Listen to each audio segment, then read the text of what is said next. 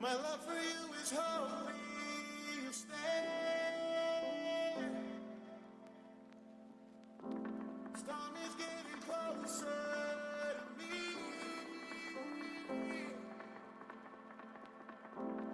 Feels like I'm drowning for you. Light up the night, everything is floating away. Take your time. Feel the breeze. Stay on me. Come with me. Light up the night. Storm is getting closer to me. Take your time. Feel the breeze. Drowning for you. Come with me. Come with me. Everything is floating away. My love for you is hoping to stay. The storm is getting closer to me.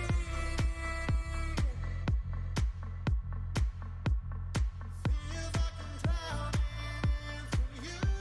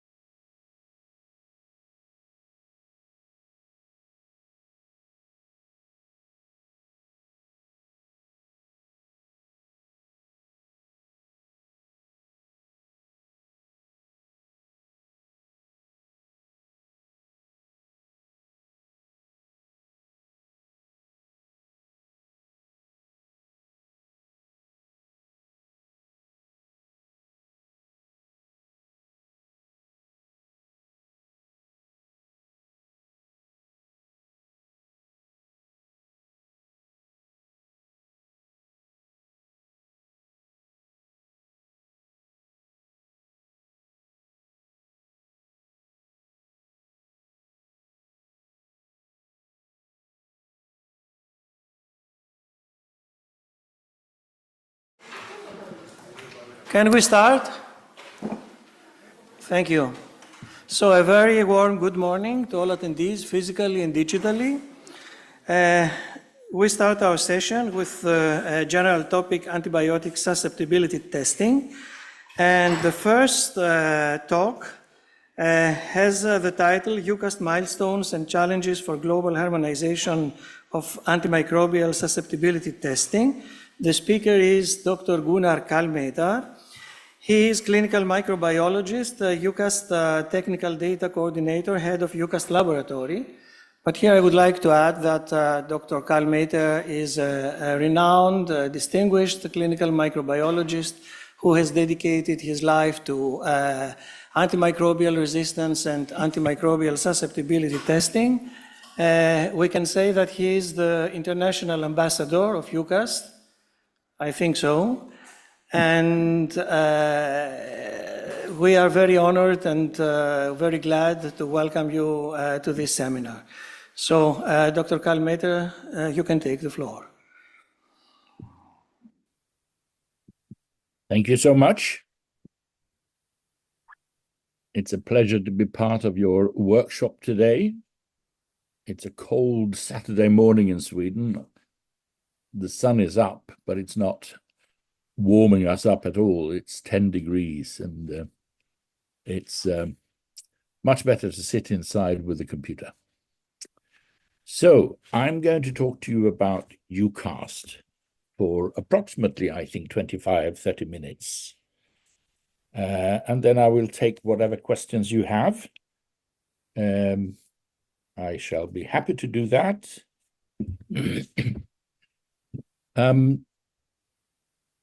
So I'll talk a little bit about what EUCAST is, how we came to be, where we are, and where we're going. And also I will talk somewhat about international cooperation. Predominantly nowadays, the matter for international cooperation is with the European official formal agencies, such as EMA and ECDC, but also with the Americans across the Atlantic, CLSI, FDA, and others. EUCAST was created by ESCMID back in 1996. ESCMID was disappointed with progress and reformed EUCAST in 2001. And I basically consider EUCAST as reborn in 2000. That makes counting much easier. So now I've been with EUCAST for 25 years. I was asked by ESCMID to take EUCAST forward and see if I could make it fly. It's still organized and financed by ESCMID, but not only ESCMID, also ECDC puts in money. And then research grants. My region has been very generous with allowing us to use all the material and space we need without having to pay for it. So it's really a cooperative financing. We are nowadays, since 2003, 2005, 2009, depending on how you start your counting, we are acknowledged by the European Medicines Agency, we're acknowledged by the UK agency, and we're acknowledged by ECDC. We're supported by the national AST committees. And for anyone who's interested in what those are, you can go to the EUCAST webpage, and there is a page dedicated to national AST committees, and they're listed with their chairs and their activities, etc. So I invite you to go to the webpage if you're interested to see who's chairing the various national committees. But foremost, EUCAST is about cooperation and participation, and we participate with colleagues all over the world. And that is partly through the consultation process, where all major decisions taken by EUCAST are preceded by a period of consultation, where anyone with an interest, with an expertise, can join in and express their views. The views of colleagues are then discussed in the EUCAST steering committee, and eventually a decision is taken. But we also participate with colleagues all over by inviting them to provide data, provide material, bench test various new methods, etc., etc. And just to take one example, when we introduced the rapid AST directly from blood culture bottles, there were 56 laboratories all over Europe and outside Europe who participated in that trial to see whether what we had developed and what we had described actually worked in the ordinary, everyday clinical microbiological laboratory. So that's just one example of a very international and general participation in what we do. We have a website, www.eucast.org, with more than 80,000 unique page views per month. So someone is using EUCAST and someone is in need of following what we do via the website. There is a general committee with one representative per every interested country. There is a steering committee of 12 experts, including 2 representatives from the general committee, and those are exchanged every 2 years. Currently, it's China and Switzerland. Before April this year, it was Denmark and the Netherlands. We have at least 5 two-day steering committee meetings per year. We have several public consultations. We throw a EUCAST workshop at every ECCMID or ESCMID Global, depending on what name you prefer. We participate in all ESCMID activities, other study groups, guidelines writing, etc., etc. We have development laboratories for bacteria in Växjö, Sweden, where I am, but also for fungi in Copenhagen with Michail. And then we have developed an international network of dedicated laboratories with a variety of expert interest areas. So top row, the chairs over the years, Ian Phillips in 1997 to 2000, then I chaired between 2001 and 12, Rafael Canton from Madrid, 2012 to 16, Christian Giske from Karolinska, 16 to 24, and now it's Søren Gartemann in Germany. And we've had 3 scientific secretaries over the years, Derek Brown from Cambridge, then John Turnage from Adelaide in Australia, and currently Mandy Wootton from Cardiff in the UK. There are a flurry of subcommittees. There is the antifungal, very active subcommittee. There is the antimicrobacterial, now very active subcommittee, and a veterinarian AST subcommittee, which has just days ago published a number of rational documents on how to treat a horse and how to treat a dog, etc., etc. There is a committee on phage therapy, and then there is a gathering of colleagues, if you like, as a subcommittee on MIC and zone diameter wild-type distributions and ECOFs. The subcommittee on the relationship between phenotype and genotype has just been re-established, and they are now working very hard to update the document that was published back in 2015, if I remember correctly. This is a typical steering committee meeting from during the pandemic, where we could, of course, not travel, but we could meet over Zoom. And since then, we meet over Zoom every second time, and we travel roughly every second time. So the development laboratories in Växjö, Sweden for bacteria and for fungi in Copenhagen, Denmark. Greece has a very strong representation on the steering committee and on the EDL for fungi in the form of Joseph Meretiadis, who is both one of our experts on PK/PD, but also, of course, one of our experts on antifungal chemotherapy. EUCAST in 2025, 25 years after we were formed, if you like, is now a very solid and formal organization with multinational representativity. It emphasizes the scientific side of setting breakpoints. We have a decision process based on science, consultation, and finally agreement. We issue breakpoints, we issue guidance and methods document, and all of it is freely available via the website. We are financially independent from the point of view that we do not accept money from industry.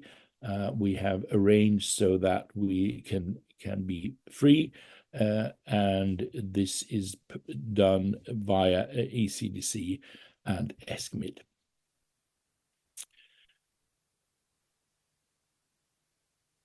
There is a user help desk, and you will normally receive a reply within 24 hours. And when you browse the website, you will find here and there a little prompt saying, if you have questions on this issue, click here and send an email to the EUCAST steering committee members. And depending on the type of issue and the subject, the question will go to the more appropriate member.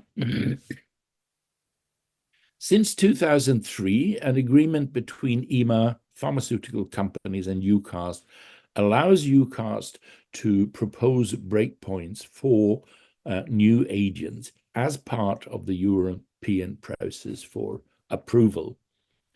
This is usually a process that takes at least 1 year from when it is started, sometimes longer, on occasion shorter. It is always accompanied by the methods development of not only the breakpoints for the new agent, but also the bench testing of a method to make sure that even when other methods like Vitex and Phoenixes and microscans and gradient tests and what have you not have not yet been developed, the EUCAST disk diffusion and broth microdilution methods have always been developed and are ready to use at the time of approval and release of the new agents. In 2024, a similar memorandum of understanding was signed between MHRA in the UK and EUCAST, and this was, of course, when the UK left EU. The necessity for this MOU appeared. All EUCAST proposed breakpoints since daptomycin have been accepted by EMA, and daptomycin was back in 2004. And since then, we have processed some 25 agents through EMA, through the joint EMA and EUCAST action. This is the website. You can find it via https://www.eucast.org. And at the very top of that page, there is something called a newsletter. And if you leave your email, you will automatically be updated whenever there is something new published among the EUCAST news items. This is just to show that currently we have some between 80 and 100,000 visits to the EUCAST website every month. And as you can see from the curves and the color schemes, this number is steadily rising from 1 year to the next. So how is EUCAST implemented? It is sometimes by a national decision. A country may decide to encourage all laboratories to go to EUCAST on an agreed date. That is, for example, what happened in Slovenia. It could be through the Department of Health, or it could be via a professional agreement between colleagues. It could be laboratory individual decisions where one laboratory in a country says we are going to change over to EUCAST from whatever they were doing before that, or it could be a concerted action where many laboratories decide on the same date, basically. One of the issues that have encouraged European countries to go to EUCAST is that EMA and ECDC nowadays recognize only EUCAST criteria, EUCAST recommended and validated methods, etc., for anyone who wants to take part in EU surveillance. And that, of course, is a boost for everyone who was thinking about joining EUCAST. And as you can see now, EUCAST guidelines and breakpoints have been implemented throughout Europe, but also in many other countries such as South Africa and Australia, New Zealand, Brazil, etc., etc. EUCAST takes responsibility for two methods: the EUCAST broth microdilution method, which is a straight ISO standard. There are no EUCAST quirks to the ISO standard. So if you read the ISO document, that is what we recommend as a reference broth microdilution method. And then a EUCAST standardized disk diffusion method, which is thoroughly validated by EUCAST for every drug species, drug combination that you can think of, and some you couldn't think of. But we do not validate or approve other methods.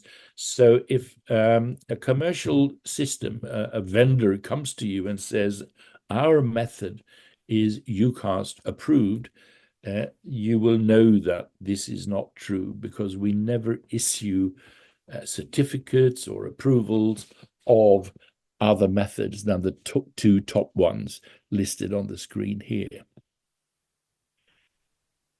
What we do once in a while is that we issue warnings. So when someone, whether it's EUCAST or someone else, has discovered an issue with a material, it could be discs, it could be a medium, it could be a method, it could be a gradient test, we will, on occasion, test whether that is true or not. And then we may come to the conclusion that there is good cause to issue a warning against the material, against the method, or whatever. So if you go to the EUCAST website and you go to warnings in the left margin, you will find all the warnings we have issued, and you will also see whether these warnings are still valid or whether they have been amended or not. We try to publish everything we do, but since we do a lot of things, it is not physically possible to publish absolutely everything. Apologies.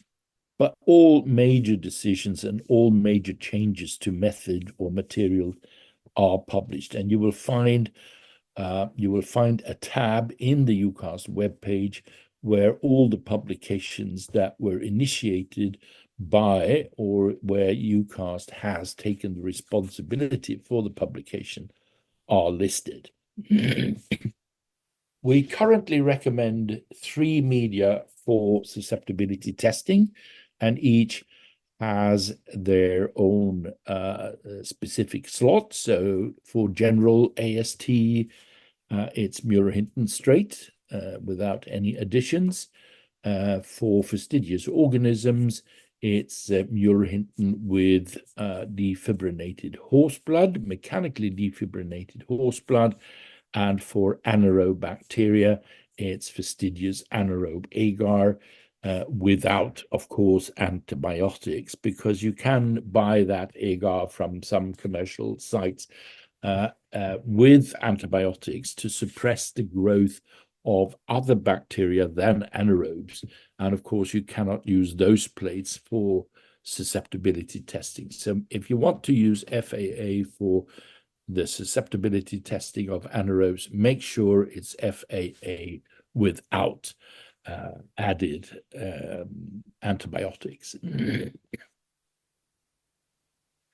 So this systematic process has allowed all relevant agents and most species to have breakpoints and methods.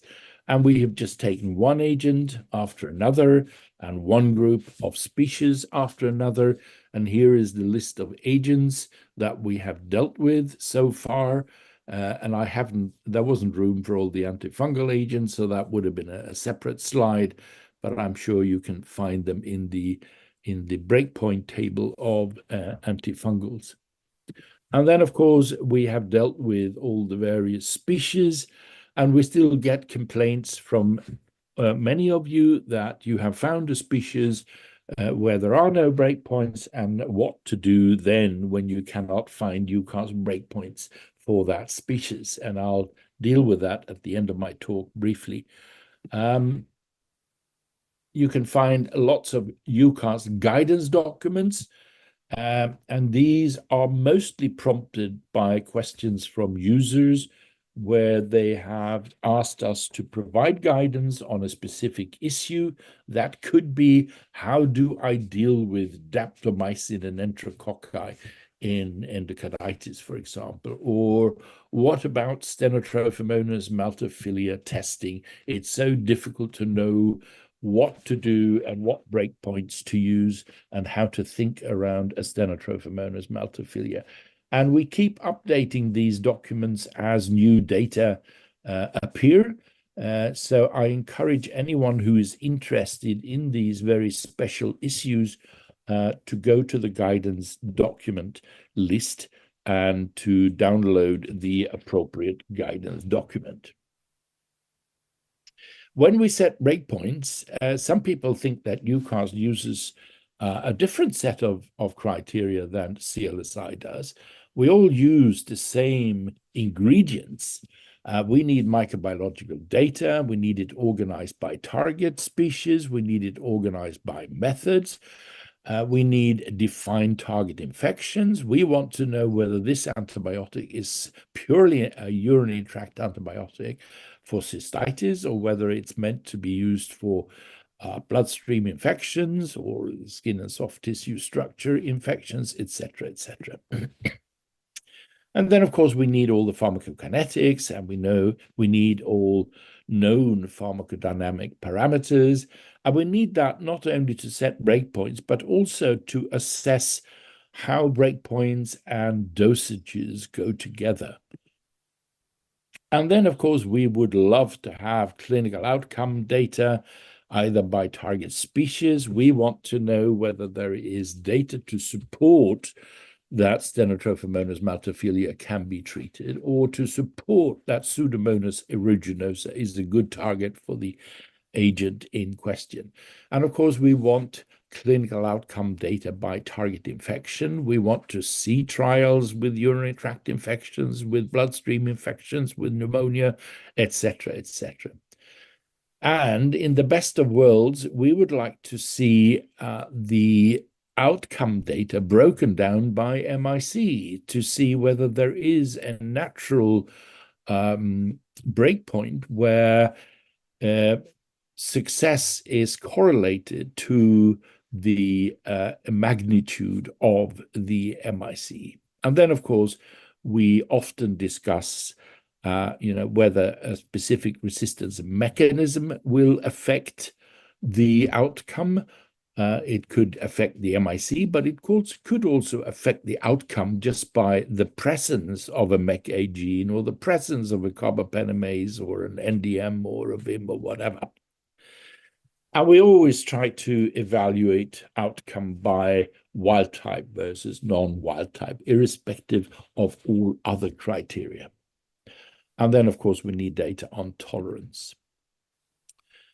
Someone else is going to talk to you about susceptibility testing categories. I just want to make the point that we have S and I as susceptible categories, susceptible at normal exposure and susceptible at increased exposure.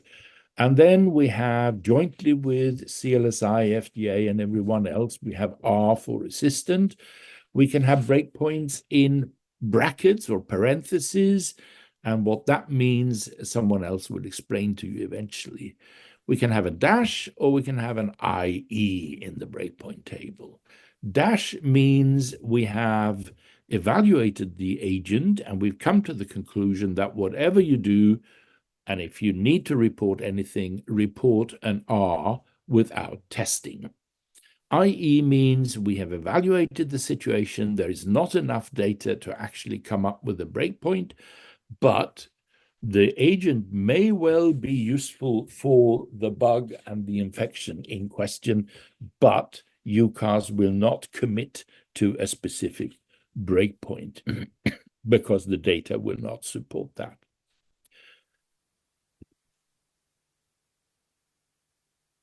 We use breakpoints for two purposes: to predict clinical outcome, and that's what most of us associate our susceptibility test reports with.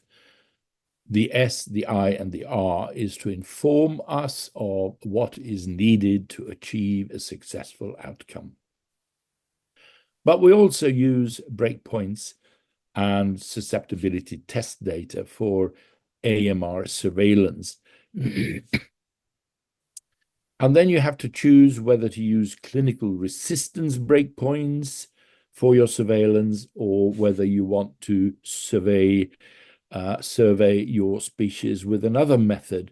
And then you can choose to use ECOFs or resistance genes, or whatever your fancy and interest takes you. This is how we would divvy up any species for any agent. We normally have three categories: a susceptible at normal exposure and a susceptible at increased exposure. And in this case, I've exemplified that with strep, pneumonia, and benzyl penicillin. And then we have the resistant category. You can see where the ECOF is. The wild type ends at 0.064, and anything above 0.064 is a non-wild type. It doesn't mean it is automatically clinically resistant, but it is a non-wild type. It will contain resistance mechanisms, and you need to be aware of the fact that there may be resistance mechanisms in that part of the population. This is a typical one. This is cefotaxime versus E. coli. And you can see the distribution where the wild type ends at 0.25. That's the ECOF. And then anything above 0.25 are isolates with resistance mechanisms. But the S and I and R breakpoints are actually higher up in the system than the ECOF. So we will allow some isolates with resistance mechanisms to still be reported susceptible. This is how we then correlate the MICs, and you can see all the MICs that we have encountered in the right-hand margin from 0.008 and up to more than or equal to 64. And we have also then painted the zone diameter distribution in the color of every single respective isolate. And you can see that all the low MIC values have large zones, no surprise there. The really high MIC values have no zone at all at 6 millimeters. But you can also see that there is a very logical transition from the green colors over the yellow colors and down to the red colors. And that is how we can determine what the most appropriate zone diameter breakpoint to correlate with the MIC breakpoint would be. And in this case, the zone diameter would be S more than or equal to 20 millimeters and R less than 17 millimeters. Some of our recent EUCAST projects, just in a list form, and you can see that we have the rapid AST directly from blood culture bottles. We have addressed Burkholderia pseudomalae separately, Stenotrophomonas maltophilia, and there's actually a new guidance document on Stenotrophomonas maltophilia and a publication in CMI very recently. We've addressed the various clinically relevant Vibrio species, 5 of them.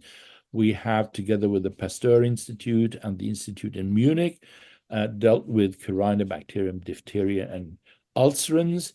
We have dealt with Brucella melitensis and Bacillus anthracis, and we're currently working hard to provide you with zone diameter breakpoints for anaerobic bacteria. We've already dealt with 5, and we're now dealing with another 10 of the most important species.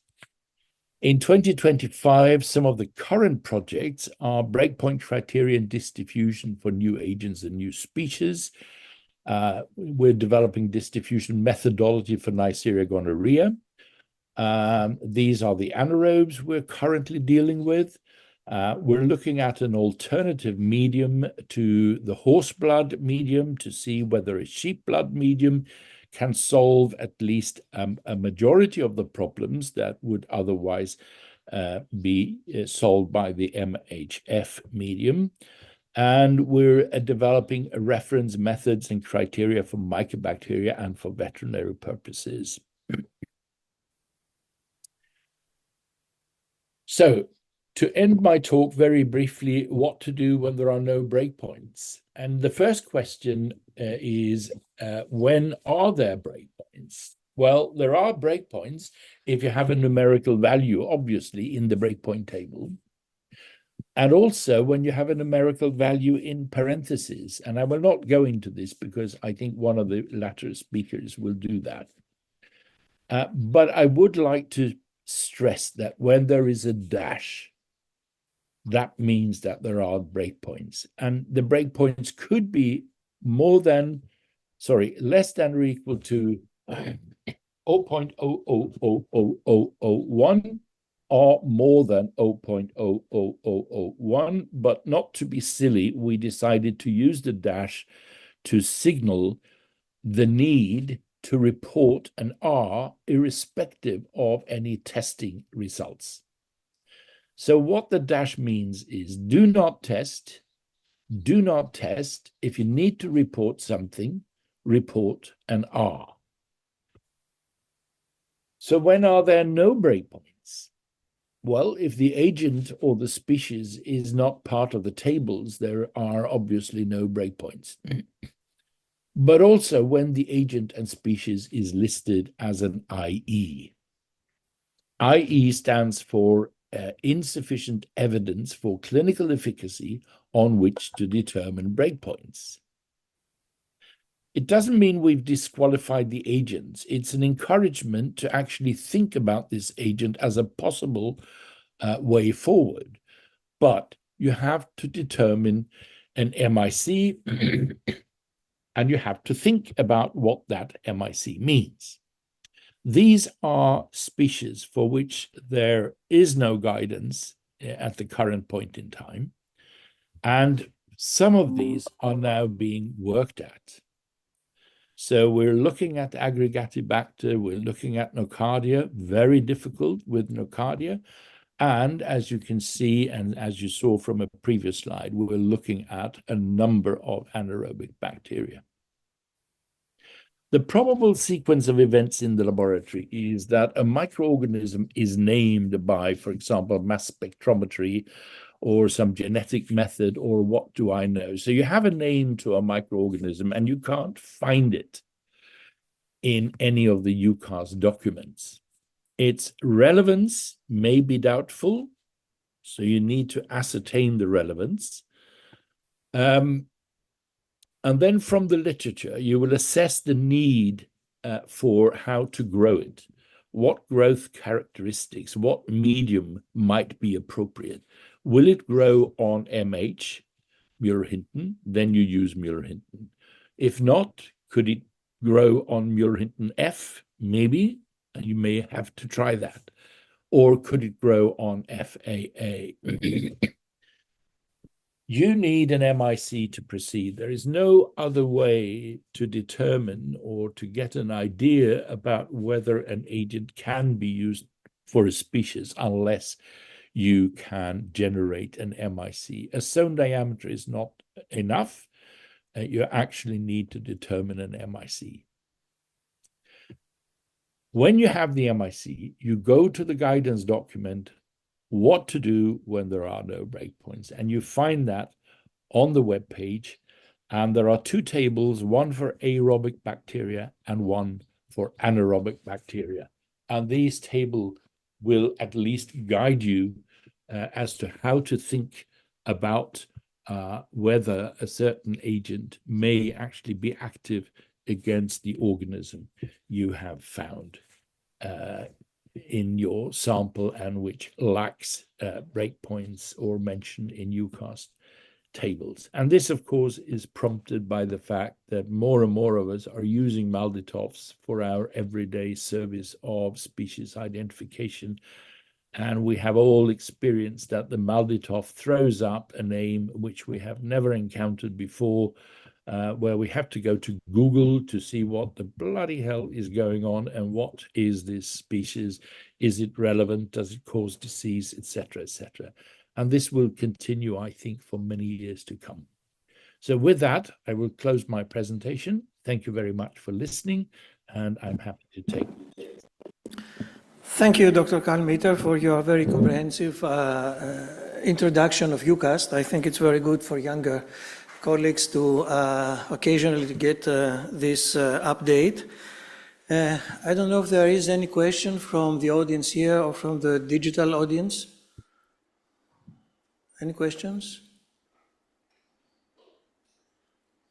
Can I just add that we commonly get questions from people about collaboration with CLSI. Is EUCAST and CLSI collaborating at all? Are we discussing future harmonization, etc., etc.? And just to say that, yes, we are constantly and in contact. We have joint working groups.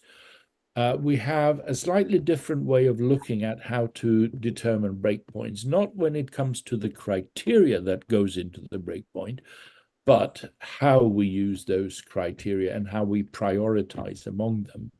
But we do have joint processes for methods development, just to take one example of what we do together. And we do visit our respective meetings and have input into our respective processes.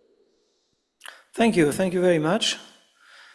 Thank you very much in general for your very interesting presentation. And now we go to the second presentation. The topic is EUCAST implementation in Greece. And speaker is Dr. Tryfinopoulou, who is a public health microbiologist, assistant professor of clinical microbiology, University of Crete Medical School. Thank you very much, and you can take the floor.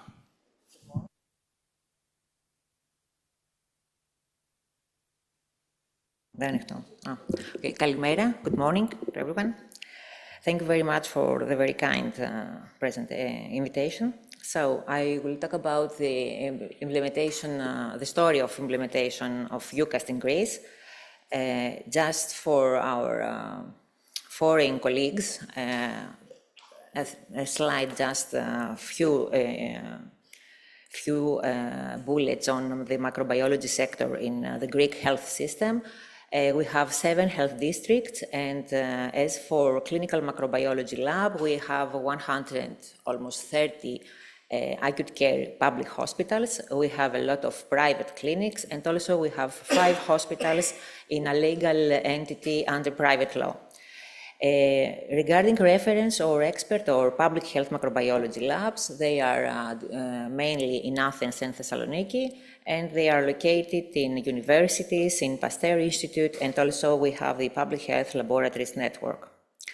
Regarding the referral of clinical specimen or even isolates from diagnostic clinical microbiology labs to the reference laboratories, there is not an official referral system in Greece. And also the referral is based on a voluntary basis. It's not mandatory, even for the diseases belonging to the mandatory notification system.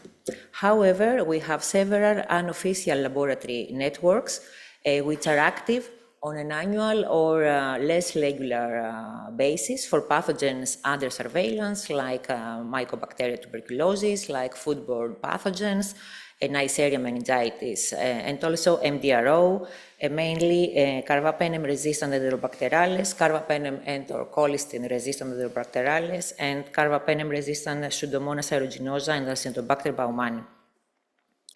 Regarding the national reference laboratories, they are located mainly in the metropolitan areas of the country. And also we have the network of public health laboratories in Athens and also in almost every health district of the country. In the Central Public Health Lab, we have a reference lab for AMR and hospital-acquired infection functioning since 2009.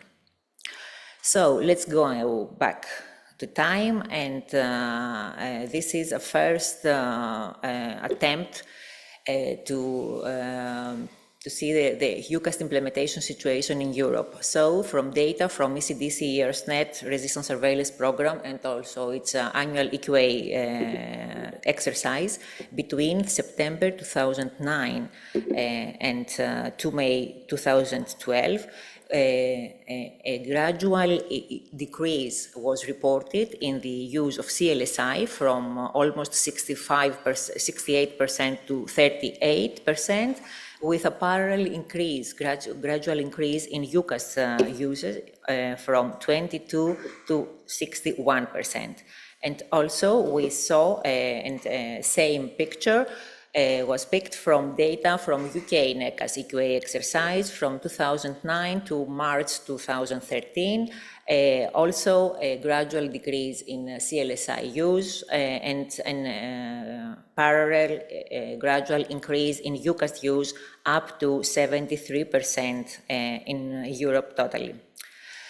And what about 2013? So in the first quarter of 2013, a questionnaire was distributed from EUCAST to all General Committee members to collect information on whether EUCAST breakpoint guidelines were followed and if the EUCAST disk diffusion method was adopted, and also if the country has a national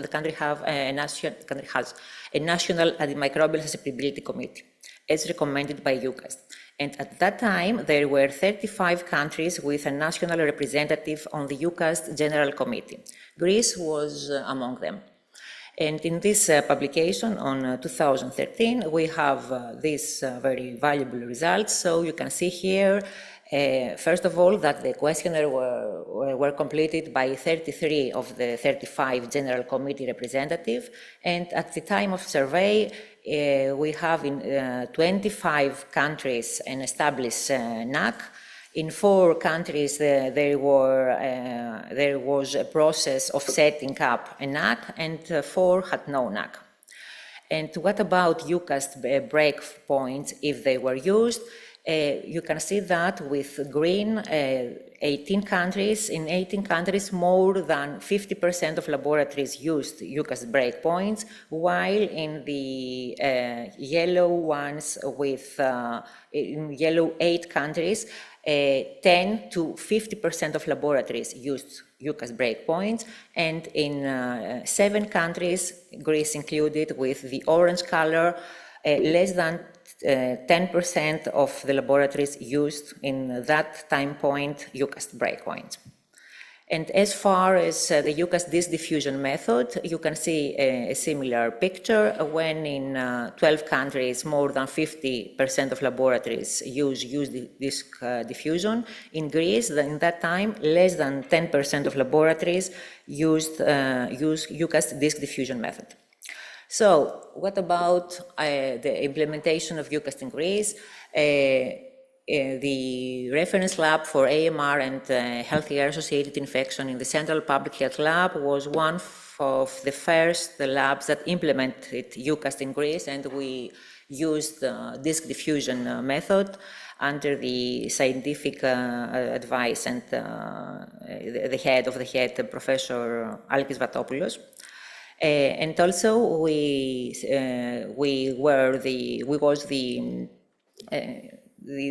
Central Public Health Lab was the coordinating lab for the participation of the country in the EUScape method, the EUScape survey that aimed to survey the carbapenemase producing bacteria in Europe. So we hosted the laboratory capacity building workshop in the premises of the Central Public Health Lab. And also, you can see here that even if the participating labs in the EUScape study did not use all of them EUCAST breakpoints, all the isolates were screened with disk diffusion according EUCAST breakpoints in our centrally. And then we have on 2017 a seminar of the Greek Society of Clinical Microbiology and Laboratory Diagnosis on adaptation to the EUCAST system for antimicrobial susceptibility testing, and we have invited Dr. Gunnar Kahlmeter, so he gave us 2 lectures, an introduction on EUCAST, structure, decision process and influence from national committees, and also technical warnings from the EUCAST Development Laboratory on colistin testing and on disk quality. And then 2017, we have an official after a ministerial decision, establishment of the first NAC in the country with Chair Professor George Daikos. And after the first meeting of the NAC, we decided for the harmonization process of the Greek microbiology labs with EUCAST procedures and guidelines. And 2 months later, we have the first guidance on the colistin AST according to the joint CLSI and EUCAST polymixing breakpoints working group. So we sent a letter to Minister of Health, and then the Ministry of Health sent an urgent letter to all hospitals, both public and private ones, with guidelines for colistin AST, a short survey on AST methods, and also a relevant CMI publication by the EUCAST Development Laboratory Lab on the antimicrobial susceptibility testing on colistin. In 2018, the European Commission enacted legislation promoting the use of EUCAST among EU countries, and this legislation and this measure also adopted by the EARSnet reporting protocol, which began accepting data only from EUCAST laboratories since 2019. So, in 2019, also, we have a practical seminar of the Greek Society of Clinical Microbiology and Laboratory Diagnosis, along with National School of Public Health.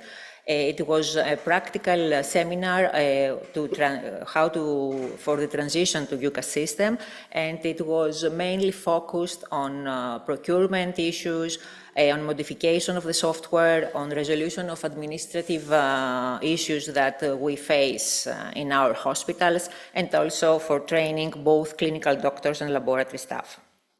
And then 2021, we have another ministerial decision for a new NAC designation, with Chair Professor Theoklis Zaoutis, President of National Public Health Organization in that time. And 1 year later, we have a joint seminar, an online one, of the National Public Health Organization with ECMED for the implementation of EUCAST system in Greece.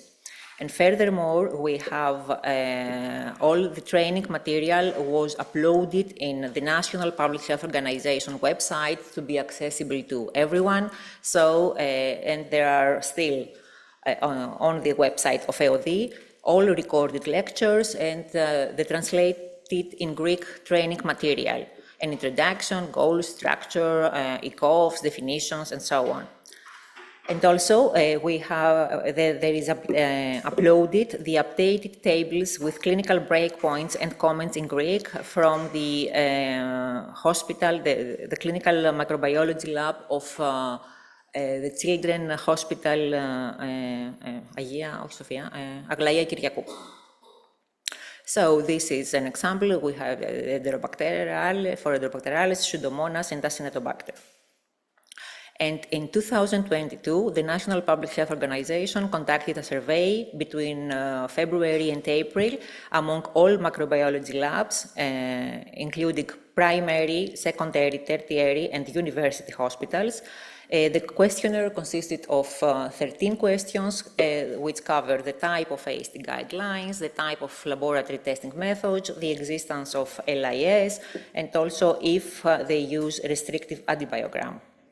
So, what about the survey outcomes? We had a very good response rate of 73.5%, and among the laboratories that they respond, 21 of 25 national public health public hospitals with a capacity of over 400 beds, and also we have replies from at least one university hospital from each of the 7 health districts of the country.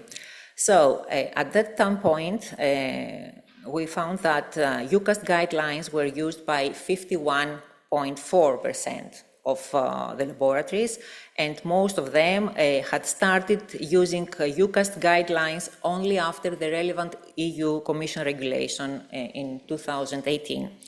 CLSI guidelines were used by the remaining at 48.6%, and one of the laboratories in the time being of the questionnaire was in the transition phase. None used both methods. And this is pictured, this situation on the implementation of EUCAST in Greece has been pictured in this publication from EUCAST, where you can see that Greece is now yellow and is between 10 to 50%, and we saw that it was 51.6%, the implementation status of EUCAST in Greece. And then a joint program, the Urgen RefLabCap project was launched from ECDC, from European Commission, and Statens Serum Institute and DTU in Denmark. So the AMR and High Lab of the Central Public Health Lab was appointed as the national reference lab for the participation of Greece in this project for the detection and characterization of carbapenem-resistant Enterobacteriales by whole genome sequencing, and also 2 additional carbapenem-resistant pathogens, meaning Pseudomonas aeruginosa and Acinetobacter baumannii. And among the responsibilities of the lab, a mapping activity, a mapping survey was launched to the Greek clinical laboratories in order to map the capacities on the priority pathogens, meaning carbapenem-resistant Enterobacteriales and non-fermenters. So the mapping survey sent to hospitals at the end of 2022, and we have a quite good response rate, about 60%. And of note, more than half of them, of the responders, they were labs that they are part of the HUNET Greece AMR surveillance network.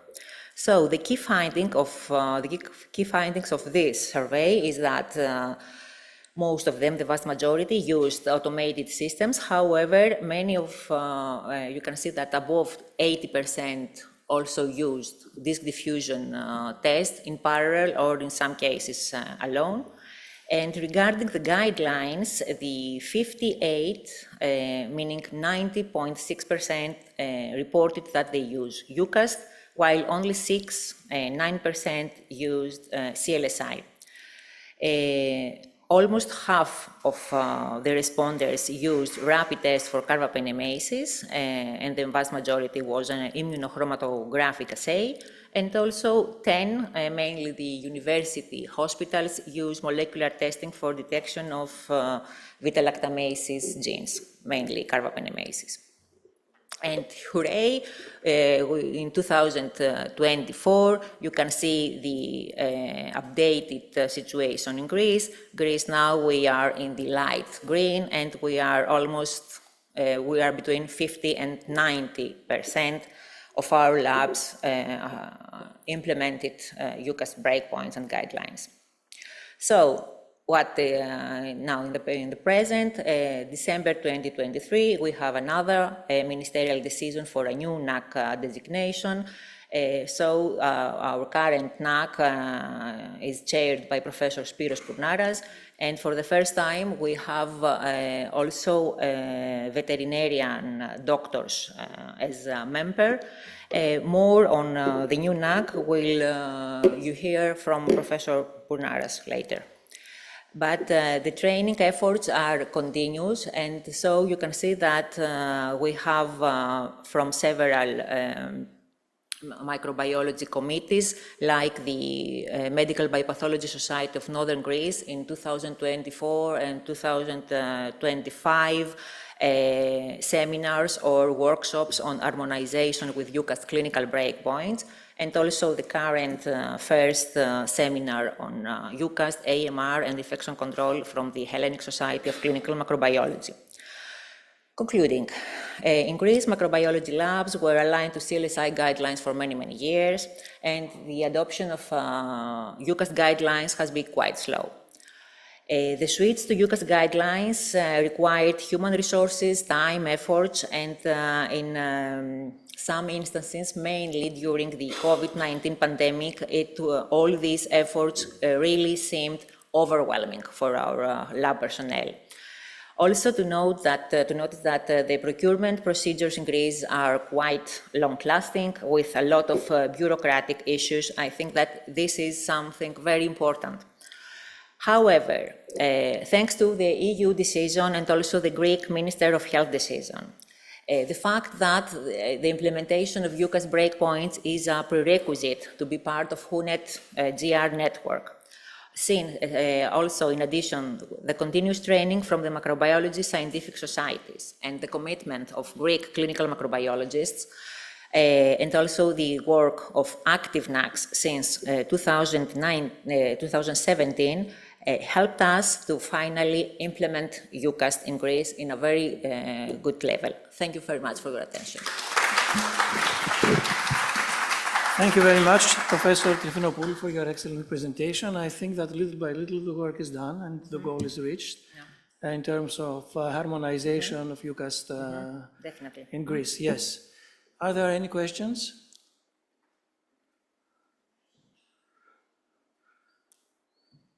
From our digitally joined attendees? So, thank you very much. We'll go to the next talk. And now we have the next topic, current EUCAST definitions of susceptible, intermediate, and resistant, and the area of technical uncertainty. Speaker is Dr. Perivolioti, FE, clinical microbiologist, Director of National Health System, Clinical Microbiology Laboratory at the General Hospital of Athens, Evangelismos. Thank you very much. Thank you. Honorable panel, dear colleagues, good morning. It's a great pleasure to be here with you in order to share the new definitions of EUCAST. As we all know, and we all already heard, in June 2019, following 3 general consultations, a steering committee of EUCAST has decided to change the definitions of susceptibility categories, but to retain the abbreviations S, I, and R. New definitions are valid from 1st of January of 2019. The old definitions in force for almost 16 years were susceptible, intermediate, and resistant. EUCAST has used the following definitions to categorize the microorganisms as treatable or not treatable with the agent in questions. As concerned susceptible and resistant, we didn't have any problem because susceptible encourages therapy with the agent, while resistant is a strong recommendation to avoid the agent. The problem was this gray zone of intermediate, because the definition of I has 4 definitions rolled into one. First of all, an uncertain therapeutic effect. Second, we can characterize susceptible if the agent is concentrated at the site of infection. Third, susceptible if higher dosages are used, and at the end, a buffer zone to prevent technical errors. This foggy zone has driven clinicians, microbiologists, and epidemiologists in real life to lump I and R together as not susceptible, and the old definitions offered us 2 resistant categories and 1 susceptible category. So the primary aid of EUCAST was to eliminate this ambiguity associated with the old intermediate category. So ultimately, we have 2 variants of susceptible, a variant susceptible in normal exposure and a variant in increased exposure, and of course the third category is resistant. The implementation of the new definitions had 2 main objectives: to signify and improve the usefulness of antimicrobial susceptibility studies, and to restore the credibility of category I to optimize, prolong the survival and use of available antibiotics, old or new ones. To emphasize the close relationships between the susceptibility of the isolated microorganism and the exposure of that organism to the antibiotic at the site of an infection. Now, the new definitions offer us 2 categories of susceptible versus 1 resistant, and the term non-susceptible will be equated with resistant. So, a microorganism is characterized as a susceptible standard dosing regimen, and we have a high likelihood of therapeutic success using a standard dose regimen of the agent. On the other side, susceptible increased exposure, we have a high likelihood of therapeutic success because of the increased exposure to the agent, and at least resistant where there is no high likelihood to have a therapeutic success. Of course, EUCAST applies the I to only these situations where it is possible to safely increase exposure at the site of infection by either adjusting the dose, the dose and interval, or the infusion time, or take advantage of concentration at the site of infection, for example, urine in renally extracted agents. In order to simplify the EUCAST breakpoint tables, EUCAST omitted the column of I, and we can extract the value of I between S and R breakpoints. Of course, the new definitions gave rise to the necessity of new terminology. So we can use the following language. An isolate belongs to SI or R susceptibility category. The isolate is susceptible S or I, dependent on if it's susceptible at standard dosing, which includes S, or susceptible at increased exposure, which includes I. And of course, the last one is resistant. For surveillance purposes, EUCAST strongly avoid us to combine the categories. We should present them separately, but if there is a need to combine, then we can combine S with I and to present R separately. Of course, all clinical breakpoints are related to this, to the achievable level of exposure of the organism, and exposure is a function of how the mode of administration, dose, dosing interval, infusion time, distribution, metabolism, and excretion of the antibiotic will influence the infected organism at the site of infections. This gave rise to the necessity to revise all the dosage tables and the mode of administrations, and these dosage tables are included in EUCAST clinical breakpoints tables. Of course, few breakpoints should to be revised, and here in this table we can see the species group, the agent, and the new breakpoints, the revised breakpoints. For most bug-drug combination, truth is that all three categories are used. Microorganisms with discrete resistant mechanism may still be successfully treated provided they are exposed to enough agent. Here is a paradigm with penicillin and Streptococcus pneumoniae, where the cutoff and the susceptibility is below 0.064, and here the zone between above this breakpoint to 2 we can report as increased exposure in order to remind the need for increased exposure. But some organisms intrinsically less susceptible to an agent will never attain a category of susceptible normal dose. Instead, we can use I, susceptible in increased exposure, indicate the need for more agent at the site of infection. And here is the paradigm of ciprofloxacin and Pseudomonas aeruginosa. Even though this strain is wild, we never report ciprofloxacin as susceptible normal dose, but always susceptible increased in exposure.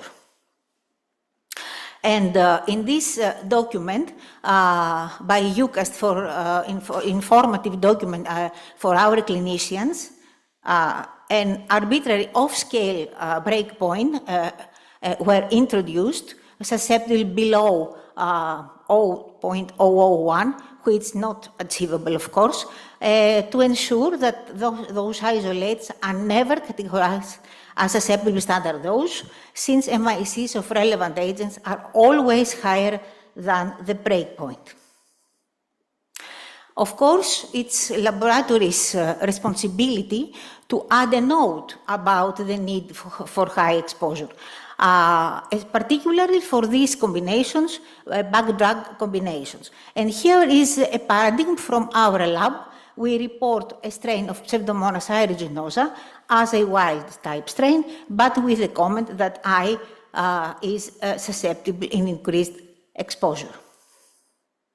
Of course, these arise a lot of problems and questions.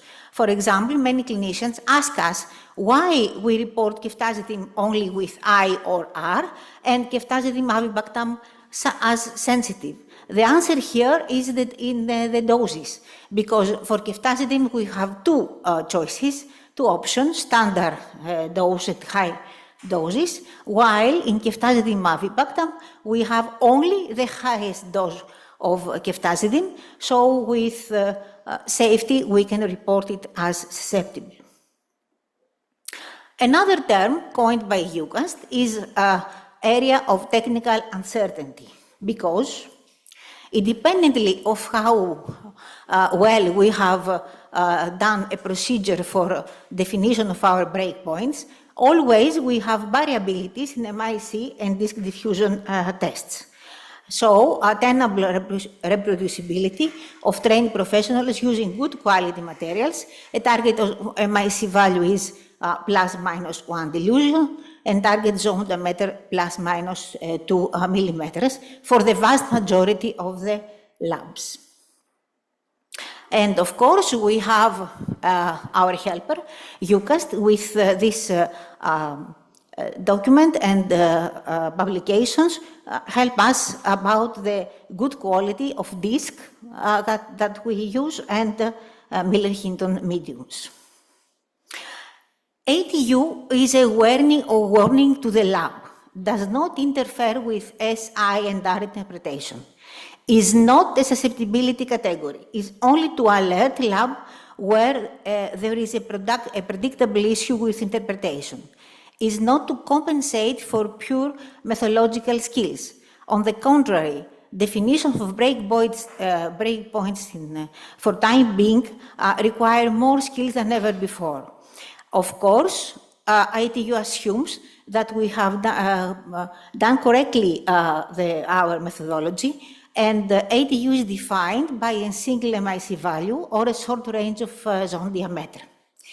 How the ITU is dealt with depends on the situation, the sample, the agent, and the infecting organism. Two options we have, to act or to ignore it. If we decide to act, we have a lot of alternative options. To repeat the test if it's possible, to confirm using an alternative method. For example, for piperacillin tazobactam, we can use broth microdilution if our first MIC value is from an automated methodology. To report as tested, but to add a comment, explanatory comment.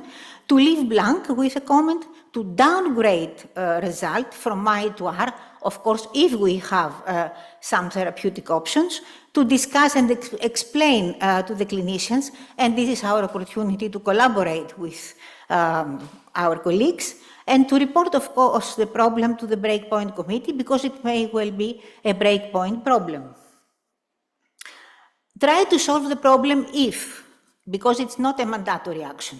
If it's easy to be solved, if we are requested to do so, if we have only few alternative antibiotics available, in serious infection, of course, and of course if this problem is frequently recurring. And contrary to I columns, here in EUCAST breakpoint tables, we have the ATU columns. And here, for saving time, and one paradigm with piperacillin tazobactam and versus enterobacterales, where the ECOF and the susceptible breakpoint clinical is below 8, and the resistance is above 16. And if we have an MIC value 16, we can confirm it. We should confirm it. And here are some current ATUs. For enterobacterales with amoxicillin clavulanic for systemic disease, piperacillin tazobactam, ciprofloxacin, ceftaroline. For Pseudomonas aeruginosa, and only for disc testing, we have ITU for ceftazidime avibactam, and for colistin only MIC. When we define MIC, because the clinical breakpoint is 2, the cough is 4, so the clinical breakpoint divide the cough. So always we have to repeat or to in order to avoid to have MIC above 4. For Staphylococcus aureus, for ceftaroline, for pneumonia and non-pneumonia, and of course for Haemophilus influenza with PPP3 mutations, all beta-lactams. We have already almost 6 years that we use the new definitions. Which is the impact? From this observational study from Switzerland, authors, although they identified an increase in meropenem prescription, hopefully, they also saw an increase in an appropriate dosing of non-carbapenem agents, almost 90%. This supports the view that clinicians are not ignoring I, result in search of a susceptible one, and emphasizes the critical importance of engagement and education of stewardship staff and clinicians. EUCAST recognizes that engagement and education remain a shared responsibility. And because the education always is the key, EUCAST has developed a suite of resources to assist NACs and individual laboratories to implement the new categories. And we are at our disposal many explanatory presentation files, we have videos, and of course this informative document for clinicians. Because of this study from Germany, many physicians are not aware of the changes. Concluding, the EUCAST new definitions is a welcome initiative, promotes the diagnostic labs to take a more active role in the microbial stewardship with improved clarity in reporting, with improved support for therapeutic options, and with improved opportunities to engage with prescribers. And with this, I want to thank you for your attention. Thank you very much, Dr. Perivolioti. I have a practical question because you work in the largest, let's say, hospital in Greece, and you have many cases. How frequently are you in the ATU, and if then, with which pathogens, and how do you deal with? Okay. Well, the example is not I put it in order to discuss it. For example, piperacillin tazobactam, often we have in Pseudomonas aeruginosa or in Enterobacterales an MIC value at 16. So, in our lab, we provide broth microdilution in order to confirm the ATU. Of course, if the clinicians want to do piperacillin tazobactam, otherwise, if we have other options, therapeutic options, we ignore it. Actually, the first choice is to go to other options. To other, yes. Not to insist Yes, on giving yes. the If they infection. insist, because, okay, if we have a Pseudomonas aeruginosa, piperacillin tazobactam is an antipseudomonal agent, and they want to give it, we do a broth microdilution method. We have another one. Thank you. Any other questions? Yes? You must go to the microphone. Thank you for your excellent talk. I would like to ask you something not specified in, EUCAST gives breakpoints that can differ in certain cases, meaning having a different breakpoint when the site of infection is different. Of course.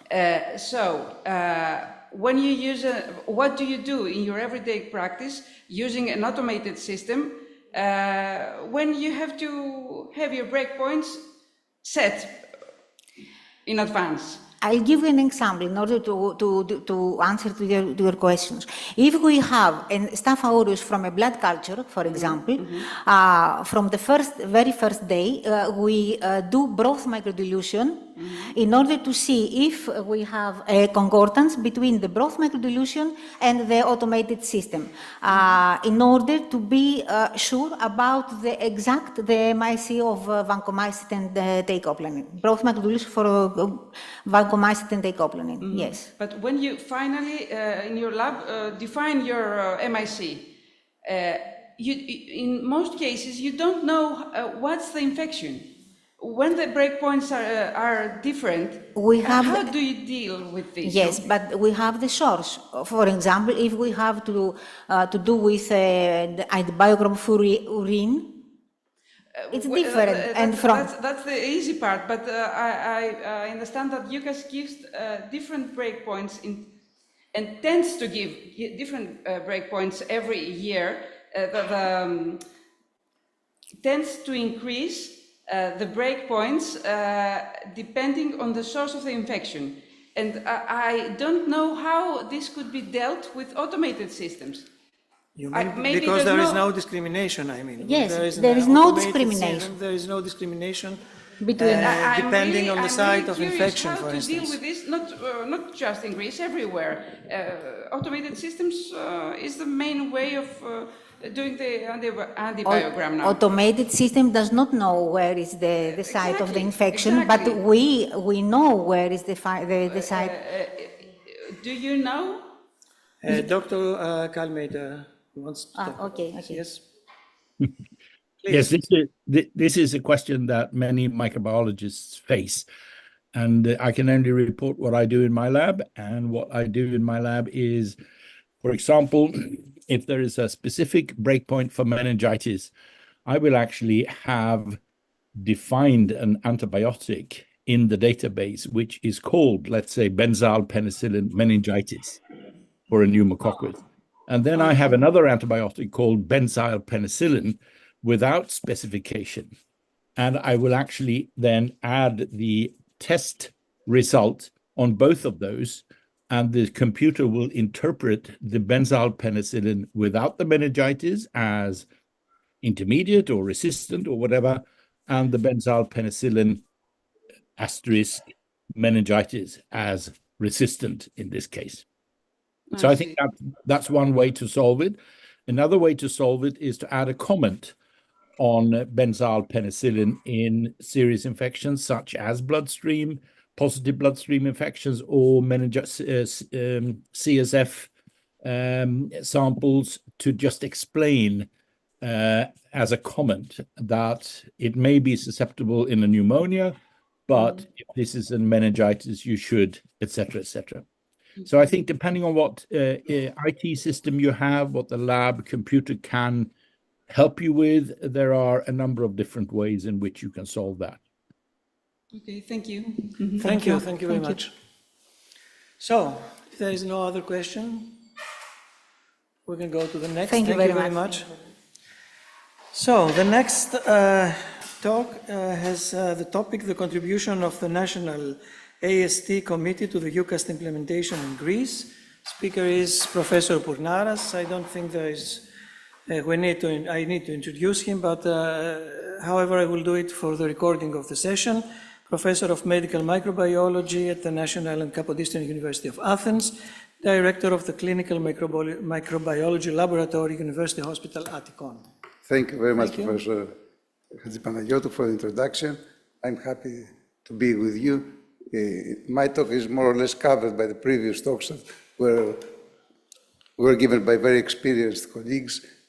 The two previous colleagues, the two very nice ladies, covered the Greek experience on the transition to EUCAST. I will tell you very few things about the current National Antibiogram Committee to this direction. This is the short story of EUCAST.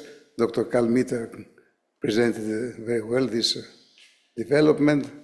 These are the main objectives of EUCAST. These are some differences between EUCAST and CLSI taken from this year's EUCAST guidelines. An important difference is that EUCAST makes regular updates, harmonized. These definitions of susceptible increased exposure also is given by EUCAST. It's very important. I want to share with you my experience about ceftazidime and Pseudomonas, and the ceftazidime plus avibactam on Pseudomonas. We need to inform the clinicians. The infectious disease physicians are aware of this detail, that they may use very well ceftazidime when there is high increased exposure, because the break point is lower for ceftazidime than ceftazidime avibactam. But avibactam, this is what we should to emphasize. It has very few things to add on the activity of ceftazidime on Pseudomonas. So there is no need, even in some cases, some not very skilled internists may give ceftazidime avibactam by seeing the S, and in contrast with I for ceftazidime. But this is something that the laboratories should emphasize, that ceftazidime alone is the same active, the same way active. So it is something important. These are the points that the current, I will present you that the previous national antibiogram committees have made excellent work on the transition to EUCAST. Now we don't have, the majority of Greek laboratories have already implemented EUCAST. Now we have to transfer our experience to support the laboratories and the clinicians to better apply these definitions and improve the quality of prescriptions. This is a definition of the National Antimicrobial Susceptibility Testing Committees called NACs. EUCAST recommended that countries form these national AST committees. This is some details, the chairperson. The chairperson, me at the moment, should represent the country on the EUCAST General Committee. This is the current composition of the National Antibiogram Committee. The first was formed in 2017, chaired by the renowned Professor George Dikos. For some years, we did not have so many activities, but the last year, it was formed by the Ministry of Health, the current National Antibiogram Committee. It is very important that the members, I don't know who recommended these members, but we may see that the composition includes very, very high quality doctors.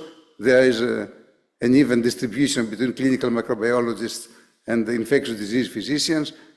Many of them are professors, others are national public health system doctors of the highest quality.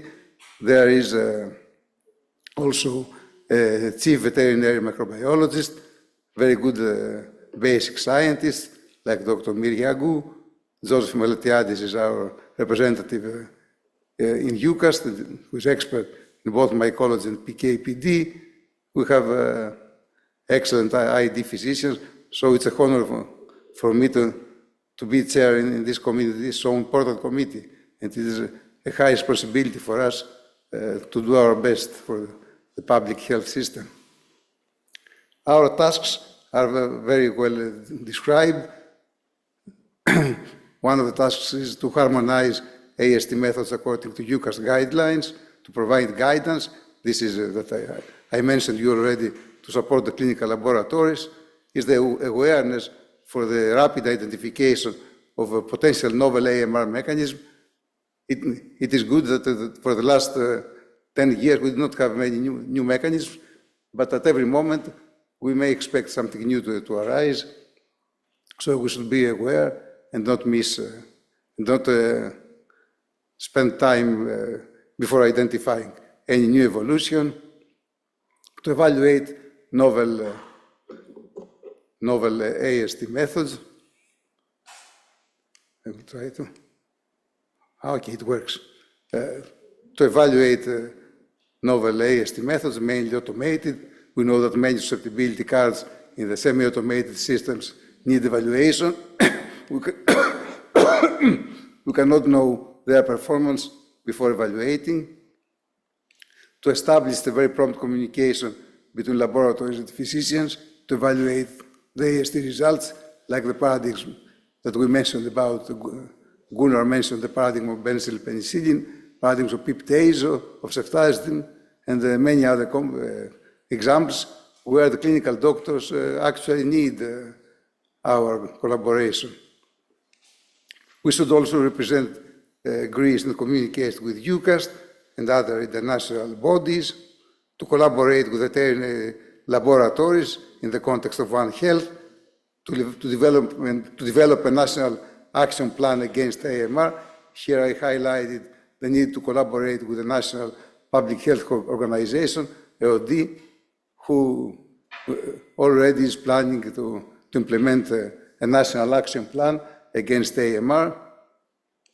And finally, to issue recommendations and monitor their implementation towards the reduction of antibiotic consumption. We should mention that Greece is the worst country in terms of outpatient antibiotic consumption, and there is an urgent need to support the reduction. What we can do, we may issue some guidelines, we may issue the restrictive antibiogram. It is something where we do not have done any progress for many, many years.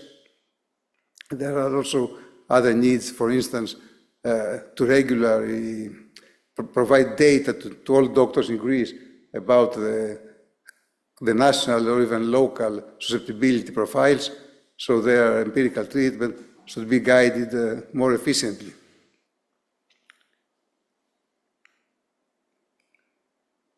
Greece adopted, as Kiki, Dr. Tryfinopoulou, started in 2013 to implement EUCAST. There was a reluctance for some years, until 2018 actually, but by 2022, 68% of laboratories were participating, and now, just to give you, I will come back, but here we can see that this year, you have already seen this slide, but it is good to see that the majority of European countries have now adopted. We are not among the best ones. We are among the 2 or 3 with a somewhat low, even very high compared to previous years, but still quite low. Russia, for instance, has a very high rate of absorption or adoption of the system, and also Brazil, some very remote countries. It seems that China has adopted it in quite a high rate. It is very good, very promising. So, what needs to be done for the transition to EUCAST, to update materials and software, to resolve procurement and administrative issues, to train lab and clinical staff. Both clinical doctors need to be educated about that, and to follow the regular updates of EUCAST disk diffusion manuals. What can we do?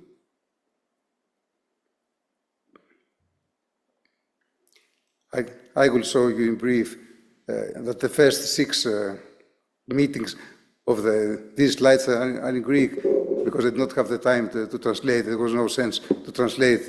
Dr. Kahlmeter, sorry to see some slides in Greek, but I will speak in English.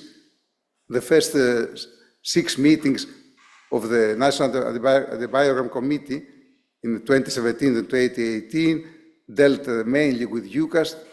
From the minutes of each meeting, we may see that EUCAST was the main topic of these meetings.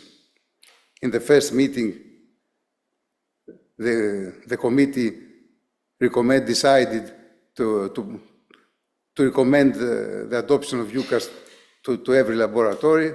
It was the main option, the most important option, to avoid the CLSI and adopt EUCAST. In the second meeting, they presented the new EUCAST guidelines. They also discussed about the quality and susceptibility testing according to EUCAST. That was an issue at that time, the performance of the automated systems, and also the gradient tests that were under diagnosing cholesterol susceptibility, and also to send questionnaires to the medical microbiology laboratories to monitor their adoption of EUCAST. This was a questionnaire that was distributed in 2018 to all Greek laboratories. There was a question whether they adopt the CLSI or EUCAST. In the third meeting, guidelines were issued for the laboratories to harmonize with EUCAST guidelines. Tables with the clinical breakpoints of susceptibility and resistance of EUCAST were distributed. In the fourth meeting of the National Committee, there was a discussion about the rapid antibiogram, the RAST, in 4, 6, and 8 hours, that has already been in use in several university laboratories. In the fifth meeting, the Greek representative in EUCAST presented to the committee the SIR new definitions according to EUCAST. Again, the same was a main topic of the sixth meeting of the committee. So already Dr. Tryfinopoulou showed us these 2 workshops, three workshops in 2017, 2019, and 2022. In these meetings, the main topic was the implementation of EUCAST in Greece. So, as for the current composition of the committee, in our first meeting, in 16th of December 2024, we formed a group of colleagues that prepared guidelines about the best implementation of EUCAST in Greece, some guidelines for the laboratories. This is a field where we can insist. According to these committees, there were some notifications, some few clarifications about epidemiological cutoffs. The previous speakers covered me absolutely, about the clinical breakpoints, about the definitions. We should mention that some of the older physicians still need to support their confidence that I means susceptible, and not intermediate. There are some issues, particularly for Pseudomonas. For some other bacteria, still we need to tell them to be confident to use antibiotics with an I categorization. This is the area of technical uncertainty. The previous speakers covered me absolutely. We should mention that EUCAST issues very, very commonly updates about disc diffusion and other methodologies. These are the media recommended, the three media recommended by EUCAST. There are some recommendations about how to store the antibiotic discs. They are quite useful. Here is a table with the main differences between EUCAST and the CLSI disc concentrations. We need to say that particularly the private sector, I believe that most of the laboratories do not use by intention the best combination of antibiotic discs. This is the field where we could support the laboratory. We could distribute questionnaires to ask them what discs they use and what they should preferentially use. This is some guidelines for the interpretive reading of the antibiogram. EUCAST recommends the use of expert rules. According to EUCAST, we should, all of us should know the usual phenotypes of susceptibility or resistance for the main causative microorganisms. All the doctors, both laboratory and the clinical doctors, should be aware of the expected phenotypes, because sometimes there are some mistakes by laboratories. For instance, the doctor should identify where is the mistake and where is a probable new resistance arising. As I mentioned all at the beginning of my talk, we should be aware that cefiderocol resistance determination is a topic of uncertainty at the moment. Still, antibiotic discs is considered a very good method, but also MIC testing are increasingly in use. These are some challenges for the implementation of EUCAST guidelines, still applying in Greece, but the most important is to increase the training and some resources, particularly for the small laboratories. These are our goals: to expand the EUCAST training, to provide funding for lab upgrades, to strengthen the surveillance by WHONET in many different hospitals, because at the moment around half of the hospitals provide data to WHONET, not the small ones. The large hospitals confer data, but the small ones still need to increase the representativeness of the data. As a conclusion, using EUCAST, we can ensure unified antimicrobial testing. Greece has improved considerably, but both EUCAST and other aspects about antimicrobial resistance still remain very high and very important and need many more efforts, sustained efforts.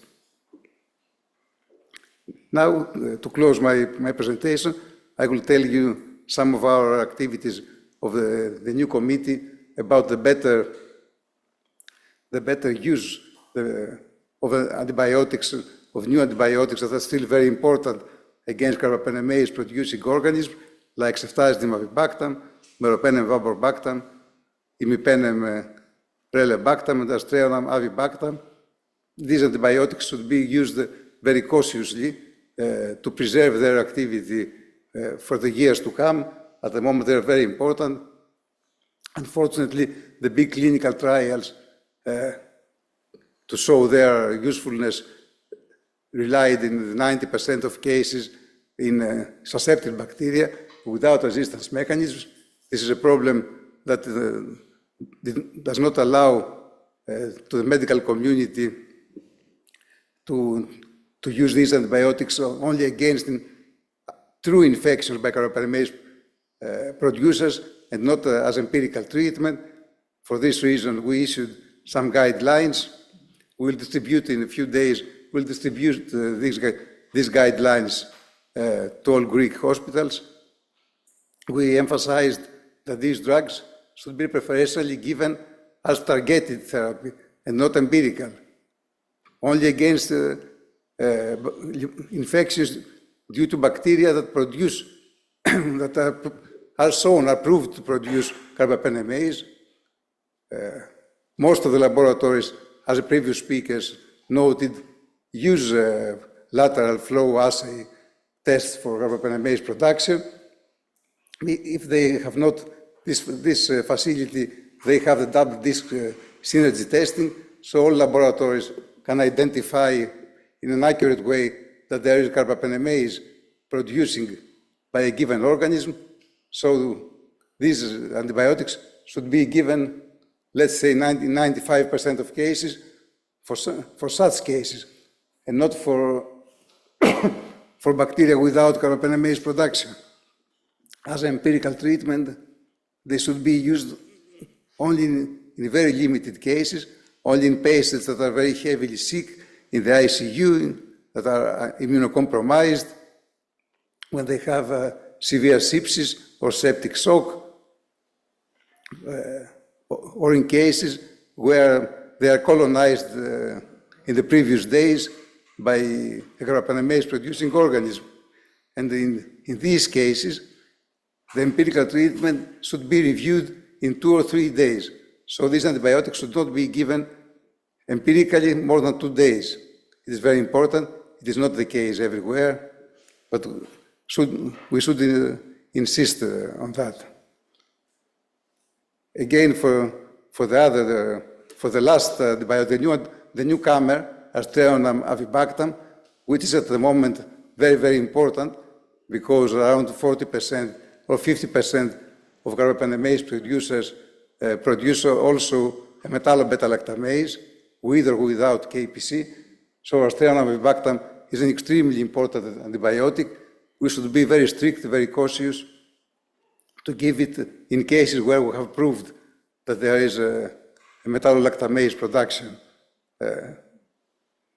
by bacterium. Thank you very much. I don't have to add something more. I have to tell you that next year, at the May of 2026, we will be organizing a large ESCMID and Greek organized conference with a provisional title, Surveying and Combating AMR in the highly endemic East, South Europe, and the Mediterranean basin, Middle East, Southeast, and South North Africa. Our regions have very, very high rates of antimicrobial resistance. We had this idea, ESCMID adopted with a rather enthusiastic way, that there is a need to survey closely resistance in these hotspot areas. There are quite many areas in our region, many countries, where we have very, very important problems. So there will be an opportunity to meet each other, scientists from different countries, from Greece and from many other different countries. It will be a very good opportunity to discuss. We will try to keep the fees as low as possible. So we will welcome you next year. We'll be very happy to meet you all. Thank you very much. Okay, I try to be on time. Okay. Thank you very much, Professor Pournaras. You very well summarized all the information we got from the previous talks with regard to the current situation and implementation of EUCAST in Greece. Are there any questions from the audience? So, Dr. Kahlmeter, thank you very much, Gunnar. Thank you for everything, for all the support throughout the years, not only today. Your contribution was very, very important. Thank you again. My pleasure. Thank you very much. My pleasure. Very much. So now we can end this session because there is a satellite symposium. There is no break now. The break is after the the symposium. Okay? Thank you.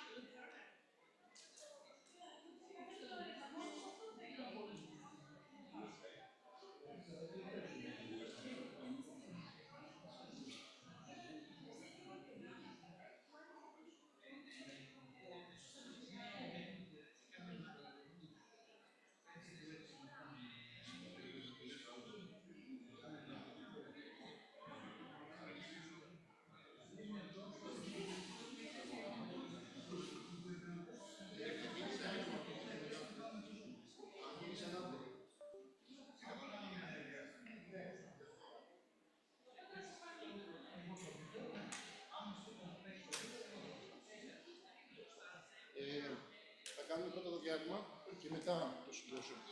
So it's going to be a break now, a coffee break now, and then they're going to come back in a quarter. So you can go have a coffee. Sorry, but they just said because everybody's outside now and they're having coffee. Yeah. So. Coffee for sure.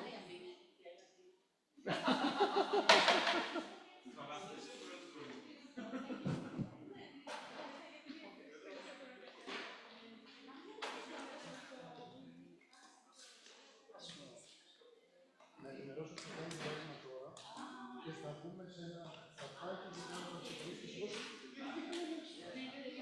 πώς. Για να μην θέλουμε να κάνουμε το κεφάλι.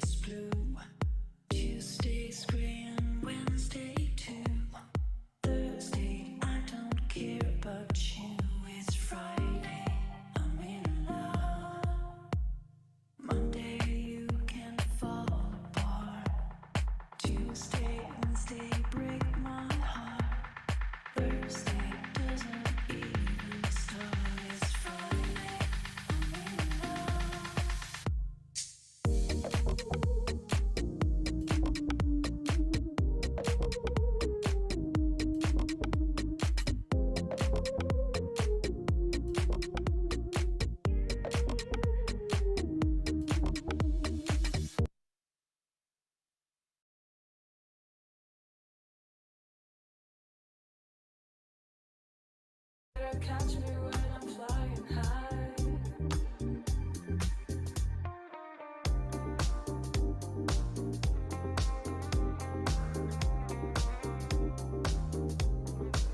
Thanks, right.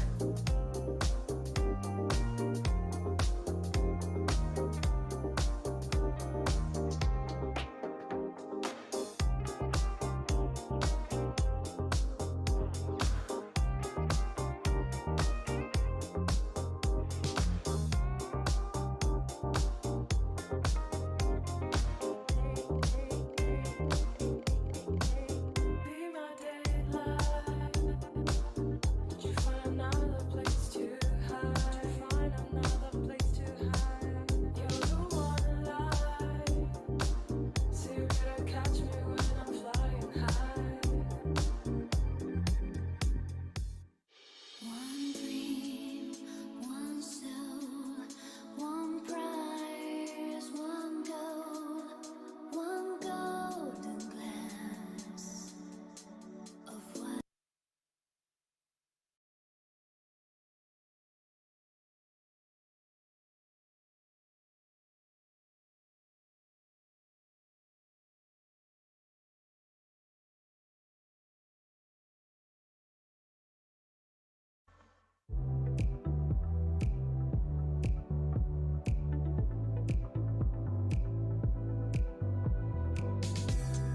In the sky, we will fly. Bring me more. Would you stay? Yeah. You love me for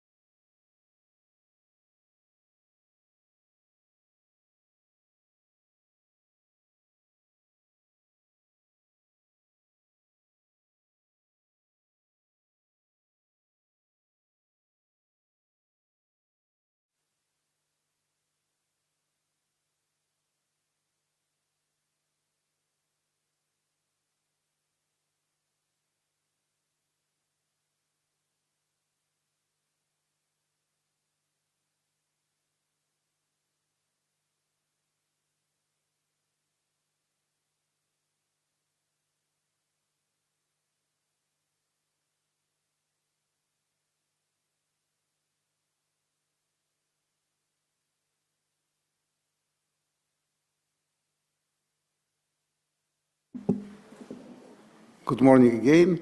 Now we'll have the second satellite symposium of this conference. This symposium is organized by the international company COPAN Italia and the Greek company Pavlos Arnautis.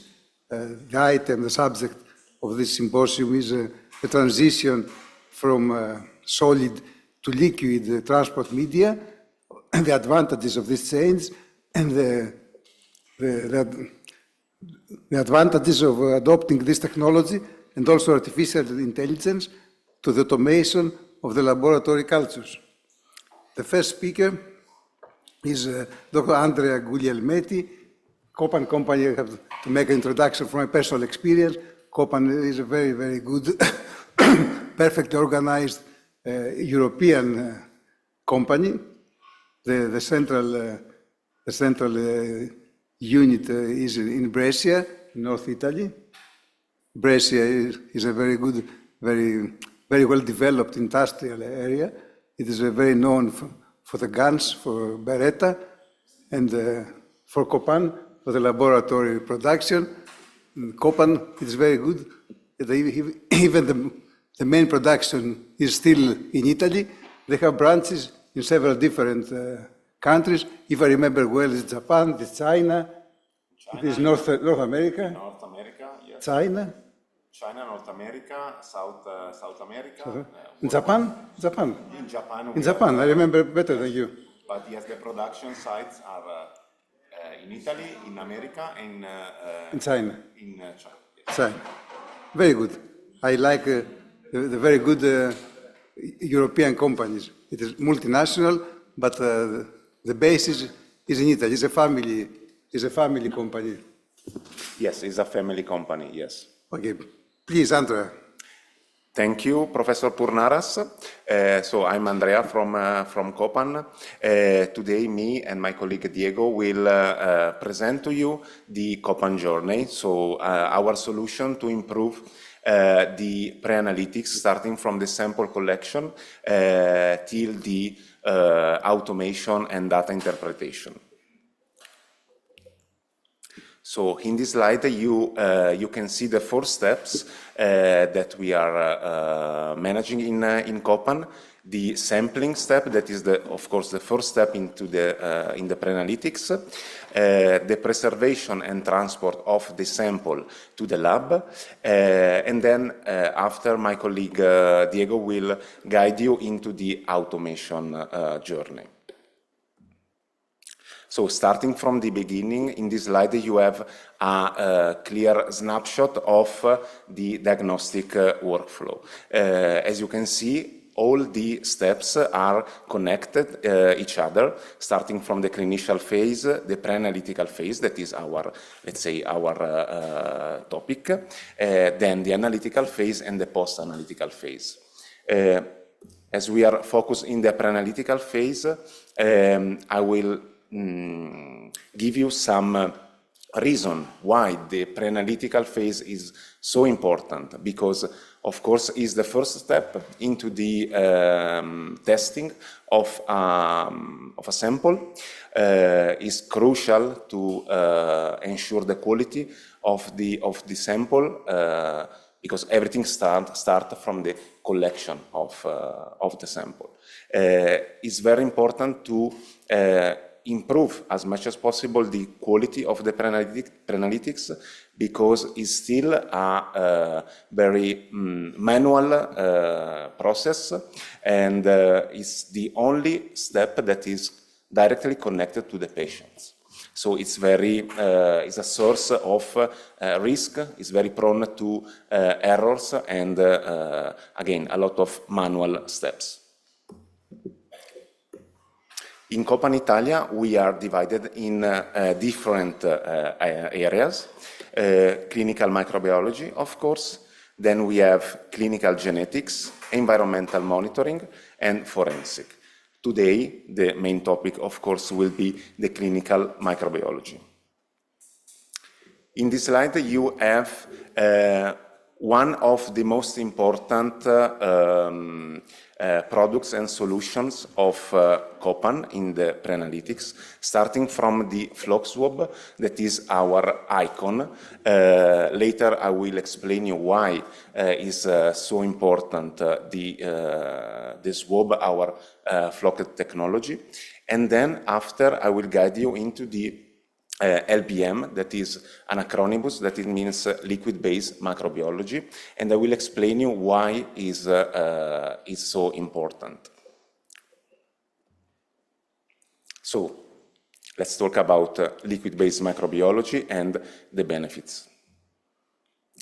Starting from what is liquid-based microbiology? Liquid-based microbiology is the combination of two things: the flock swab and a liquid medium. So instead of using a classic gel medium with a classic fiber swab, here we have a flock technology for the swab and a medium that is in a liquid form. And why is so important? Starting from the swab,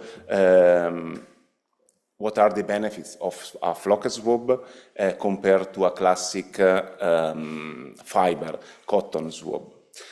First of all, is the composition of the fiber on the shaft. Flock swab is a swab produced using high-quality nylon fiber that are sprayed into on the top of the shaft, and after a special process, all this fiber, as you can see in this slide on the right side,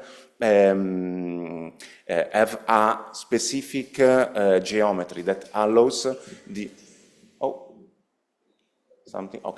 that allows a very high performance in the absorption and collection of the sample. Instead, a traditional fiber swab that you can see on the right is a chaotic structure of fiber that are wrapped in on the surface of a shaft, and that result in a trap for the sample. And later you will see a very nice video that give you a very clear visualization of these benefits. And to translate this into numbers, we have many studies that prove this high performance in the absorption of the sample, that is translating in 90%, up to 90% of capacity of absorption of the sample, compared to a very low capacity of absorption of the sample from the fiber swab. In this video, we have a colored liquid in the middle, and you will see that we put together a classic cotton swab and a flock swab, a nylon swab. And then we swirl them separately in the other two tubes. And you will see with your eyes what happens when you simulate, let's say, the releasing of the sample into a liquid.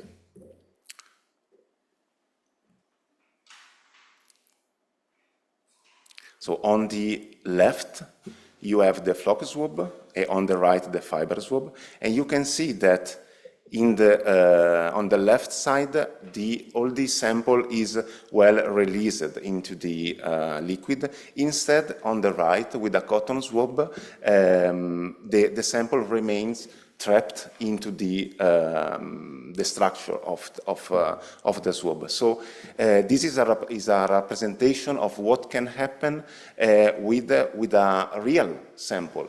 So that is not easy, first of all, to take from a patient, and then you have to transfer the sample, the little amount of sample that you can collect from a patient, you have to process for the next steps. So you can see how much is important from the very beginning to start with a high quality and with a device that can ensure you a proper collection of the sample and a proper releasing of the sample for the testing.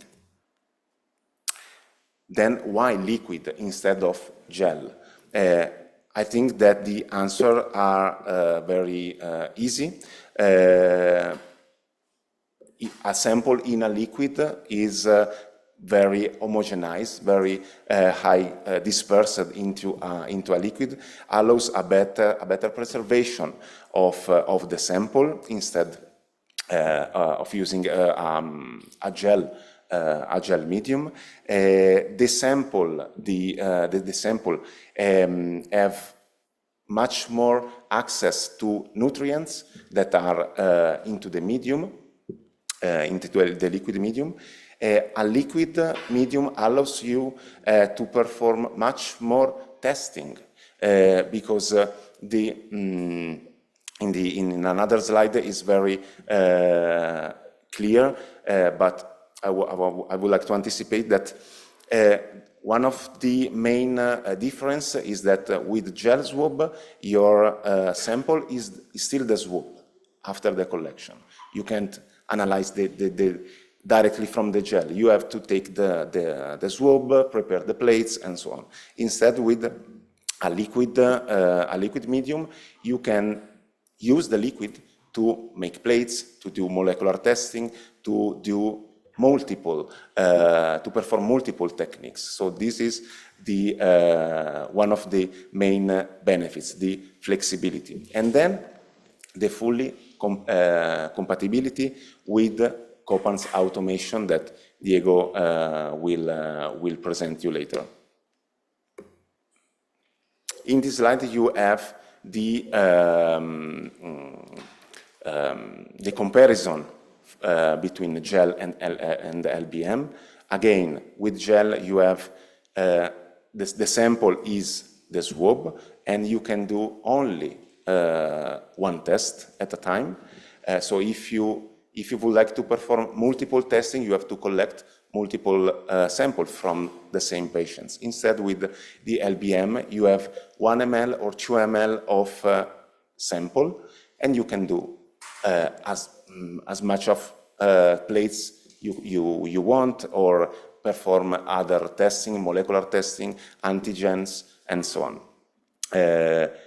Again, higher flexibility, the compatibility with other application instead of only standard bacteriology plates, and again the better preservation of the sample in a liquid instead of that in a gel form. So let's talk about some products of the COPAN portfolio, starting from eSwab, that is one of the most, let's say, famous, another icon for COPAN. eSwab is a liquid amyas medium. Again, is a combination of the flock swab and the amyas medium in a liquid form. We say that is a universal medium because it allows to collect and transport aerobes, anaerobes, viruses, and chlamydia.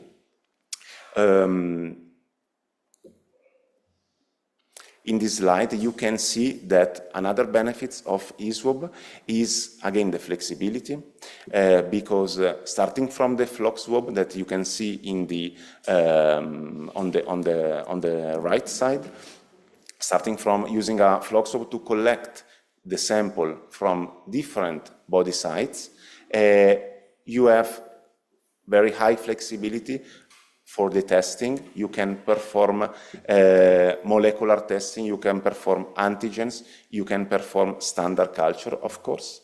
And depending on your workflow, you can start from a plates and then a confirmation with PCR or vice versa, if you like. The performance in the preservation are very good. eSwab allows the preservation at room temperature for 48 hours. That is very important. And of course, eSwab, like all the other products that I will show you, are perfectly ready for the automation. eSwab, the performance of eSwab are proved by the scientific community with more than 150 scientific publications. In this slide, we make a very short selection of the most famous or the most important in different, for different topics. For example, there are studies that demonstrate the better performances against gel amines. There are others that confirm the good, the better performance for anaerobes preservation, or for MRSA, or for fungi, so for different applications. And all these studies, of course, are available for you to read. Fecal swab is another very important medium. Is of course another liquid medium.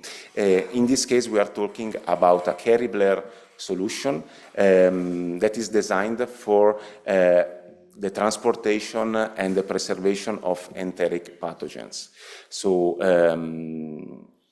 it's very important for this kind of sample, like stool or rectal sample, to maintain, of course, the bacteria alive, but at the same time to maintain the growth low, because it's a very rich sample. So you have to find, let's say, the right combination. And fecal swab, the formulation of fecal swab, that is say a modified Karabela medium, is very good in this. Again, fecal swab allows you to perform both culture media or molecular testing.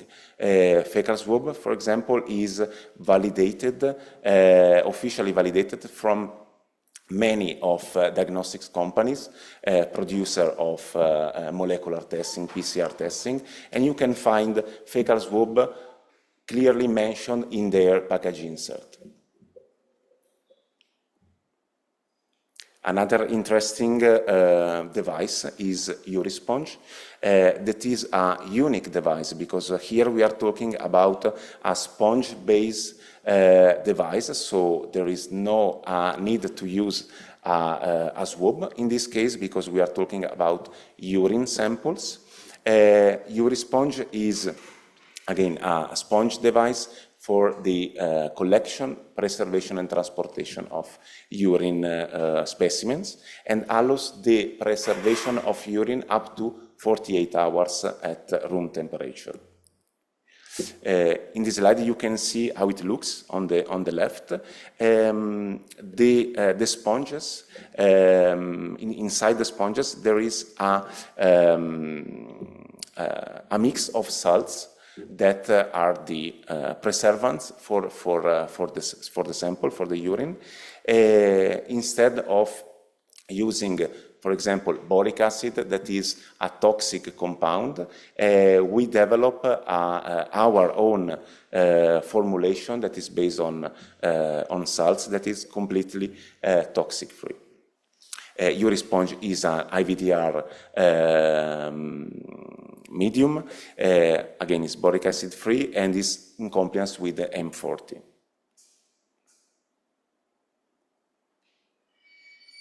Another interesting range of product in our portfolio is the broth. We have several broths to the selective enrichment of specific kind of sample. Here you have some selection, for example, the selenite, the TSB, the thiol broth, that are very used to after the collection to enrich the sample or to perform a selective enrichment for some specific bacteria. And coming soon, later this year, we have a very interesting new broth, that is the cab broth. Cab broth is a 2 ml liquid broth for the selective enrichment of Candida auris. This is suitable both for culture and for molecular testing. Cab broth allows also the inhibition of other Candida SPP strains and the commensal flora inside the sample. The processing of cab broth is very easy. You can start from the collection of the sample with a swab and the transportation in e-swab, that is the amias medium. And then you can, in the lab, perform the selective enrichment in using cab broth.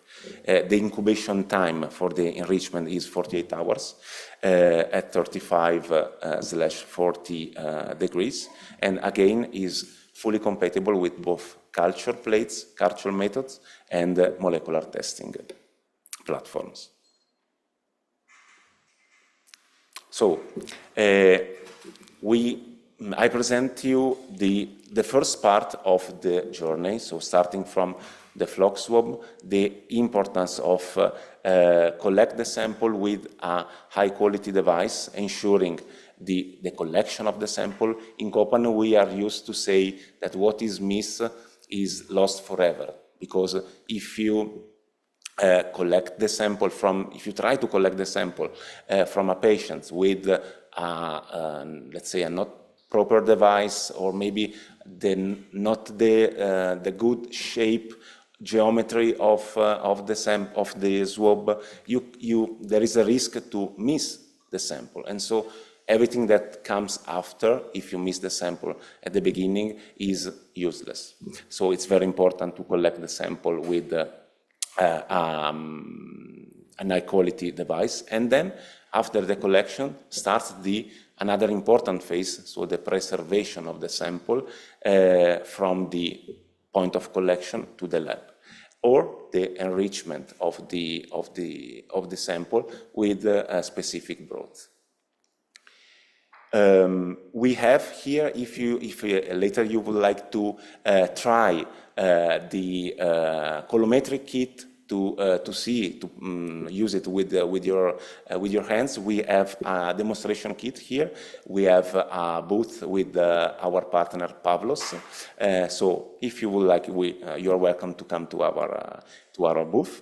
And now I will let Diego to start the second part of the journey, so the automation flow. Please, Diego.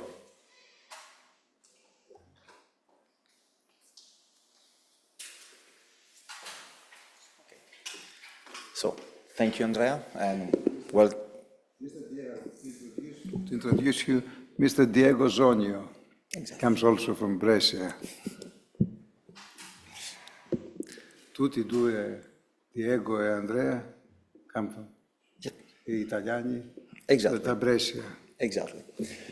So, My Italian is not good, but I try to introduce you in your way. Thank you very much, and thank you, Andrea, for the first part of the presentation. So, as we presented in in the previous slide. So the idea of COPAN is to have a solution for all the steps that a bacteriology samples normally does, starting from sampling to the preservation and transport. And after that, since 2008, we let's say introduced the concept of the automation for the sample processing.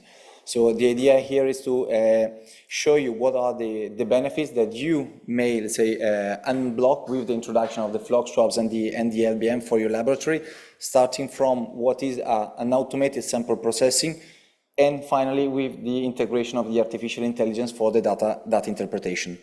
So the automation journey starts from a system called WASP, which is the acronym of Walk-Away Specimen Processor.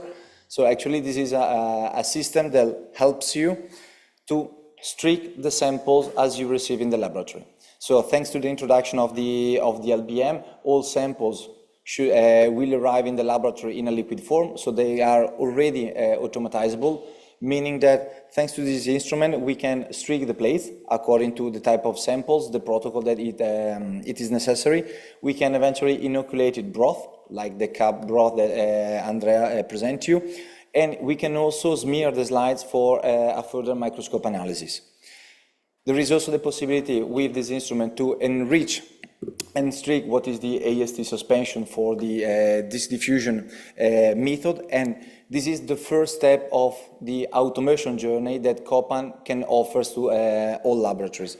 It's a system that's modular, so meaning that as soon as the laboratory, let's say, would like to evolve and make a step forward into the automation journey, there are other modules that can be added.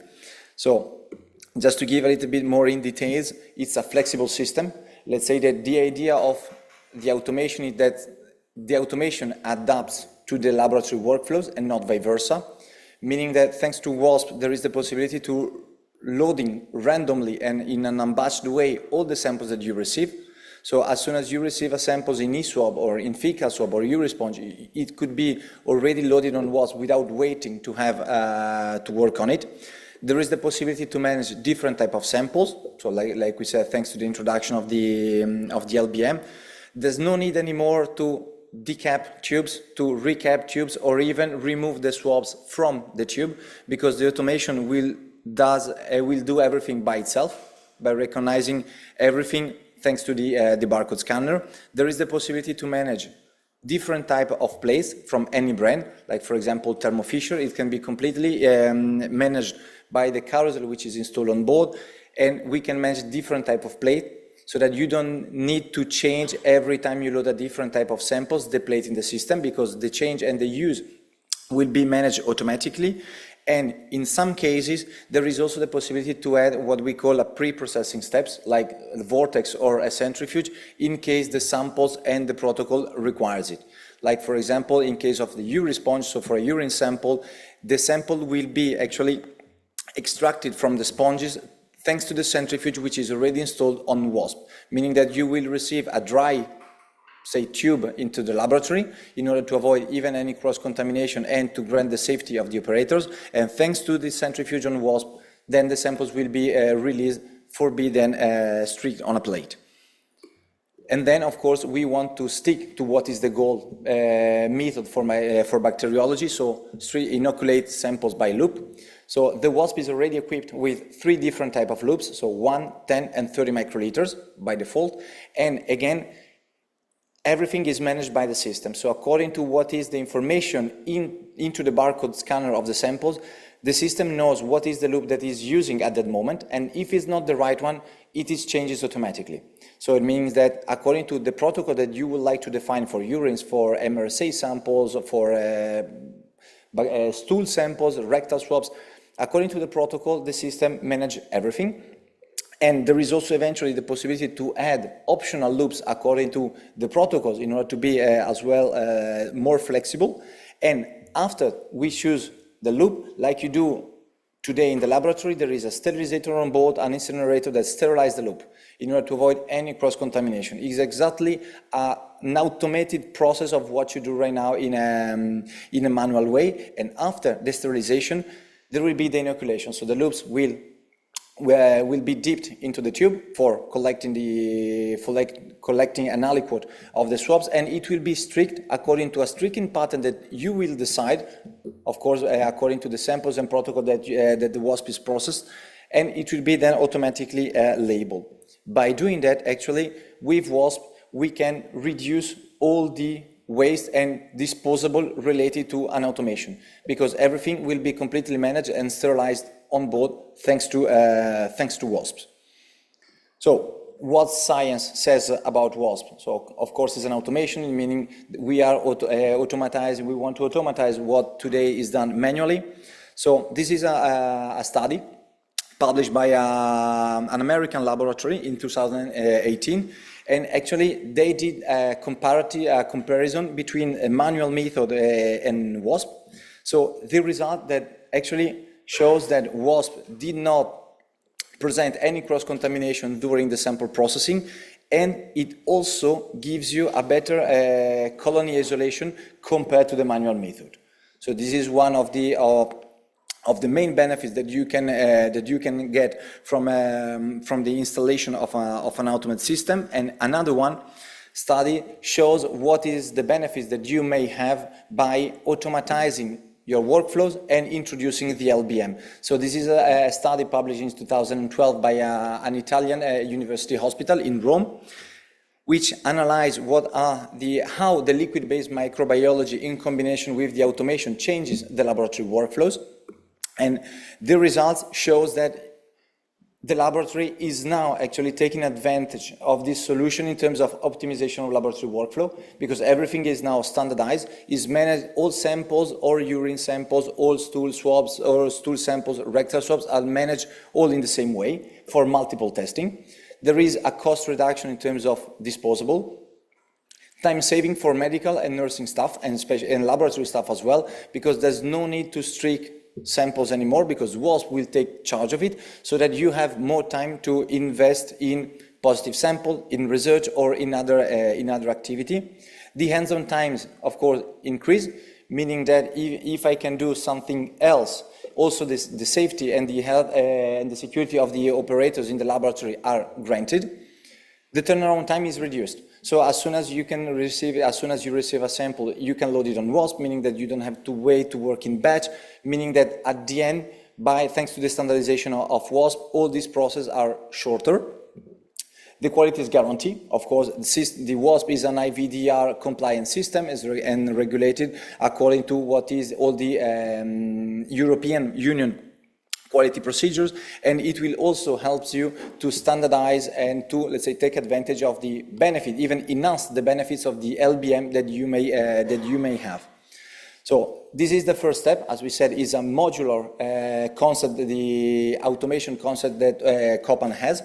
So this is the first step, but as soon as you would like to evolve together with the automation, we have something more that we can add. So the idea is to follow all the steps without missing any of the steps, because as Andrea said, what is missed is lost forever. So after the collection, there is the transportation and preservation, the streaking, and thanks to the module that you see right now, the WASP lab, we can also automatize the incubation. And at the end, we can now bring in the laboratory to what is called the digital microbiology era, meaning that we can physically connect some incubators that will take picture of the plates, and so that you will now move to look and validate plates on a monitor instead of having piles of plates around the laboratory. What are, let's say, the main advantage? So you can now streak and incubate thousands of plates in a standard O2 and CO2 condition in a stable way. So there are no interruption of temperature, there are no changes of temperature, because the incubators are open to to be loaded frequently. We take pictures so that until there is a validation is not done by the computer that will be provided, the plates remain inside the incubator. There is the possibility to identify and work on what is negative and positive by the computer, in order to grant also what is the safety of the operators. And another step is that we could now select the colonies to be picked for the identification and AST testing by computers for a manual or automated workflow as well. So it's a modular system, meaning that according to the volumes you have, the plates you have, we can have several incubators on a different shape just to, let's say, automatize more or less what is around the 90-95% of the laboratory routine you have in a system like that. What science says about WASP Lab. So this is a study published by a Canadian laboratory who analyzed the benefits of the introduction of LBM, WASP, and the digital incubation thanks to WASP Lab. And the conclusion are that actually, thanks to the introduction of all these elements, there is an increase in pathogen recovery because all the workflow is now standardized and granted from A to Z. And of course, we can now finally decrease what is the turnaround time because WASP Lab works 24/7. It takes picture at every time you need so that we can take now advantage of the 9 hours just to validate and take in pictures so that you don't need to wait for the day after because the system could do it by itself. So these are the first 2 steps, but actually in COPAN's dream, let's say the automation journey does not stop here. So I would not to, let's say, annoy you with other words. I prefer to show you a video of what is the level of technology that you may have thanks to COPAN system. In this case, this video shows a urine sample workflow. So that, as we said, the urine is collected on a urine sponge. This is the centrifuge I mentioned before that is used on WASP for releasing the sample. WASP will take an aliquot and streaking plates according to the streaking pattern that you want to use and to associate to this specific type of samples. In this case, it has been streaked on a chromogenic plate. After that, the WASP will manage and label automatically the plate, and thanks to an automatic conveyor, the plate will be taken into image. Like you see right now, there is the possibility to combine several types of illumination with background or without background. And thanks to the images that we can take, artificial intelligence now enters into the game because we now merge all the pictures that we can take in order to help you and giving you a tool that make the validation and the screening faster. Because thanks to that, we can see what is negative, what is positive on a screen, validate remotely and directly what you see in the, into the screen, and all the results are directly sent to the LIS, like you see right now. There is the possibility to manage biplate, whole plate, chromogenic, blood agar plate, it doesn't matter.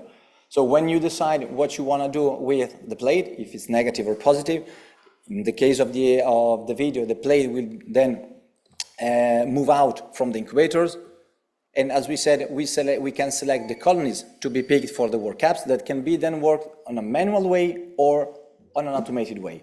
There is another step that can be added to your automated journey, which is the system called Colibri, who, thanks to the coordinates that you select on the screen that I showed you before, automatically knows where the colonies are to be picked and which colonies must be picked for the identification work caps and AST work caps.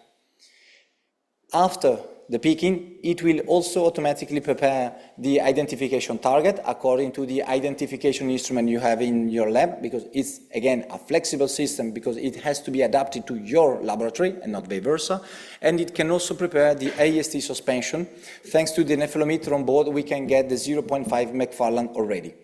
And the tube it is preparing in the video can be then automatically loaded on the MIC instrument that you may have, or in case of a disk diffusion method, there is another instrument that we can provide you, which is called Radian, meaning that the AST suspension should be reloaded on WASP for the streaking of an AST streaking pattern with a different loop, and after on a Muller-Rington plate, and after that, thanks to Radian, we can automatize the disk diffusion, meaning that according to the panel that you are using for this specific pathogen, the system knows which disks must be put on the system. It will know what are the acronyms, the dosage, and it will apply up to 8 disks automatically according to what are the disks that you want to use and test. And after that, in order to reuse what are the automation that you may already have in the laboratory, the plate with the disk will be taken into picture again, because thanks to the new pictures of the plate with discs, there's a problem with the video? No? Okay. We can then take picture and interpret thanks to a expert system that it will be directly provided to you in the operational system. There's a problem, now it's repeating? Okay. Anyway, so, thank you very much.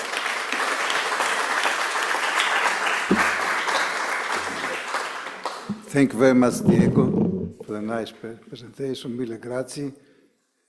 Any question from the audience?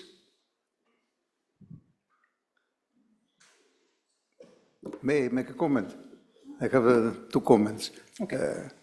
The first is the need for automation. All the laboratories in Greece, but not only in Greece, internationally, complain for the lack of personnel. There's lack of dedicated personnel. There's an absolute lack in university graduates. We don't have graduated technicians. There's absolute lack, not only in Greece, but everywhere.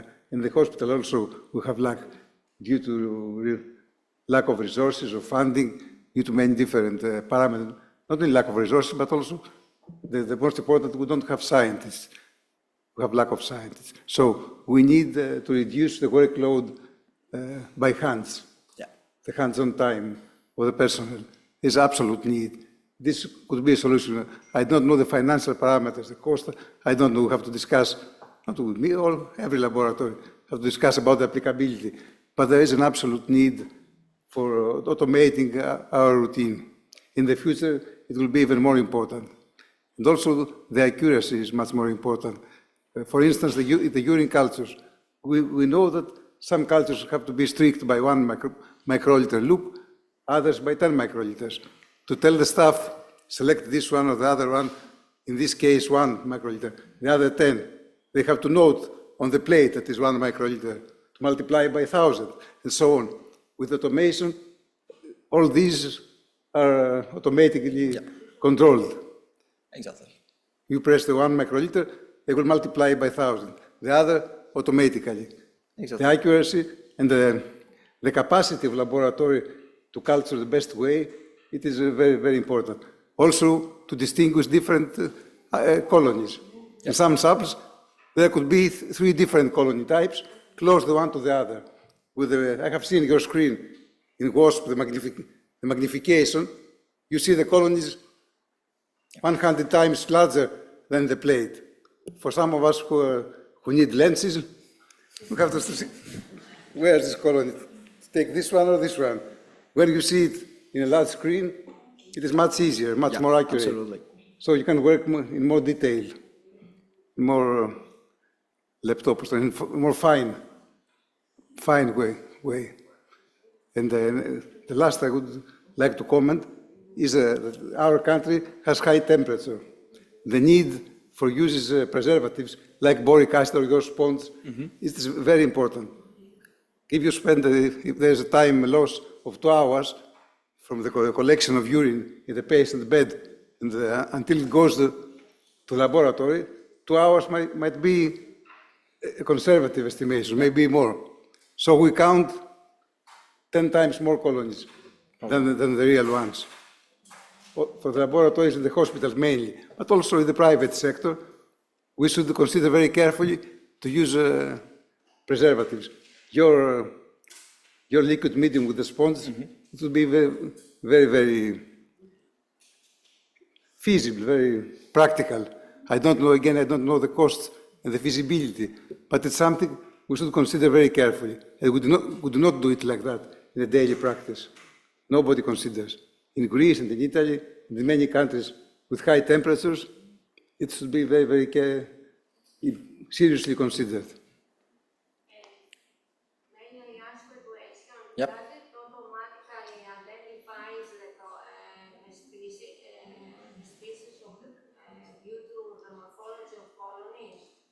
Yes, there is a system, an artificial intelligence software called Phenometrics that should be, let's say, we should teach what to detect, but there are some hidden algorithms working on Phenometrics that can detect the bacteria according to the morphology, the color, if there is beta hemolysis. the shape, and it can also do the colony counting as well. You're welcome. May I add something that came in my mind? We should consider very carefully the financial aspects. What is the cost of one technician, or how many technicians we save, even if we had. When we don't have, there's no sense for comparing. But even if we have, what is the time saving? What is the shifts saved? So, and consider, make a balance, a projection. What is the cost of WASP? What is the cost of hiring two more? But again, we don't have. So there is no option. But even if we had the option, we should compare the cost. I don't have any idea, I don't suggest anything, because I don't know the data. But we should be careful about judging, balancing these realities. Okay.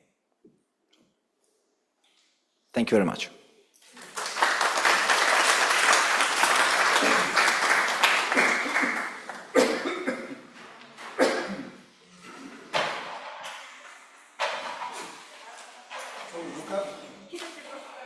We have 10, έχουμε 10 λεπτά ακόμα.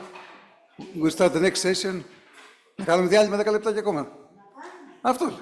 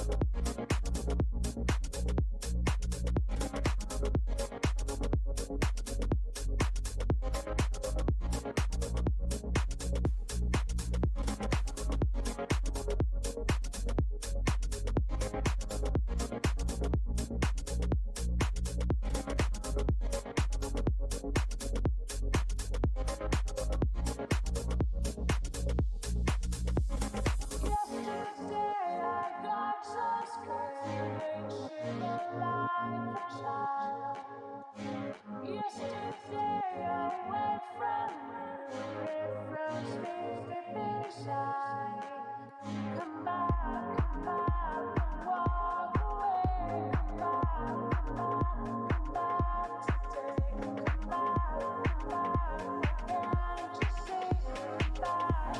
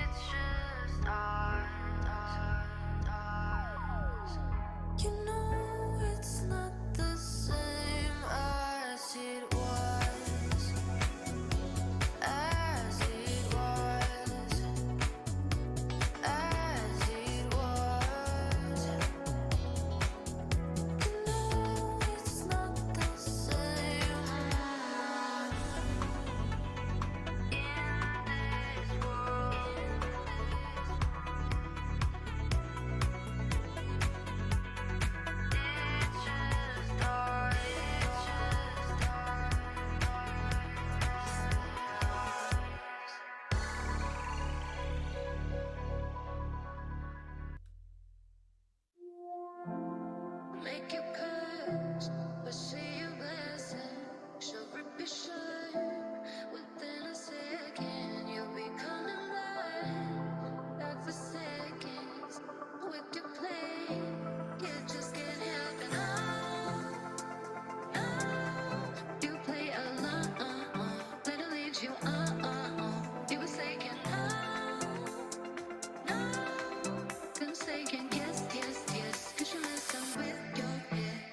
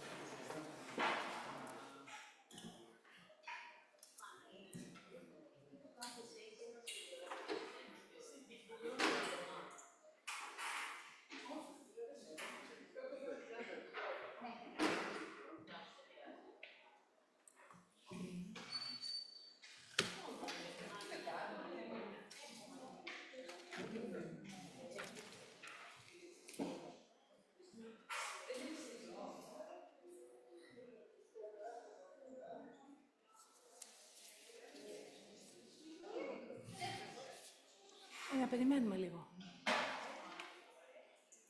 Αυτό δικό μου, ναι. Δικό μου, ναι. Ναι, δικό μου.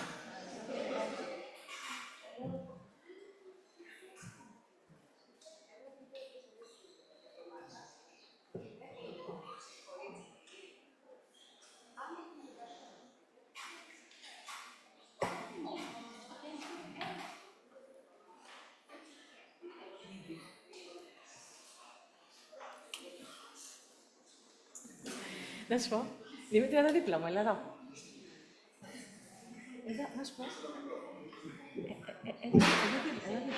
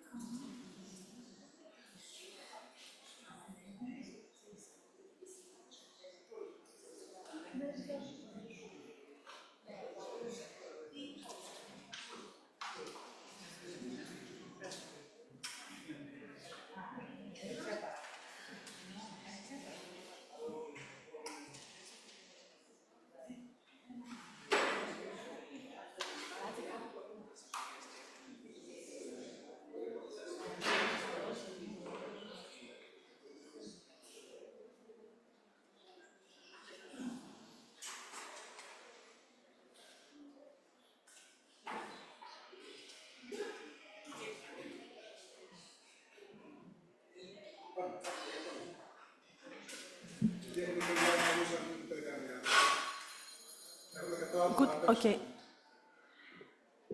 Good afternoon. Good afternoon, everyone. Ms. Antonopoulou and myself would like to welcome you in this round table on the EUCAST recommendation for susceptibility testing. I have the pleasure to invite Joseph Papaparaskeva's, Professor of Microbiology in Medical School of Athens and Director of Clinical Laboratories in Onassia Hospital. You may begin.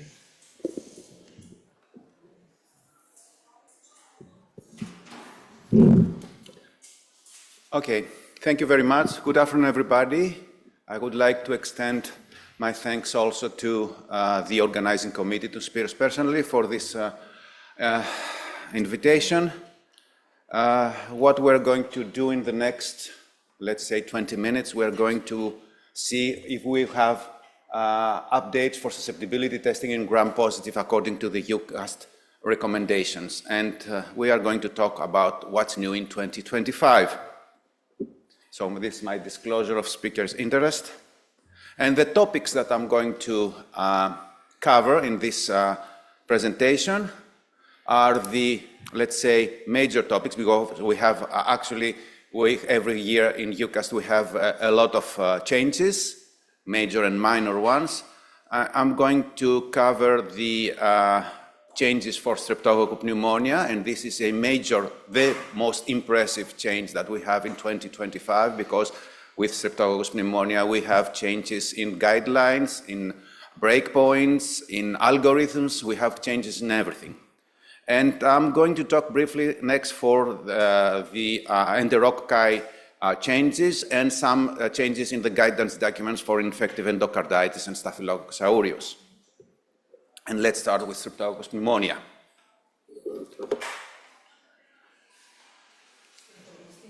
Sorry, apologies. Okay, thank you. Oh, yes, thank you. So, what's the rationale and what's... Okay. Okay, thank you.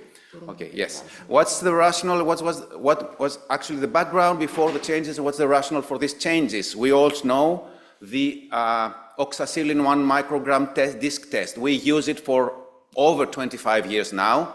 It's a robust test. It's recommended by both EUCAST and CLSI, and you can see here the zone diameters, and a negative test, a zone let's say, more equal or more than 20 millimeters predicts benzylpenicillin susceptibility and wild-type MICs of lower than 0.06 milligram per liter for those isolate. But a positive test, a zone less than 20 millimeters, predicts an unspecified level of reduced susceptibility to any beta-lactam agents. And the key word here, or words as we can say, it's first, unspecified level of reduced susceptibility to any beta-lactam agents. And we do not know the exact correlation of a zone diameter of, let's say, 19 or 18 or 17 millimeters to an exact MIC. And this is the inhibition zone diameters versus the MICs. You see with the red are the resistant isolates, with the yellow and the yellowish colors are the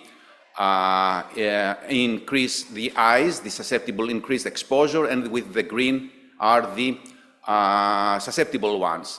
And you can see the breakpoint here, the 20 millimeters, and here are the susceptible MICs, but we can also find some susceptible here also. And the EUCAST recommendations up to 2024 is that with a negative screen of equal or higher than 20 millimeters, we report all relevant beta-lactams susceptible. And with a positive screens test, that means a lower than 20 millimeters, we have various options. One option is to report resistant to benzylpenicillin in meningitis and endocarditis. The other, second option is to report resistant to penicillin V for all indication. The third is to perform a benzylpenicillin MIC to categorize I or Rs. Here we have the, we should use the broth microdilution and we should not use the gradient test. I will come a little bit later on with this option. And for the fourth option, for other beta-lactams, for OXA zones, if we take an OXA zone of 9 to 19 millimeters, we report all these, all these antibiotics as susceptible without further testing. But if we have an OXA zone less than 9 millimeters, we test beta-lactams individually. And we come here to the EUCAST warning number 9. It was issued in 21 November of 2019. And it said that all gradient test strips from all manufacturers, irrespective of the manufacturers, underestimate the MIC values by 1 or 2 dilutions around the area of 0.5 to 8 milligrams per liter. And if we come back to this figure here, you can see that if you have an actual result of 1, the gradient strip may give you a 0.5 or a 0.25, and this is not much if you have an isolate within this area. But if you have an isolate of 0.1 to 5, and the gradient test gives you this or that, then you have a problem. So, what's the situation up to December 2024? With the current national and international resistance situation, the epidemiological situation, MIC testing might be needed for up to 50% of the isolates. In different countries, anything from 5 to 50% of the isolates of Streptococcus pneumonia may need MIC testing. Broth microdilution, of course, is laborious, more expensive than disk diffusion, might not be available in every lab and every situation. Gradient strips underestimate the MIC values. And the question that arises now is another disk potency. If you use just a single disk, a second disk, will it help in the situation? At the same time, around the end of 2024, actually during all the 2024 year, there was a growing dissatisfaction around the microbiological laboratories and infectious disease specialists of the complicated dose-related current MIC breakpoint. And if you remember, up to 2024, we have this difficult situation in order to predict what's going on with Streptococcus pneumonia. I'm not going to elaborate on that. We all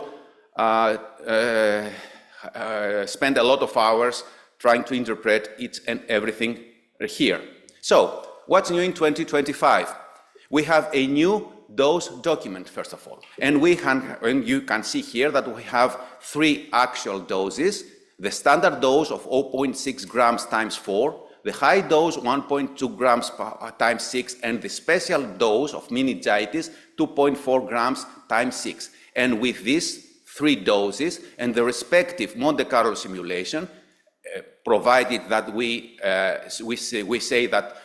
assume that we need at least 40% of the time above the MIC of the agent, we have a 97.1 here at 0.06 for this dose. We have a 99.5 for the 1 for this dose and 99.5 for this dose for 2. And this analysis suggests the following PK/PD cutoff values for Streptococcus pneumonia: susceptible less equals or less than 0.06, with the 0.6 times 4 as the lowest dose, and resistant, and this is the change, first change, higher than 1 for the 1.2 grams times 6 dose, if this dose is considered. When this discussion was going on, and a review of the penicillin MIC breakpoints, the dosing presentation, and all the testing recommendation should increase diagnostic accuracy and confidence, obviate the need for frequent MIC testing, build on the robust OXA 1 microgram disc test, reduce and simplify lab workflow, and increase cost effectiveness. And what is the new thing that we have? We now have a benzyl penicillin 1 unit disc for the isolates, and we use it for the isolate with OXA disc zone less than 20 millimeters. And we just put 1 OXA disc and 1 benzyl penicillin disc, and we think that we can interpret everything. And it produces an acceptable separation between the I's and the R's, provided a benzyl penicillin MIC breakpoint of 1 milligram per liter is used, the one that we talked earlier on, and a benzyl penicillin disc breakpoint of 14 is used. And the yellow are the new in the EUCAST tables. Here we have the new resistant R breakpoint and the 1 unit of disc for benzyl penicillin. And this is the new algorithm as of 2025. We put a OXA disc and a benzyl penicillin disc together, and for those isolate that the oxacillin 1 microgram zone diameter is higher or equal to 20, we stop here. No further testing is required. We do as we did before. For those that have a lower diameter, less than 20 millimeters, then we interpret the benzyl penicillin disc. We report first as resistant to penicillin in endocarditis and meningitis, and to phenoxymethylpenicillin for all indication. And if the zone is higher or equal to 14 millimeters for benzyl penicillin, we report benzyl penicillin as susceptible increased exposure, as an I. If the zone is lower than 14 millimeters, we report benzyl penicillin as resistant. And for other beta-lactam agents, we have these 2 options here. I'm not going to read them. You can see them. You can also read them from the EUCAST document. For the time being, and for this few months, it seems that it works. Of course, further testing and more data are needed, but for the time being, these are the actual flow chart, the algorithm for testing Streptococcus pneumonia, and this facilitates testing, and we do not need to do an MIC, an actual MIC, if we cannot do them, an actual MIC. Second topic, Enterococci. Enterococci other than Enterococcus faecalis and Enterococcus faecium. The Enterococcus genus, of course, as we know, it comprises the most commonly recovered, faecalis and faecium, and we have any other species, of course, avium, gazelliflavus, durans, gallinarum, hyrae, lactis, etc., etc. up to 2024, the document said that breakpoints listed below were developed using data on Fecalis and Phytium. The applicability of these breakpoints to other Enterococcus species is less certain, as data for this have been lacking. From version 15.0 from 2025, we have these breakpoints listed below are valid for all mentioned species. And why is that? It's because we have more data now for all species. And these are the yellow parts of the tables, the changes.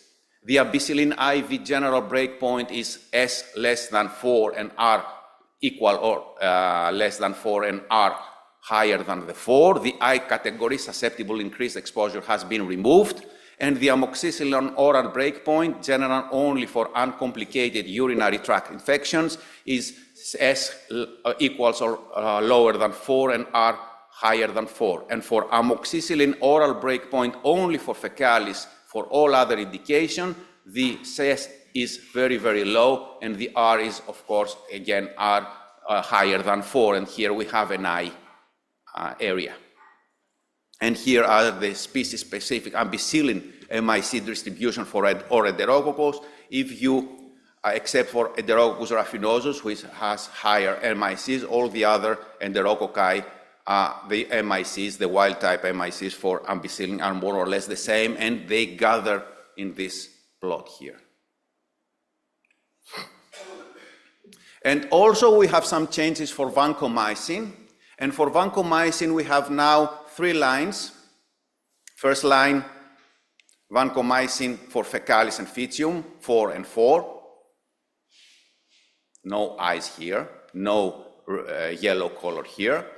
We have a line only for Gazelliflavus and Gallinarum, because as we know, Gazelliflavus and Gallinarum have an intrinsic resistance, Van resistant due to the Van-C complex, and they should be reported as resistant without testing, if, of course, we are positive for our identification. And finally, we have a third line, vancomycin for other Enterococci with the same breakpoints. And this is the vancomycin distribution, MIC distribution. Gazelliflavus and Gallinarum, of course, have higher MIC than all the other Enterococci, wild-type Enterococci. Now we go very briefly, I don't know how much time I have left, okay. The guidance document for infective endocarditis, apart from the tables and the documents for the breakpoints, it's good to know that EUCAST produces every year guidance documents, and these guidance documents are very, very helpful in interpreting these breakpoints. And the guidance document for infective endocarditis that was published by the end of December 2024, it pointed out that antimicrobial treatment of endocarditis requires the use of the highest dosage for a prolonged period to ensure appropriate antimicrobial exposures, and that EUCAST endocarditis breakpoints do not include an I category, but presuppose that maximum exposure is achieved. And endocarditis breakpoints are based on epidemiological cutoffs, the ECOFs of the pathogens of the species, except for benzyl penicillin in combination treatment for viridans group streptococci. And it pointed also out that when endocarditis breakpoints differ from the breakpoint for other indications, they are included in the breakpoint table as an additional lines. And here we have yellow lines in the EUCAST documents. And antimicrobial susceptibility testing can be performed by either disk diffusion or an MIC method. But mandatory reporting of an MIC in the case of endocarditis is not necessary. If you follow closely the disk breakpoints, and if you follow closely the disk guidelines and perform a good disk diffusion test, then your data and your results are valid for endocarditis without performing an MIC testing. And these guidelines are valid for Streptococcus, Staphylococcus, and Enterococcus species. And these are the yellow lines for the endocarditis you see here and here. And finally, my last topic for today, the guidance documents for Staphylococcus aureus, and this is very, very simple. The EUCAST recommendation is that for now, for the MSSA, the methicillin-susceptible Staphylococcus aureus, susceptibility can be inferred for the following parenteral agent doses for the following cephalosporins. For cefazolin, for a dose of 2 grams times 3, for cefuroxime IV, for a dose of 1.5 grams times 3, cefotaxime for 2 grams times 3 or 4, ceftriaxone and cefepime. There are no specific staphylococcal breakpoints for this agent, and testing for individual isolates should not be performed. These isolates should be reported as susceptible, increased exposure, and only if the clinician, the ID physician, is using these doses. Thank you very much.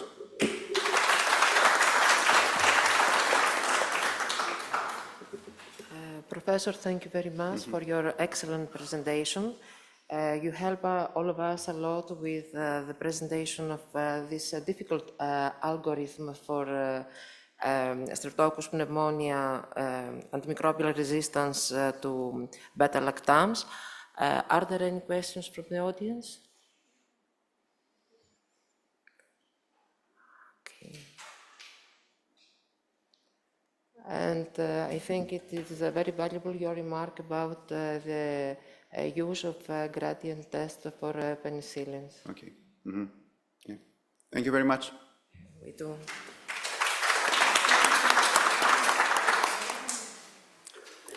We may put all these developments that reach here to a document to distribute to laboratories. Send some up to the National Environment Committee. We include it in the document once a year. We may outline the main evolutions to the laboratories. Okay, now we can go on to the second speaker, Dr. Paraskevi Majana, who is a clinical microbiologist, director of National Health Care System in Microbiology Laboratory of HEPA General University Hospital. The floor is yours. Thank you. Thank you. I would like to thank the organizing committee for the honorable invitation to participate in this very important first seminar of the Hellenic Society of Clinical Microbiology. I will talk about susceptibility testing in gram-negatives. Breakpoint consultations finalized in 2024 referred to newer drugs, FEPIM and metazobactam and Astrionam avibactam, and also for infective endocarditis. The guidance document finished in 2024 are the revision of guidance document for Stenotrophomonas maltophilia and the guidance document on infective endocarditis.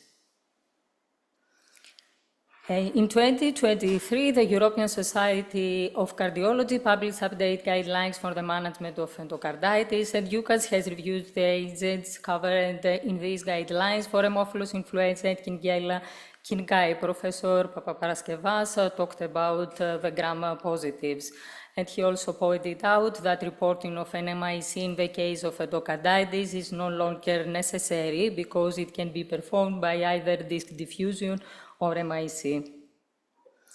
For Haemophilus influenza, there is an extra line regarding endocarditis together with meningitis. And the penicillin screen test can be used for Haemophilus influenza for detection of beta-lactam resistant mechanism if the zone diameter is higher or equal to 12. Then you can exclude all beta-lactam resistant mechanism. If the zone diameter is lower than 12, then a beta-lactamase is present or a PPP3 mutation, and then you can proceed with testing for beta-lactamase. And if it is positive, you can report resistance to ampicillin, amoxicillin, and piperacillin. And for the other beta-lactam agents, you can use the amoxicillin clavulanic acid disc. The newer combination of cephalosporins, FEPIM, and beta-lactamase inhibitor and metazobactam, EUCAST set a breakpoint for Enterobacterales to 4 and for zone diameter 22 mm. For Pseudomonas, the addition of a beta-lactamase inhibitor does not add clinical benefit. The beta-lactamases produced by the organism either do not modify the parent cephalosporin or are insufficiently inhibited by the inhibitor. As far as it concerns Antonopoulou, EUCAST does not recommend susceptibility testing as the agent is unsuitable for treatment. The newer combination, Astreonama-Vibactam, has been released recently and it can be used for the metallo-beta-lactamases produced in Enterobacterales, and EUCAST set a breakpoint to 4 for an MIC or 25 for zone diameter. For Stenotrophomonas maltophilia, the most frequently recommended agent is trimethylphensulfamethoxazole, and this is the only agent for which EUCAST breakpoints are available in 2025. An arbitrary off-scale breakpoint emphasizes the need for a high exposure. The R breakpoint has been lowered to 2 in 2025 after the epidemiological cutoff has been reviewed and lowered from 4 to 2. Susceptibility testing can be performed by the diffusion method, but reading zone edges is challenging. And EUCAST has published a guidance in the form of pictures in the breakpoints table. Growth within the inhibition zone should be ignored whenever there is a clear sign of inhibition zone. Susceptibility testing for Stenotrophomonas maltophilia is difficult because results vary significantly with variations in temperature incubation, culture medium, and technique. Alternative treatment for other than trimethylphensulfamethoxazole that which have been tried and discussed include fluoroquinolones, mainly levofloxacin, intravenous minocycline, and cefiderocol. But there are scattered little clinical evidence for the usefulness of either of these or for the correlation between susceptibility testing results and clinical outcome. Tigecycline can be used as a treatment option where intravenous minocycline is unavailable. EUCAST has systematically tested Stenotrophomonas maltophilia against trimethylphensulfamethoxazole and cefiderocol, and here we can see the distributions of MIC versus inhibition zone diameters. A tentative epidemiological cutoff can be used to discriminate, to distinguish isolates with or without resistant mechanism. And for Astreonama vivactam, For Astreonama vivactam is set to 8, for cefiderocol 0.125, for levofloxacin to 4, and for minocycline to 2. In the guidance document for Stenotrophomonas maltophilia, there is only weak evidence that there are treatment alternative to trimethylphensulfamethoxazole. Historically, trimethylphensulfamethoxazole is the drug of choice, but retrospective clinical data question whether this agent is superior to other agents. Perhaps the lack of bactericidal effect and the possible inferiority of trimethylphensulfamethoxazole to fluoroquinolones suggest that it should be replaced as a drug of first choice. But if so, which agent could replace it? Currently, cefiderocol is the agent with the most favorable in vitro activity and may be preferable to trimethylphensulfamethoxazole. But uncertainty will persist until more clinical studies can support this conclusion. Combination seems not better than monotherapy.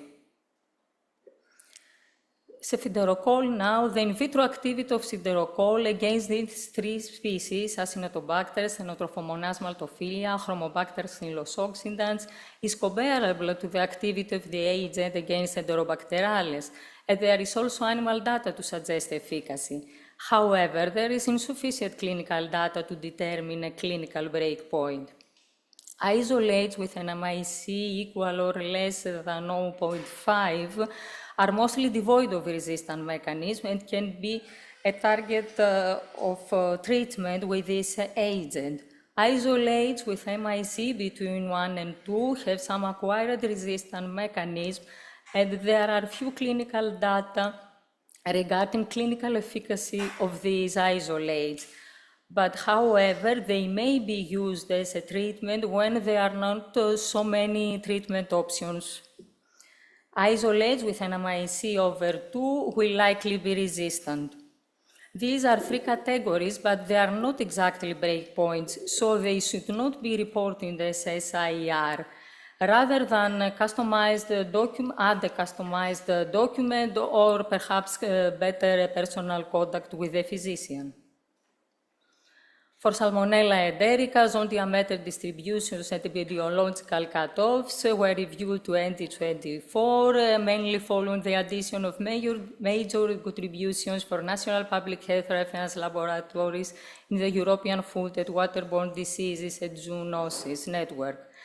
Also, screening for SBLs in Salmonella enderica has been added in the table with EUCAST, rapid susceptibility testing directly from positive blood cultures.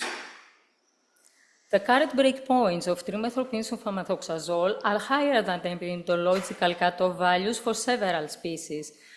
So there is a proposed revision of breakpoints for trimethylphensulfamethoxazole and trimethoprim, and there is a other public consultation during summer towards new breakpoints, as was recently done for Stenotrophomonas maltophilia.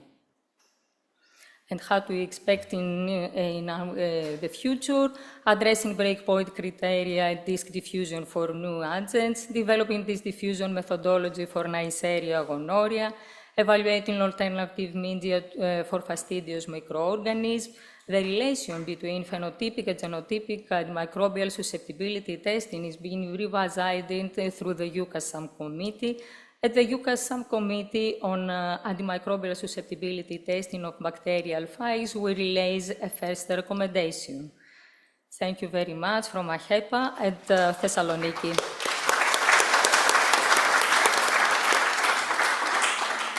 Dr. Panzana, thank you very much for your excellent and detailed presentation.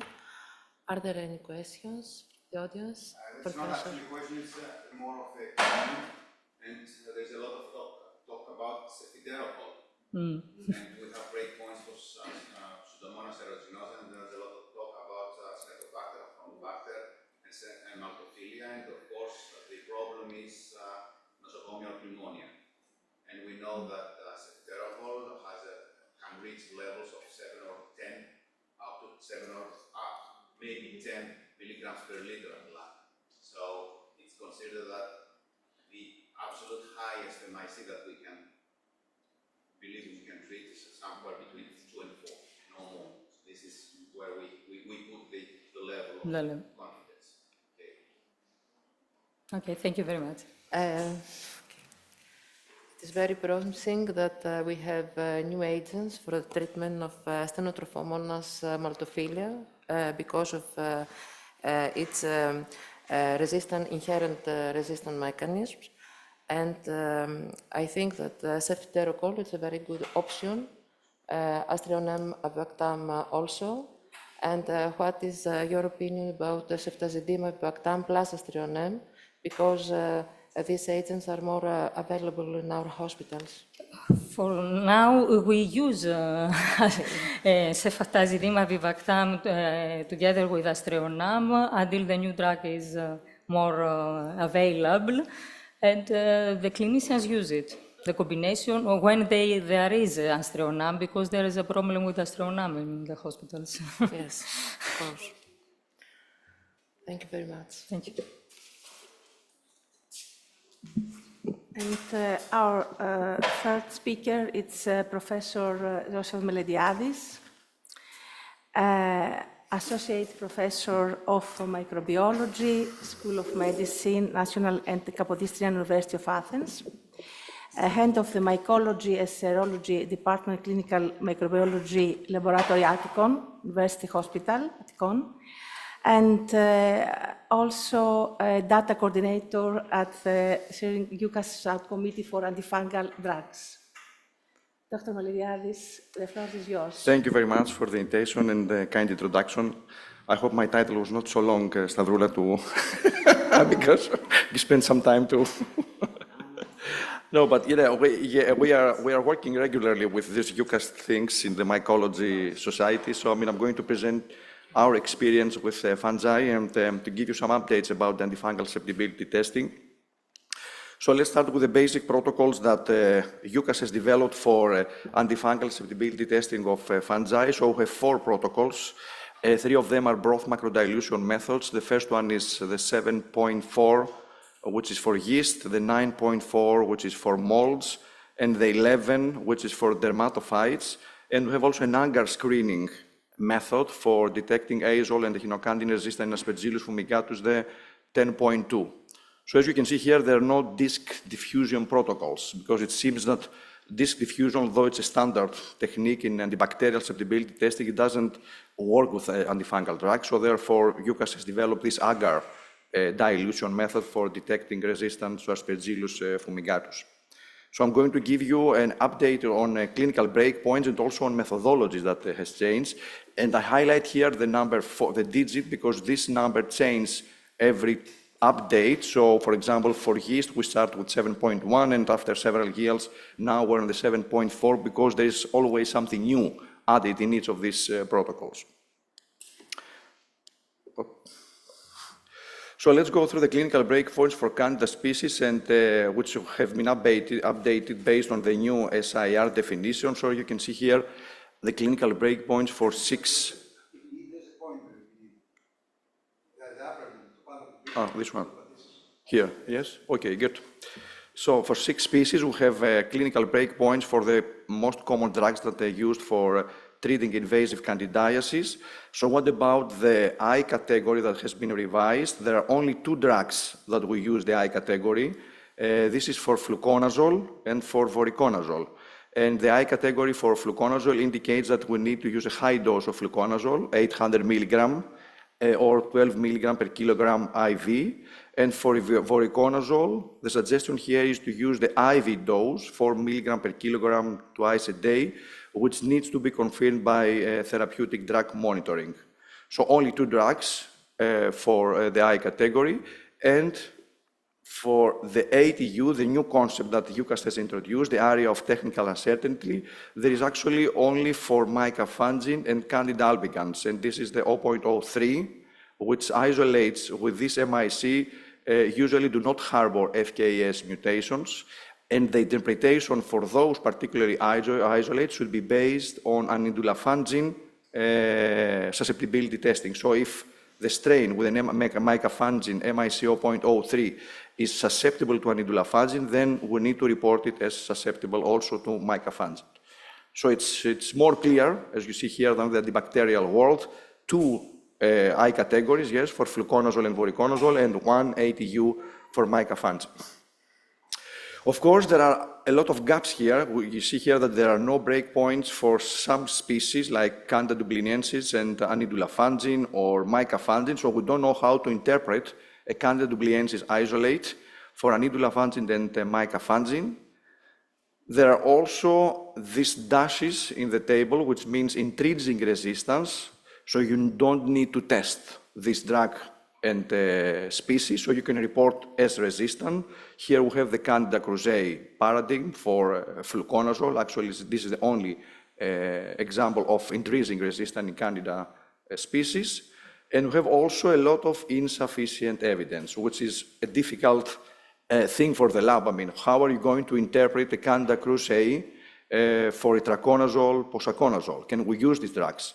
And EUCAST is using the insufficient evidence, meaning that you can use this for treatment, but there is no breakpoint to separate susceptible from resistance. So what we do with these species that we don't have breakpoints or we have insufficient evidence, so EUCAST has made effort to determine this, the so-called epidemiological cutoff values, which are not clinical breakpoints, but can help to detect isolates with acquired resistance mechanisms. So here, now you can see here the table contains more species. So as you can see here, we have more Candida species, we have also Saccharomyces, and we have also Cryptococcus, because Cryptococcus is also another challenge. We don't have clinical breakpoints to interpret Cryptococcus, but we have some epidemiological cutoff values for amphotericin B, as you can see here, for posaconazole and voriconazole. So it's important to know that the categorization using the epidemiological cutoff values would be wild type versus non-wild type, meaning that if an isolate is non-wild type, it's likely that it will not respond to therapy. But never use the epidemiological cutoff values to report susceptibility. So what about Aspergillus species? The clinical breakpoints have been updated based on the new SIR definitions. Here the things are easier because we don't have susceptible increased exposure categories, meaning that the Aspergillus infections are already difficult, so we're already using the highest exposure to get a good outcome, so therefore there is no I category, but we have a lot of area of technical uncertainties, which I highlight here with green areas. For example, for isavuconazole, you can see here for an MIC of 2, it's an ATU, meaning that if you have an isolate with an MIC of 2, you need to look at voriconazole, and if it's wild type to voriconazole, then these isolates can be reported as susceptible to isavuconazole. Yes.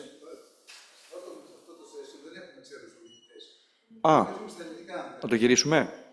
Ωραία.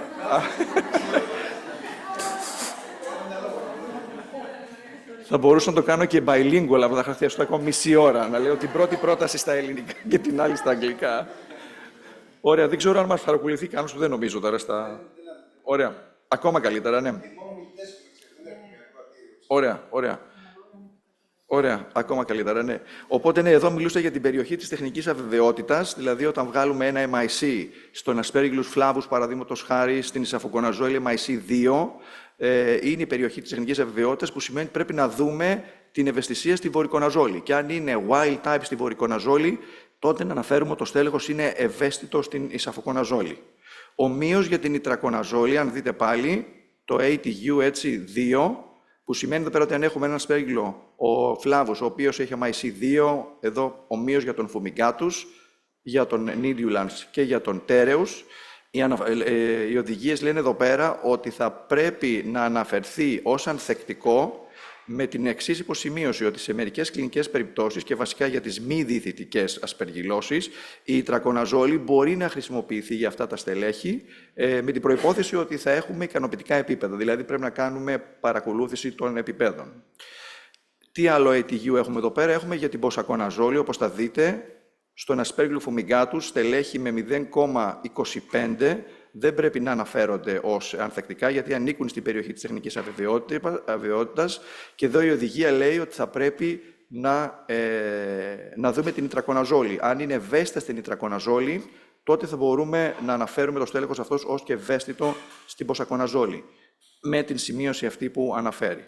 Και τέλος έχουμε τη βορικοναζόλη, η οποία έχει και αυτή το ATU εδώ στο fumigatus 2, στον Anidulans πάλι 2, που σημαίνει στελέχη που θα έχουν MIC 2, ανήκουν σε αυτή την περιοχή και θα πρέπει να τα αναφέρουμε ως ανθεκτικά, αλλά με την εξής υποσημείωση ότι αυτά τα στελέχη θα μπορούν να θεραπευτούν σε μη διηθητικές ασπεργυλώσεις. Γιατί έχει βρεθεί ότι σε περιπτώσεις χρόνιας ασπεργύλωσης, ακόμα και αυτά τα στελέχη, οι ασθενείς με αυτά τα στελέχη μπορούν να πάνε καλά με θεραπεία βορικοναζόλης.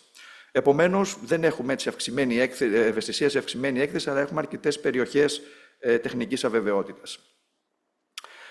Τώρα, στα δερματόφυτα δεν υπάρχουν κλινικά όρια ευαισθησίας, υπάρχουν μόνο τα επιδημιολογικά και μάλιστα θεωρούνται και προσωρινά επιδημιολογικά όρια ευαισθησίας για να ξεχωρίσουμε αστελέχη με μηχανισμούς και χωρίς μηχανισμούς αντοχής, μόνο για 4 φάρμακα, η ντερμπινεφίνη, η βορικοναζόλη, η τρακοναζόλη και η αμορολφίνη. Για αυτούς που ελέγχουν τα δερματόφυτα και μόνο για 2 είδη, τριχόφυτο ρούμπρουμ και τριχόφυτον ιντοτίνια. Τώρα πάμε να δούμε λίγο στις αλλαγές που έχουν γίνει όσον αφορά τη μεθοδολογία. Υπάρχουν 3 αλλαγές. Η πρώτη είναι στο πρωτόκολλο 7,4 για τους ζυμομύκητες, όπου πλέον έχει εισαχθεί και το καινούριο φάρμακο, η ρεσαφουγκίνη, όπου εδώ ο EUCAST προτείνει την προσθήκη Twin 20 στο θρεπτικό υλικό. Γίνεται πιο περίπλοκο, η αλήθεια είναι, από το ήδη περίπλοκο πρωτόκολλο της EUCAST, απλά ήταν η μόνη λύση προκειμένου να έχουμε πιο επαναλήψιμα αποτελέσματα. Και θα σας δείξω διαφάνειες που υποστηρίζουν αυτή την πράξη.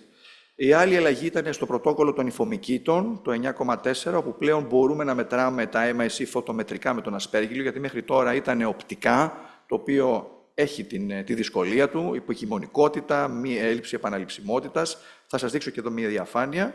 Και η τελευταία αλλαγή ήταν στο πρωτόκολλο 10,2, που είναι το AGAR, η μέθοδος AGAR για έλεγχο ευαισθησίας των ασπέργυλων φουμιγιάτους, που πλέον έχει αναπτυχθεί και μία αντίστοιχη μεθοδολογία για τον έλεγχο ευαισθησίας στα δερματόφυτα, στα οποία μάλιστα συμμετείχε και ενεργά το εργαστήριό μας. Πάμε να δούμε την πρώτη αλλαγή στο πρωτόκολλο των ζυμομυκήτων. Βλέπετε εδώ πέρα για ποιο λόγο προσθέθηκε το Twin. Αριστερά βλέπετε τις κατανομές των στελεχών Candida σε διάφορα εργαστήρια για τη ριζαφουγκίνη. Και βασικά ας δούμε λίγο την Candida albicans, που θα δείτε εδώ τις 4 κατανομές από τα 4 εργαστήρια. Με bold φαίνεται το model MIC και γενικώς θέλουμε το model MIC να είναι, αν όχι το ίδιο, συν πλην μια διάλυση μεταξύ των 4 εργαστηρίων. Βλέπετε εδώ, όταν δεν χρησιμοποιούμε το Twin, οι διαφορές των εργαστηρίων ήταν πάνω από μία διάλυση, έφτανε 3 διαλύσεις, δηλαδή 0,08 τα 2 εργαστήρια και 0,031 τα άλλα 2 εργαστήρια. Αυτό είναι πρόβλημα στο και να βγάλεις QC όρια, αλλά και να επιτύχεις μία επαναλήψιμη μέθοδο. Γι' αυτό και δεξιά, αν δείτε, όταν ξανά έγινε αυτή η μελέτη προσθέτοντας 0,002% Twin 20, βλέπετε πως τα 6 εργαστήρια πλέον που συμμετείχαν είχαν κατανομές πολύ κοντά ο ένας με τον άλλον, με model MIC 0,001 και 0,002. Αυτό βοηθάει πάρα πολύ στο να βγάλουμε και κλινικά όρια ευαισθησίας, τα οποία θα είναι εφαρμόσιμα σε διαφορετικά εργαστήρια. Φυσικά αυτό το φαινόμενο δεν παρατηρήθηκε σε άλλα είδη που είχαν υψηλότερες τιμές MIC και ο λόγος είναι ότι όσο πιο χαμηλά πηγαίνουμε σε MIC, τόσο περισσότερο φάρμακο χάνουμε, διότι κολλάει στα πλαστικά κατά την προετοιμασία των μικροπλακών και γι' αυτό το Twin πετυχαίνει αυτό ακριβώς, το να προστατεύουμε το φάρμακο από το να χαθεί στα πλαστικά, με αποτέλεσμα έτσι να έχουμε μεγάλη διακύμανση στο τέλος όταν μετράμε το MIC, αν δεν βάλουμε Twin. Και φυσικά το άλλο που ελέγξαμε ήταν να δούμε αν αυτό το Twin επηρεάζει στην ανίχνευση αντοχής.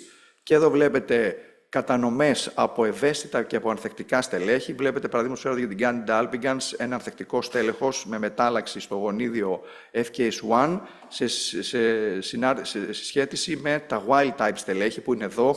Βλέπετε τι ωραίο διαχωρισμό υπάρχει μεταξύ των ανθεκτικών που έχουν τιμές MIC πάνω από 0,016, ενώ τα ευαίσθητα έχουν τιμές κάτω από 0,008. Για 2 διαφορετικά Candida albicans, Dublinensis, Glabrata, που σημαίνει ότι το Twin δεν επηρεάζει στην ανίχνευση της αντοχής στην ριζαφουγκίνη και πλέον καθιερώθηκε στο πρωτόκολλο της EUCAST. Υπάρχει συγκεκριμένο πρωτόκολλο το πώς παρασκευάζουμε το Twin, γιατί δεν είναι εύκολο, επειδή είναι παχύρευστο υλικό, θέλει να το ζυγίσουμε, θα πρέπει να είμαστε προσεκτικοί ότι βάζουμε 0,002%, γιατί και τυχόν μικρές αποκλίσεις από αυτό, που μπορούν πολύ εύκολα να γίνουν στο εργαστήριο, μπορεί να σας αλλάξει και το MIC. Αυτή είναι μια τεχνική δυσκολία που τα εξειδικευμένα εργαστήρια που έχουν τεχνογνωσία να στήσουν τέτοια πρωτόκολλα μπορούν να τα εφαρμόσουν. Λοιπόν, πάμε να δούμε στην άλλη αλλαγή που έγινε. Ήταν ο φωτομετρικός προσδιορισμός των τιμών MIC για τον ασπέργυλο φουμιγκάτους. Μέχρι πριν λίγα χρόνια, το πρωτόκολλο της EUCAST βασιζόταν στην οπτική παρατήρηση. Και βλέπετε εδώ πέρα μία εικόνα μικροπλάκας, όπου αν ρωτούσα 10 άτομα που βλέπει ανάπτυξη και που δεν βλέπει ανάπτυξη, θα έπαιρνα 10 διαφορετικές απαντήσεις. Το οποίο ήταν πρόβλημα, ήθελε πολύ εμπειρομάτι. Η EUCAST μάλιστα έλεγε ότι μπορεί να βάλεις αυτό το μαύρο χαρτί από πίσω και να δεις αν αυτή η γραμμή είναι θολή ή όχι. Ωστόσο, μπορώ να σας πω, είναι δύσκολο ακόμα και για εμάς που το βλέπουμε στο εργαστήριο. Και γι' αυτό έτσι ξεκίνησε η προσπάθεια να χρησιμοποιούμε φωτόμετρο, όπως κάνουμε και με τους ζυμομύκητες. Επομένως, μετρήσαμε την πλάκα στο φωτόμετρο, πήραμε απορροφήσεις, οι οποίες απορροφήσεις βλέπετε εδώ πέρα για τα διάφορα φάρμακα φαίνονται εδώ, για το control φαίνεται εδώ, διαιρώντας την απορρόφηση του κάθε πηγαδιού με το control, μπορείς να μετατρέψεις τις απορροφήσεις σε αναπτύξεις. Επομένως, βλέπεις πολύ εύκολα πού σταματάει η ανάπτυξη. Εδώ σταματάει στο G, εδώ σταματάει στο F, σε όλη αυτή τη σειρά και εδώ σταματάει στο D. Επομένως, πολύ γρήγορα μπορείς να βγάλεις το MIC, μάλιστα το κάνει με το μάτι. Μπορεί να χρησιμοποιήσεις αλγόριθμο το οποίο θα σου δώσει το MIC πολύ εύκολα. Έγινε και σύγκριση μάλιστα με την οπτική παρατήρηση και βλέπετε ότι οι κατανομές ουσιαστικά ήταν παρόμοιες μεταξύ οπτικών MIC και φωτομετρικών MIC. Πολύ καλή συμφωνία, 92 με 99% με την οπτική παρατήρηση και πολύ μικρά λάθη. Επομένως, πλέον στο πρωτόκολλο 9,4 περιλαμβάνεται και αυτός ο τρόπος προσδιορισμού, αλλά μόνο για τον ασπέργυλο φουμιγκάτους, έτσι υπόψη. Δηλαδή, οι άλλοι ασπέργυλοι ακόμα δεν έχουν αξιολογηθεί και υπάρχουν κάποια τεχνικά προβλήματα που εν ευθέτω χρόνο θα λυθούν και λογικά θα επικαιροποιηθεί το πρωτόκολλο για να περιλαμβάνει και τα υπόλοιπα είδη. Λοιπόν, η άλλη αλλαγή που έγινε στις μεθόδους ήταν να αναπτυχθεί ένα πρωτόκολλο διάλυσης σε άγαρ για τα δερματόφυτα. Γνωρίζετε την αλλαγή της επιδημιολογίας στα δερματόφυτα με το τριχόφυτο εντοτίνιε, που είναι ανθεκτικό στην τερμινεφίνη, και ρούμπρουμ. Πολλά ευρωπαϊκά κράτη έχουν ανθεκτικά και στο ρούμπρουμ. Επειδή ακριβώς είναι πολύ δύσκολο το πρωτόκολλο των αραιώσεων σε μικροπλάκα και απαιτεί και μακροχρόνια απόαση, αναπτύχθηκε αυτό το πρωτόκολλο με τα 4 πηγαδάκια, όπου στο κάθε πηγαδάκι έχει, βλέπετε εδώ πέρα, 2 συγκεντρώσεις τερπινεφίνης, 0,016 για να πιάσουμε τα οριακά ανθεκτικά στελέχη και το 0,125 για να πιάσουμε τα πολύ ανθεκτικά, η τρακοναζόλη, 1 μιλιγραμμάριο, και το growth control. Βλέπετε εδώ πέρα τι εικόνες περιμένετε για ένα wild-type rubrum, καμία ανάπτυξη στα βοθρία που έχουν φάρμακο, ανάπτυξη στο control, και το ιντοτίνιο ομοίως. Απλά το ιντοτίνιο, επειδή έχει λίγο πιο ψηλές MIC στη τερπινεφίνη, μπορεί να δείτε μια αχνή ανάπτυξη στη χαμηλή συγκέντρωση της τερπινεφίνης. Αυτό δεν σημαίνει ότι είναι αντοχή, απλά σημαίνει ότι είναι ιντοτίνια. Σας βοηθάει δηλαδή να επιβεβαιώσετε κιόλας την ταυτοποίηση. Και αν έχετε ανθεκτικά, βλέπετε κάτω εδώ πέρα ένα στέλεχος με χαμηλή αντοχή στην τερπινεφίνη που έχει MIC οριακά πάνω από το επιδημιολογικό όριο, που θα δείτε ανάπτυξη μόνο στη χαμηλή συγκέντρωση και όχι στην υψηλή συγκέντρωση της τερπινεφίνης. Ενώ ένα άλλο στέλεχος, το οποίο έχει υψηλή αντοχή στην τερπινεφίνη, θα δείτε ανάπτυξη και στις 2 συγκεντρώσεις της τερπινεφίνης. Επομένως, βλέπετε πόσο εύκολα και γρήγορα και αντικειμενικά θα έλεγα μπορείτε να ανιχνεύσετε στελέχη που είναι ανθεκτικά βασικά στην τερπινεφίνη, αλλά και ενδεχομένως στην ιτρακοναζόλη. Λοιπόν, τώρα όσον αφορά τις κατευθυντήριες οδηγίες που έχουν επικαιροποιηθεί, έχουν βγει 3 είναι οι αλλαγές που θα σας παρουσιάσω. Έχει βγει το Rational Document για τη ρεζαφογγίνη, που εξηγεί όλη τη φιλοσοφία πώς έχουν αναπτυχθεί τα κλινικά όρια ευαισθησίας για την ρεζαφογγίνη. Έχει βγει ένα κείμενο για το τι κάνουμε για σπάνιους ζυμομύκητες που δεν έχουμε κλινικά όρια ευαισθησίας, που είναι ένα άλλο πρόβλημα στο εργαστήριο. Βγάζετε μια κάντα φαμάτα. Πώς θα κάνετε την αξιολόγηση? Δεν υπάρχουν κλινικά όρια ευαισθησίας. Και πώς χρησιμοποιούμε εμπορικά τεστ για τον έλεγχο ευαισθησίας στην Candida auris και ειδικά στην αφωτερικίνη, που εκεί υπάρχει μεγάλο πρόβλημα. Πάμε πολύ γρήγορα να δούμε τα rational documents της ρεζαφογγίνης. Απλά θα σας παρουσιάσω το επιτροχάδι λίγο τους διάφορους πίνακες που υπάρχουν σε κάθε rational document. Εδώ θα σας παρουσιάσω της ρεζαφογγίνης, που είναι και το τελευταίο κείμενο, το οποίο βγήκε το 13 Ιανουαρίου του 2025 και περιλαμβάνει και την Candida auris. Ο πρώτος πίνακας, ο 3α, είναι οι κατανομές των τιμών MIC και τα ECOF που έχουν προσδιοριστεί. Ο δεύτερος πίνακας είναι η φαρμακοκινητική της ρεζαφογγίνης, πάνω στην οποία βασίστηκαν τα κλινικά όρια ευαισθησίας. Βλέπετε όλες οι παραπή και οι παραμέτρους εδώ πέρα. Ο έκτο πίνακας είναι τα φαρμακοδυναμικά δεδομένα, δηλαδή τι συγκέντρωση φαρμάκου θέλουμε για να πετύχουμε stasis ή killing στα προκλινικά συνήθως μοντέλα που έχουμε. Αν έχουμε και κλινικά PK δεδομένα είναι ευχής έργου, αλλά συνήθως δεν τα έχουμε στην αρχή της έγκρισης του φαρμάκου. Το 7ο section περιλαμβάνει αυτές τις Monte Carlo προσημειώσεις, όπου ακριβώς συσχετίζουμε τις κατανομές MIC με τα φαρμακοδυναμικά δεδομένα και βλέπουμε κατά πόσο μπορούμε να καλύψουμε όλο τον φυσικό πληθυσμό για το κάθε είδος. Βλέπετε εδώ για την Candida albicans, που η δοσολογία που προτείνεται πολύ εύκολα καλύπτει όλο το φυσικό πληθυσμό που βρίσκεται αριστερά. Για την Candida dublirensis οριακά, γιατί αυτές οι καμπύλες αρχίζουν και πέφτουν ακριβώς λίγο μετά από τον φυσικό πληθυσμό. Τι άλλο? Φυσικά τα κλινικά δεδομένα, γιατί χωρίς κλινικά δεδομένα δεν υπάρχουν κλινικά όρια ευαισθησίας. Επομένως, δεν θα δείτε κενό σε αυτό το χώρο. Αν υπάρχει κλινικό όριο ευαισθησίας, θα υπάρχουν και κλινικά δεδομένα που να υποστηρίζουν τα κλινικά όρια ευαισθησίας. Και τελικά ο πίνακας με τα κλινικά όρια ευαισθησίας. Βλέπετε εδώ πέρα για τα διάφορα είδη Candida και τα κλινικά όρια ευαισθησίας για ευαισθησία και αντοχή. Για την Candida auris δεν υπάρχουν επαρκή δεδομένα, γιατί δεν υπάρχουν κλινικά δεδομένα. Και μάλιστα η CLSA έχει βγάλει περιέργους κλινικά όρια ευαισθησίας για την Candida-auris, χωρίς να υπάρχουν κλινικά δεδομένα για το αν μπορούμε να θεραπεύσουμε λοιμώξεις από Candida-auris με ρεζαφουγκίνη. Λοιπόν, αυτό είναι το κείμενο που σας έλεγα για σπάνιους ζυμομύκητες, οι οποίοι δεν έχουν κλινικά όρια ευαισθησίας. Μπορείτε να το βρείτε online στη σελίδα της EUCAST. Βλέπετε, θα δείτε σπάνιους ζυμομύκητες όπως η κεφίρ, η λιπολίτικα, η λιοζιτάνιε, η πελικουλόζα, η κρυπτόκοκκι και για τα 4 βασικά φάρμακα, αφωτερικίνη, αντιλαφουγκίνη, φλουκοναζόλη και βορικοναζόλη. Επομένως, μπορείτε να χρησιμοποιήσετε αυτά τα όρια για να κάνετε αξιολόγηση του MIC που παίρνετε. Φυσικά δεν αναφέρουμε ποτέ ευαισθησία και αντοχή, έτσι, γιατί δεν είναι κλινικά όρια ευαισθησίας. Υπάρχει συγκεκριμένη φρασεολογία που προτείνει η EUCAST για να αναφέρετε τα συγκεκριμένα είδη και φάρμακα. Το warning που έχει βγει το 2024, στο οποίο συμμετείχε και το εργαστήριό μας, γιατί αξιολογήσαμε πολλά εμπορικά τεστ για να δούμε αν τελικά μπορούμε να ελέγξουμε την ευαισθησία των αντιμυκητιακών, της Candida-auris σε διάφορα αντιμυκητιακά φάρμακα και διαπιστώσαμε ότι υπάρχει μεγάλο πρόβλημα με την αφωτερικίνη. Υπάρχει το κείμενο αυτό στην ιστοσελίδα της EUCAST που ακριβώς αποτρέπει ή επιστήνει την προσοχή στον κόσμο στο πώς θα κάνει αξιολόγηση αυτών των εμπορικών τεστ, E-Test, Gradient Strip, το MIC Test Strip, το Vitek 2 και τον Zenzintator 1, όταν τα χρησιμοποιούμε για έλεγχο ευαισθησίας στην Candida-auris. Και μάλιστα, αν δείτε εδώ πέρα γραφήματα από τη δικιά μας μελέτη, βλέπετε εδώ πέρα στελέχη που μελετήσαμε τα οποία ήταν όλα ευαίσθητα, ανήκαν στο φυσικό πληθυσμό, θα μπορούσαμε να πούμε, με MIC κάτω από 1 ή και 1. Το Vitek 2 έβαζε πολλά στελέχη τα οποία είχαν τιμές MIC πάνω από 1. Βλέπετε μέχρι και 8 για στελέχη τα οποία θεωρούνταν ευαίσθητα. Πρόβλημα του συστήματος και μάλιστα, μα δείτε, είναι κυρίως τα στελέχη κλάδου 4, ενώ τα κλάδου 3, τα πράσινα, δεν έχουν πρόβλημα, και τα κλάδου 1, τα μαύρα, που είναι τα δικά μας. Άρα, επομένως, προσοχή, όταν έχετε τέτοια στελέχη και τα τρέχετε στο Vitek, θα πάρετε υψηλές τιμές MIC στην αφωτερικίνη, χωρίς να είναι ανθεκτικά τα στελέχη. Το ίδιο και για τις ταινίες. Εδώ χρησιμοποιήσαμε εμείς MTS ταινίες. Έχουν μικρότερο πρόβλημα από το Vitek 2. Εδώ βλέπετε η κατανομή είναι λίγο πιο ψηλά από την κατανομή της EUCAST. Δηλαδή έχουμε στελέχη που έχουν MIC 2 και 4, ενώ η EUCAST θα δίνει MIC 1 και χαμηλότερα.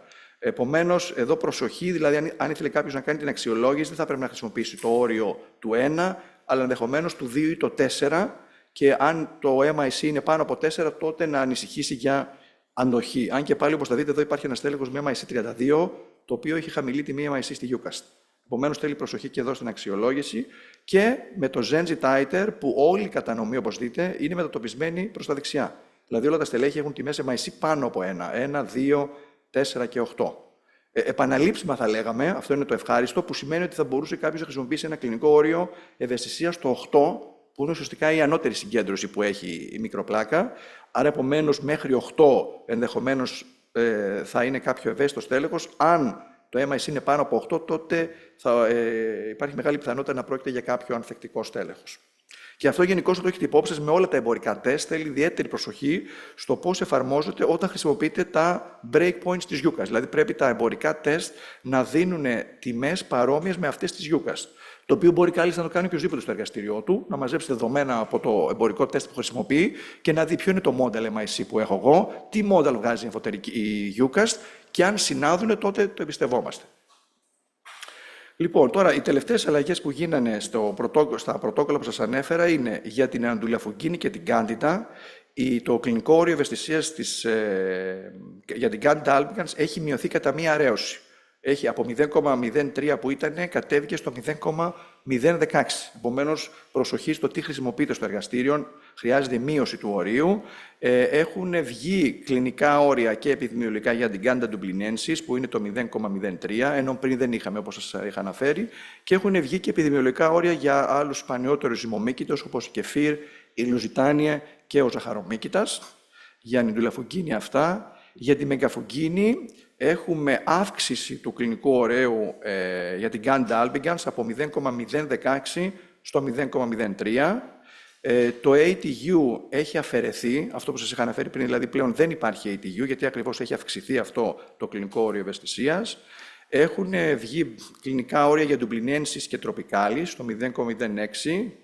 Το breakpoint για την candida παραψηλώσης αυξήθηκε κατά μία αρέως από 2 στο 4 και έχουν βγει και επιδημιολογικά για σπανιότερους ζυμομύκητες όπως είναι η ντουμπλινιένσης, η κεφίρ, η λοζιτάνιε και ο ζαχαρομύκητας.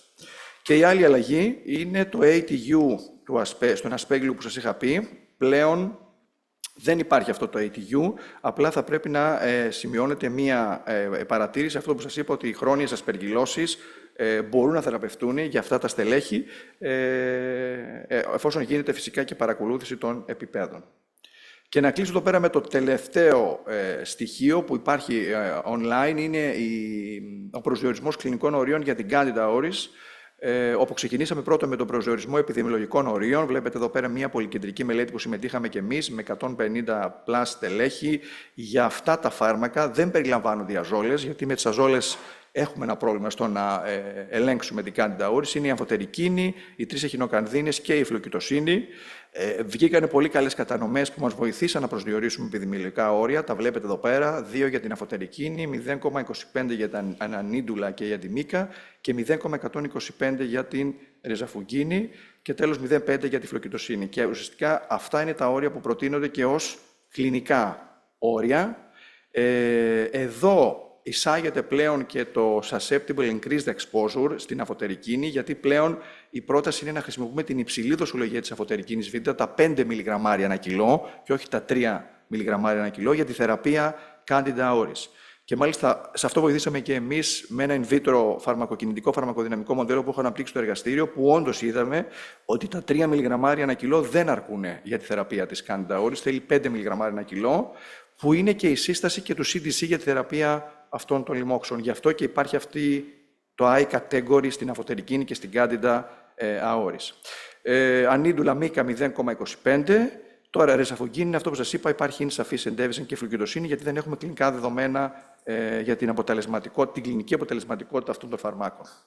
Και νομίζω με αυτό τελειώνω την παρουσίασή μου και να σας ευχαριστήσω για την προσοχή σας.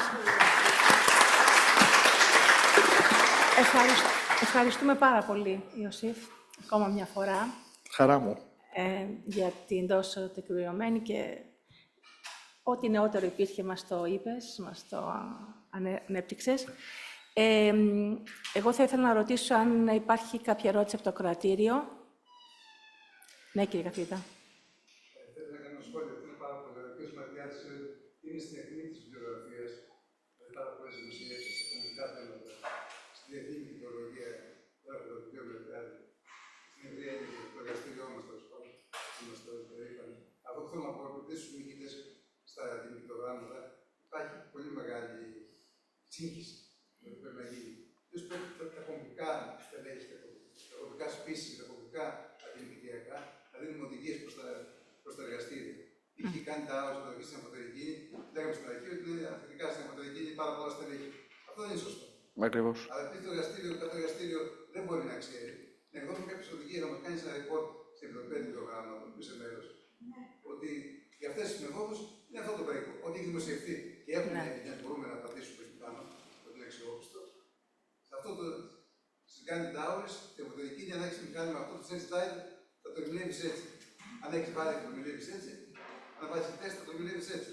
Συνοπτικά λίγα πράγματα. Μπορούμε, ναι. Συμφωνώ απολύτως. Υπάρχουν και τα warning αυτά, αλλά μπορούμε να προσθέσουμε, γιατί εμείς έχουμε μεγάλη εμπειρία και για το Vitek και για το Sense και με τα άλλα φάρμακα. Π.χ. το Vitek δουλεύει για τις εχινοκανδίνες.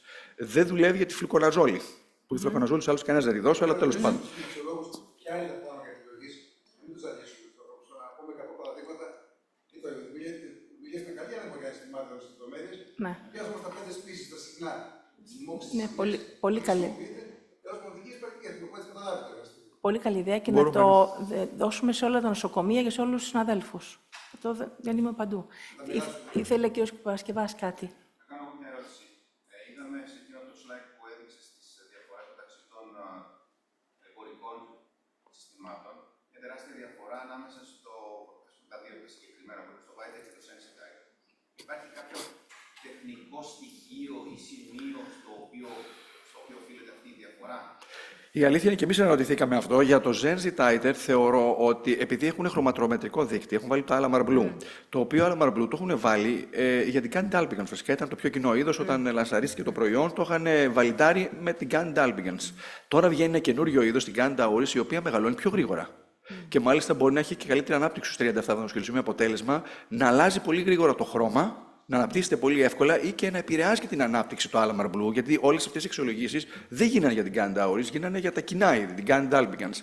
Είναι αυτό που λέω ότι νέα είδη, νέες προκλήσεις. Δηλαδή τα εμπορικά τεστ πρέπει να επικυρώνονται κάθε φορά που βγαίνει ένα νέο είδος. Δεν το παίρνουμε απλά και το εφαρμόζουμε, γιατί υπάρχουν τόσες ιδιαιτερότητες. Και κρατικό παράδειγμα η Gun Dauris.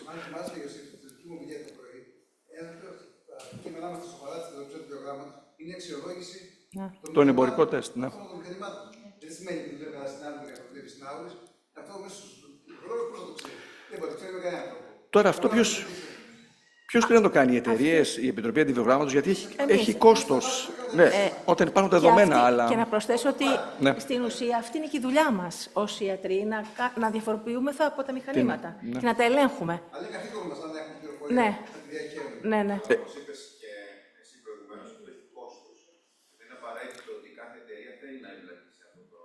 Ναι. Εγώ θεωρώ ότι όταν παίρνει έγκριση κάποια εταιρεία, προφανώς να το παίρνει για συγκεκριμένα είδη. Δεν μπορεί να το παίρνει για όλα τα είδη. Πρέπει να παρουσιάσει δεδομένα για την Gun Dalbigans, επικυρώνεται. Ακριβώς. Δεν παίρνει ISO για όλες τις εξετάσεις, έτσι δεν είναι. Οπότε θα πρέπει. Και μάλιστα κάθε εταιρεία πρέπει να βαλιντάρει το προϊόν της και να πει ότι συμφωνεί, δουλεύει για το συγκεκριμένο είδος ή όχι. Ναι, Vivian. Micronaut. Μπράβο. Και αυτό. Μάλιστα προβληματίστηκα όταν βγήκε η δικά σας εργασία που έλεγε ότι είναι πολύ ανθεκτικά στελέχη και λέω ότι τα δικά μας στελέχη ήταν όλα ευαίσθητα. Ναι.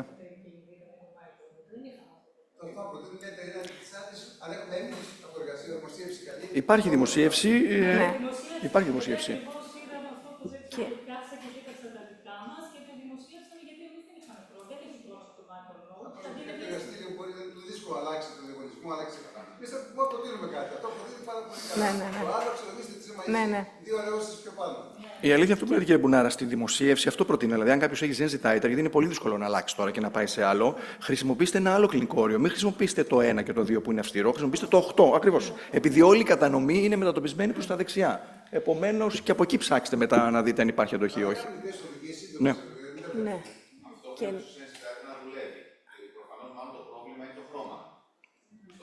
Στο Vite, όχι. Η αλήθεια είναι στο Vite και εκεί είχαμε βγάλει ένα όριο, επειδή είναι κλάδο εξαρτώμενο, αλλά επειδή εμείς έχουμε μόνο κλάδο 1, θα μπορούσαμε να προτείνουμε για τον κλάδο 1 που έχουμε ένα όριο 8-16. Πόσο ήταν, Μαρίζα? Πόσο ήταν, 16, δεν ήταν κάπου εκεί. Οπότε και υπάρχει εκεί ένα όριο στο Vite, το 16 δηλαδή. Αλλά μπορούμε να πάμε στο. Ναι.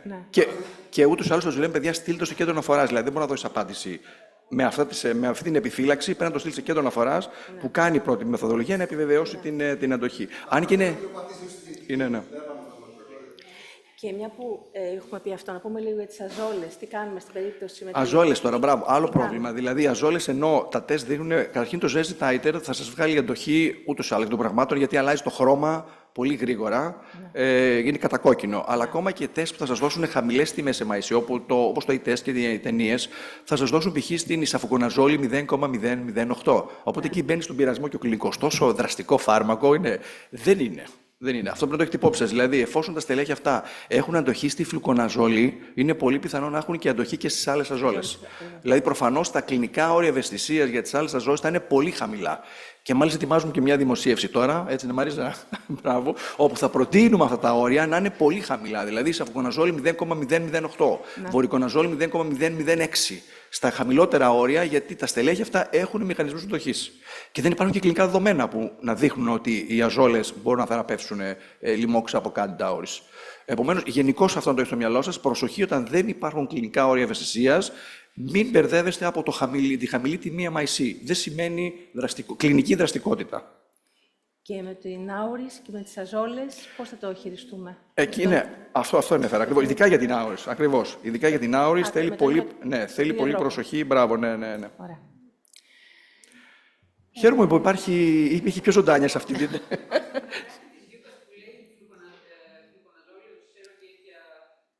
Μπράβο, το CDC, η EUCAST δεν έχει βγάλει. Το CDC λέει 32 και πάνω είναι αντοχή στη φλουκοναζόλη και μετά για τις υπόλοιπες αζόλες χρησιμοποιείται, λέει, την φλουκοναζόλη. Αλλά το 80 με 90% των στελεχών είναι ανθεκτικά στη φλουκοναζόλη, οπότε αυτομάτως θα είναι ανθεκτικά και στις υπόλοιπες αζόλες. Εμείς τώρα τρέχουμε και ένα μοντέλο πειραματικό στο εργαστήριο που θέλουμε να δούμε για τα στελέχη που έχουν χαμηλές τιμές στη φλουκοναζόλη. Γιατί έχουμε μερικά τα οποία έχουν 4, 8, 16. Μπορούμε να δώσουμε φλουκοναζόλη. Και από ό,τι φαίνεται μπορούμε. Έτσι είναι, Βασιλική. Οπότε το οποίο θα το βγάλουμε σε δημοσίευση. Αλλά χρειαζόμαστε κλινικά δεδομένα φυσικά. Δεν μπορούμε να το υποστηρίξουμε μόνο με προκλινικά δεδομένα αυτό. Ναι. Είναι σημαντικό επίσης ότι είπατε ότι οι ταινίες διαβαθμισμένης συγκέντρωσης για την αμφωτερικίνη δίνουν σχετικά καλύτερα αποτελέσματα συγκριτικά με το... Ακριβώς. Ναι. Η κατανομή τους είναι πιο μαζεμένη, ναι. Απλά θέλει να αυξήσει λίγο το όριο, δηλαδή το 2 με εκεί. Ακριβώς. Είναι λίγο καλύτερα τα πράγματα. Χωρίς να φτάσουμε επειδή χρησιμοποιώ ταινίες περισσότερο και είδα ότι σε σχέση με αυτό ότι δίνουν, ας πούμε, ψηλότερες καλύτερα, ναι. τιμές. Απλά είχαμε ένα στέλεχος με MIC32 που μας έκανε εντύπωση και ακόμα το διερευνούμε, το οποίο ήταν ευαίσθητο. Και έδωσε, έχουμε και φωτογραφία μάλιστα, δεν σας την παρουσιάσω εδώ πέρα, το οποίο είναι full ανάπτυξη και είναι ευαίσθητο. Οπότε, πάντως το 90-95% θα δουλέψει. Υπάρχει και ένα ποσοστό μικρό, στο οποίο θα σας δώσει μια υψηλή MIC χωρίς να είναι ανθεκτικό το στέλεχος. Όχι. Δεν μπορείς να το προτείνεις. Ναι. Ναι. Ενώ τα ερευνητικά θα το ψάξεις μέχρι τέλος. Θέματα δημόσιας υγείας, δηλαδή καθημερινής πρακτικής, δεν μπορείς να στέξεις. Όχι, και μπορούμε να παρουσιάσουμε ευαισθησίες. 99% δεν 100%. Μπράβο, 99%. Και έχουμε πάντα τη δυνατότητα της μεθόδου αναφοράς για να προχωρήσουμε, αν θέλουμε. Επιβεβαίως. Ακριβώς. Έχουμε κάποια άλλη ερώτηση? Εμείς πάντως δεχόμαστε στελέχη. Δηλαδή, αν έχετε προβληματικά στελέχη, τώρα συζητούσε και μία άλλη συνάδελφο πριν, πάρτε μας τηλέφωνο. Έχουμε την πρώτη μέθοδο αναφοράς. Μπορείτε να μας τα στείλετε, να τα ελέγξουμε, να τα επιβεβαιώσουμε. Μας ενδιαφέρει ο χώρος. Βλέπετε, έχουμε επενδύσει αρκετά πάνω σε αυτό και χαρά μας να βοηθήσουμε. Δηλαδή, αυτό με την αμφωτερικίνη που δεν τη δίναμε επειδή φοβόμασταν ότι ήταν ανθεκτικά, ήταν προφανώς κάποιες ταινίες που θα μπορούσαν να πάρουν αμφωτερικίνη, δεν πήραν τελικά και είναι κρίμα. Είναι κρίμα. Που δεν είναι.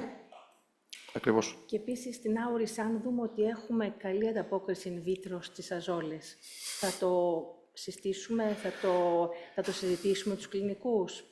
Η αλήθεια είναι πολύ σπάνια. Δεν είχαμε άλλες θεραπευτικές απολογίες. Δηλαδή, συνήθως έχουμε τις εχινοκανδίνες που δίνουν. Αν δεν μπορούν οι εχινοκανδίνες να δώσουν αφωτερικίνη. Τώρα, είχαμε ένα στέλεχος ανθεκτικό στις εχινοκανδίνες.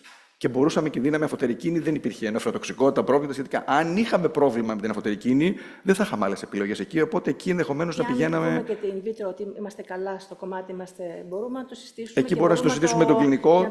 Ναι, αλλά πάλι όχι σε σοβαρές λοιμώξεις. Δηλαδή, σε μικητεμίες δεν νομίζω ότι. Σε ήπιες λοιμώξεις, δεν ξέρω, κάποια ουρολίμωξη, κάποια. Στην περίπτωση που δεν μπορούμε να κάνουμε κάτι άλλο. Ναι.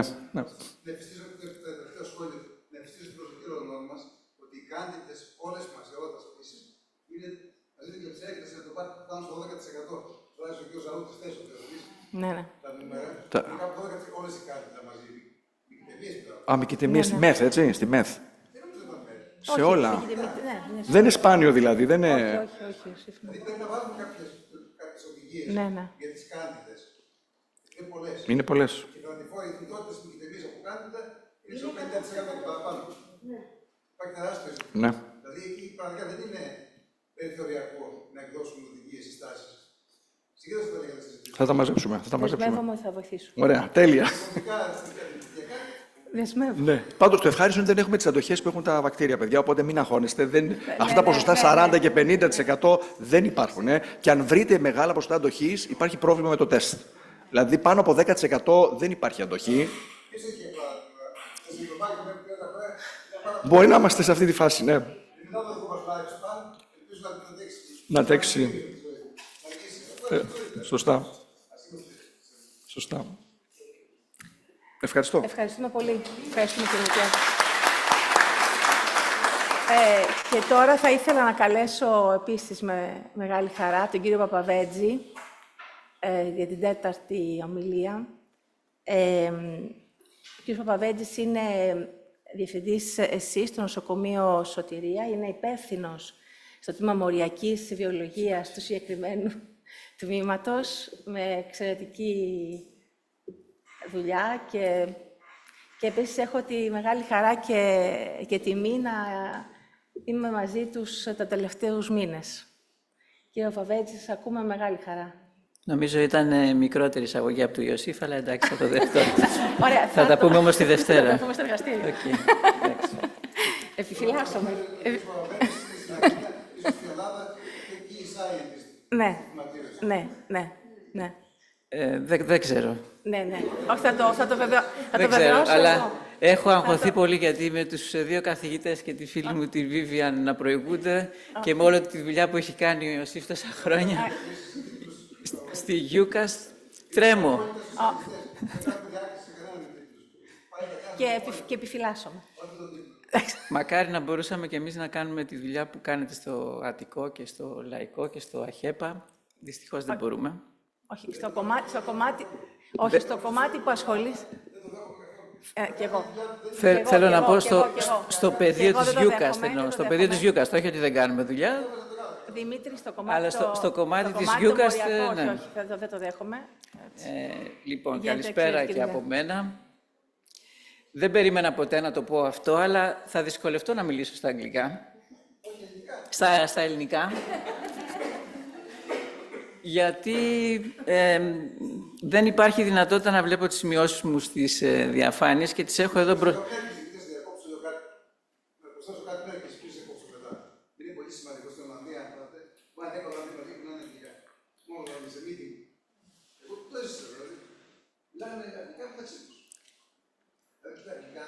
Είναι πιο αντιπροσωπευτικά στην Ελλάδα.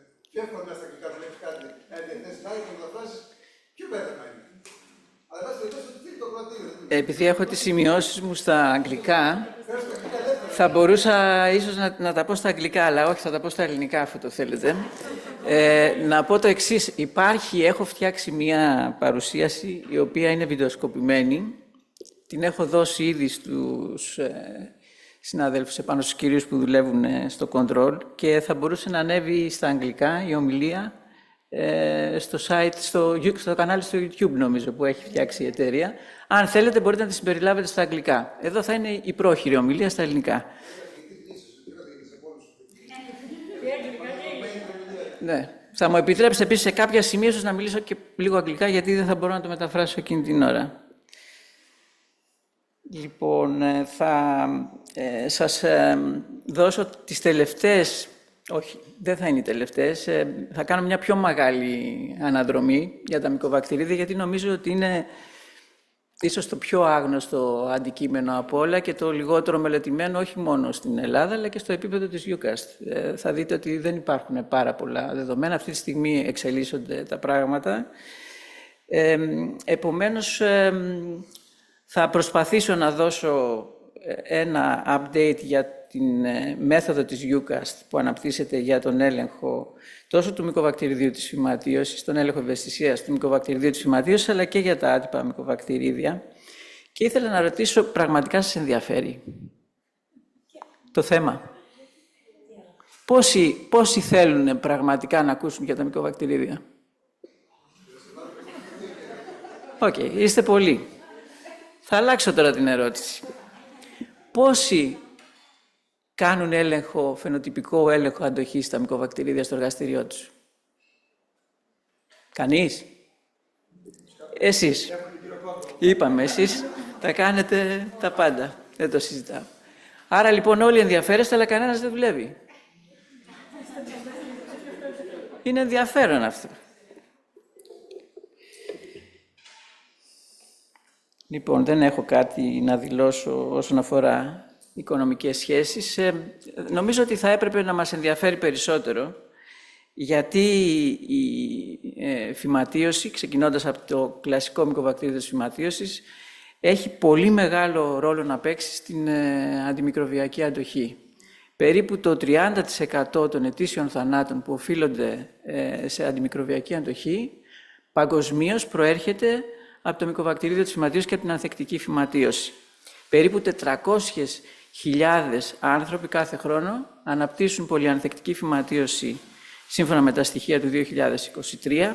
Υπάρχει και βέβαια ένα σημαντικό στοιχείο της υποδήλωσης παγκοσμίως, ενώ η θεραπευτική επιτυχία είναι πολύ μικρότερη όταν έχουμε να κάνουμε με ανθεκτικά στελέχη. Είναι περίπου στο 68%, έναντι 88% θεραπευτικής επιτυχίας όταν ο ασθενής έχει προσβληθεί από ευαίσθητη φυματίωση. Αν βάλετε στις...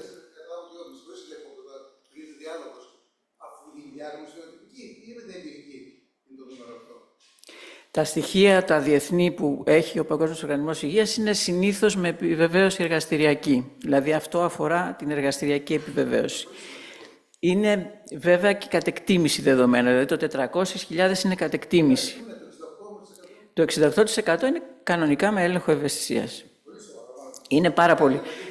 Αν βάλουμε δηλαδή, αν πάρουμε τις 400.000 που αναφέρω και βάλουμε ένα ποσοστό 32% αποτυχίας, καταλαβαίνετε για πόσους ανθρώπους μιλάμε. Μιλάμε περίπου για 80.000 νομίζω περιστατικά το χρόνο. 80.000 θάνατοι από ανθεκτική φυματίωση. Αν υποθέσουμε ότι η θεραπευτική αποτυχία σημαίνει θάνατο. Συνήθως σε ένα διάστημα 2 ετών κατά μέσο όρο. Για τα υπερανθεκτικά στελέχη, στα 2 χρόνια 1 στους 2 ασθενείς επιβιώνει. Αυτό είναι το στατιστικό που έχουμε. Οι μέθοδοι που χρησιμοποιούμε για την φαινοτυπική ευαισθησία στο μυκοβακτηρίδιο είναι γενικά μέθοδοι της παλιάς σχολής, θα λέγαμε. Δηλαδή, ο κύριος που φαίνεται στην φωτογραφία είναι ο Κανέτη, το 1963.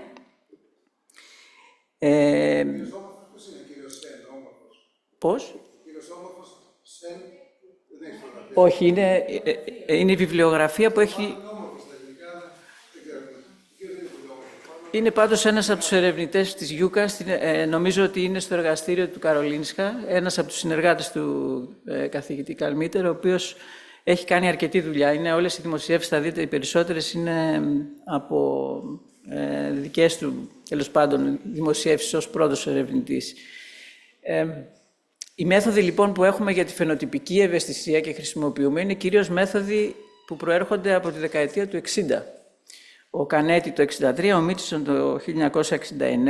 Είναι μέθοδοι οι οποίες αναπτύχθηκαν μεταπολεμικά και ουσιαστικά αποτελούν την βάση όλων των μεθόδων που έχουμε σήμερα στην κλινική πράξη. Και αυτές οι μέθοδοι που χρησιμοποιούμε σήμερα είναι μια εξέλιξη των μεθόδων των Κανέτη και Μίτσινσον, που άλλες είτε... Το και εδώ. Επάνω μάλλον. Okay.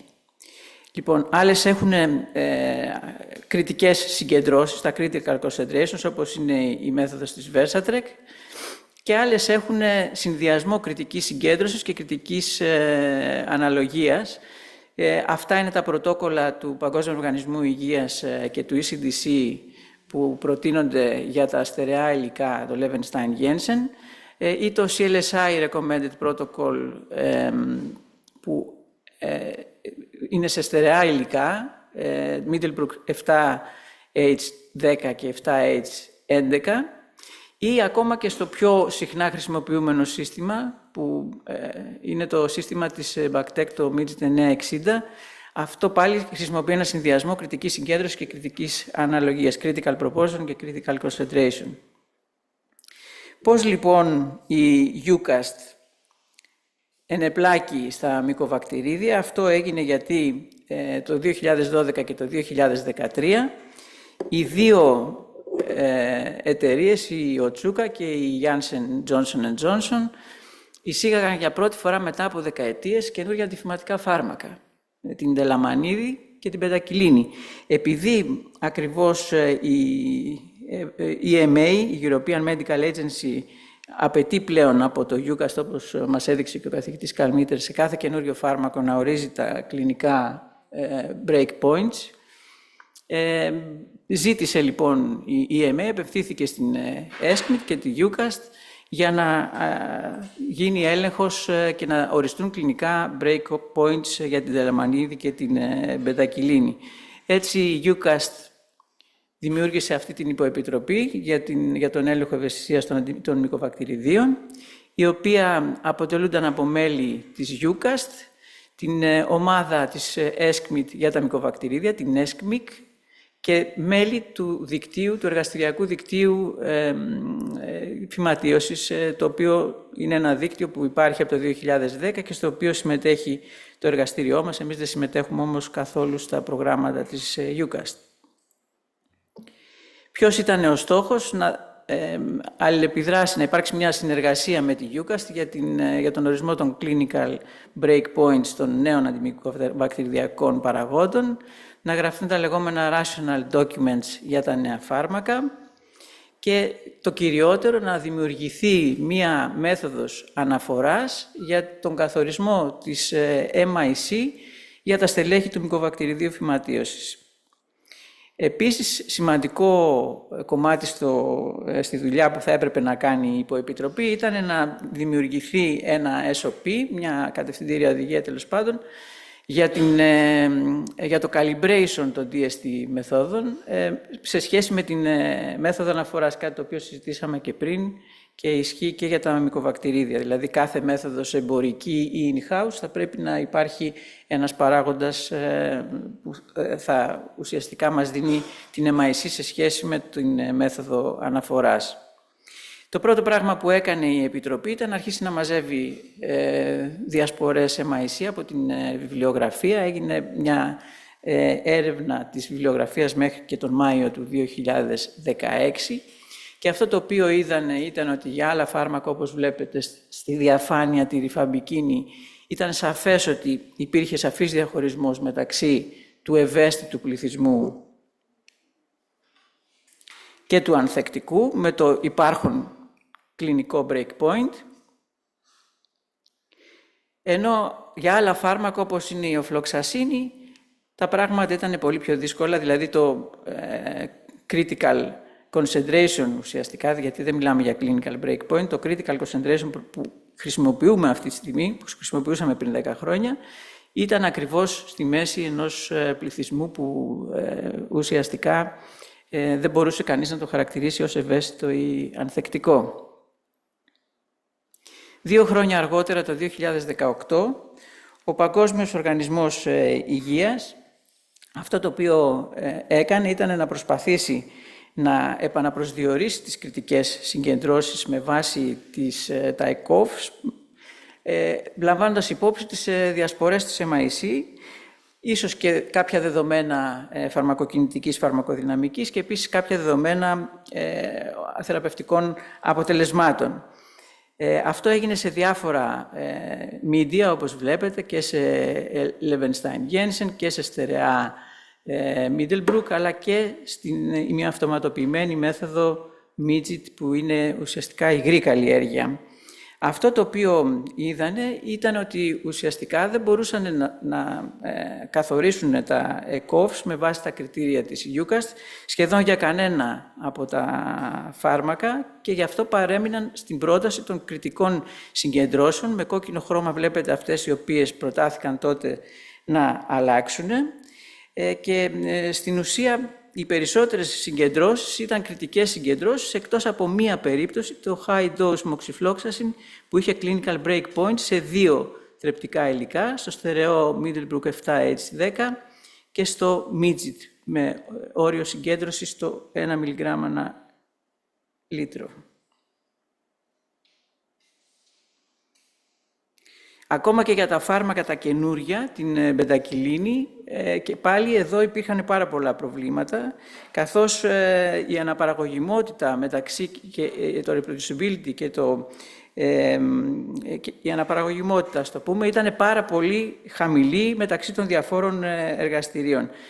Παίρναμε δηλαδή αποτελέσματα τα οποία ήταν μεταξύ ευαισθησίας και αντοχής και άρα δεν μπορούσε να γίνει διαχείριση των ασθενών, να δοθούν τα κατάλληλα θεραπευτικά σχήματα, αλλά επίσης υπήρχαν και προβλήματα στη σύγκριση των φαινοτυπικών με τα γονοτυπικά αποτελέσματα.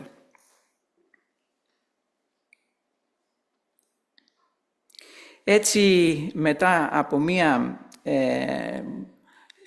συλλογική δουλειά που έγινε από τα μέλη της Υποεπιτροπής, καθορίστηκαν κάποια κριτήρια για την επιλογή της μεθόδου αναφοράς για τον έλεγχο ευαισθησίας με MIC του μυκοβακτηριδίου της φυματίωσης και μάλιστα με βάση τα κριτήρια τα οποία τέθηκαν, θεωρήθηκε ότι η μέθοδος Broth Microdilution της EUCAST Σε υλικό όμως Middlebrook 7H9, όχι σε Miller-Hindon, είναι η πιο κατάλληλη μέθοδος για να χρησιμοποιηθεί ως μέθοδος αναφοράς, αφού βέβαια γίνει ένα σημαντικό στάδιο ελέγχου, το οποίο περιλάμβανε σε πρώτη φάση έλεγχο σε 4 εργαστήρια του δικτύου της Υποεπιτροπής, με ένα πρωτόκολλο το οποίο θα έπρεπε να είναι κοινό, εναρμόνιση δηλαδή του πρωτοκόλλου και για την προετοιμασία του ινόκυλουμ και για τις αραιώσεις των φαρμάκων, για τις συνθήκες επόασης και τελικά για την ανάγνωση.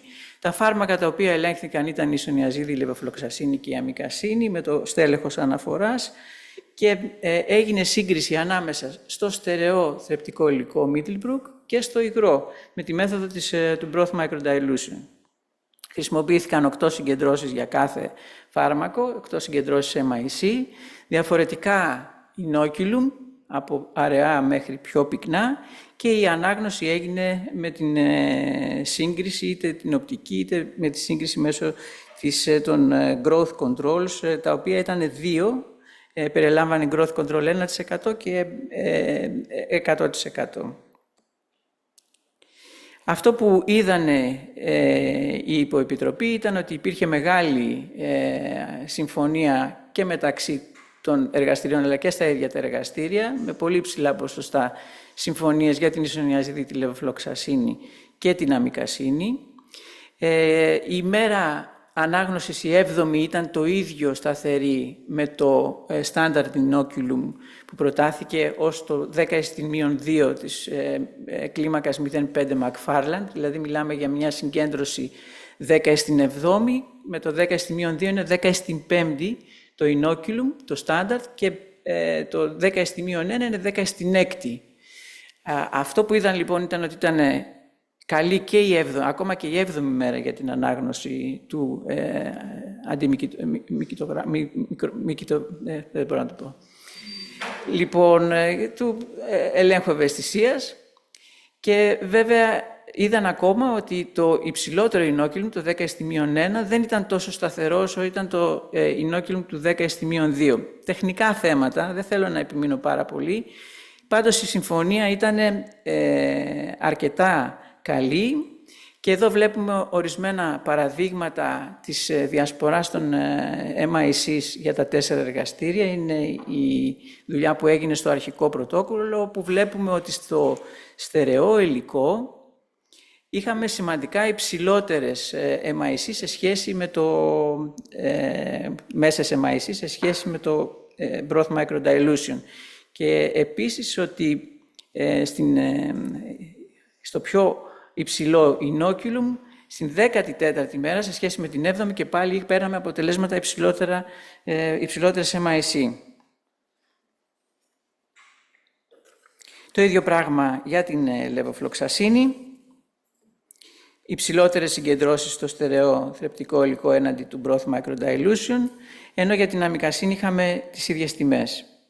Αυτά τα φάρμακα ελέγχθηκαν σε πρώτη φάση, και έτσι μετά από μία διαβούλευση περίπου 6 εβδομάδων, το πρωτόκολλο επικυρώθηκε για σχεδόν 2 χρόνια στα 4 εργαστήρια.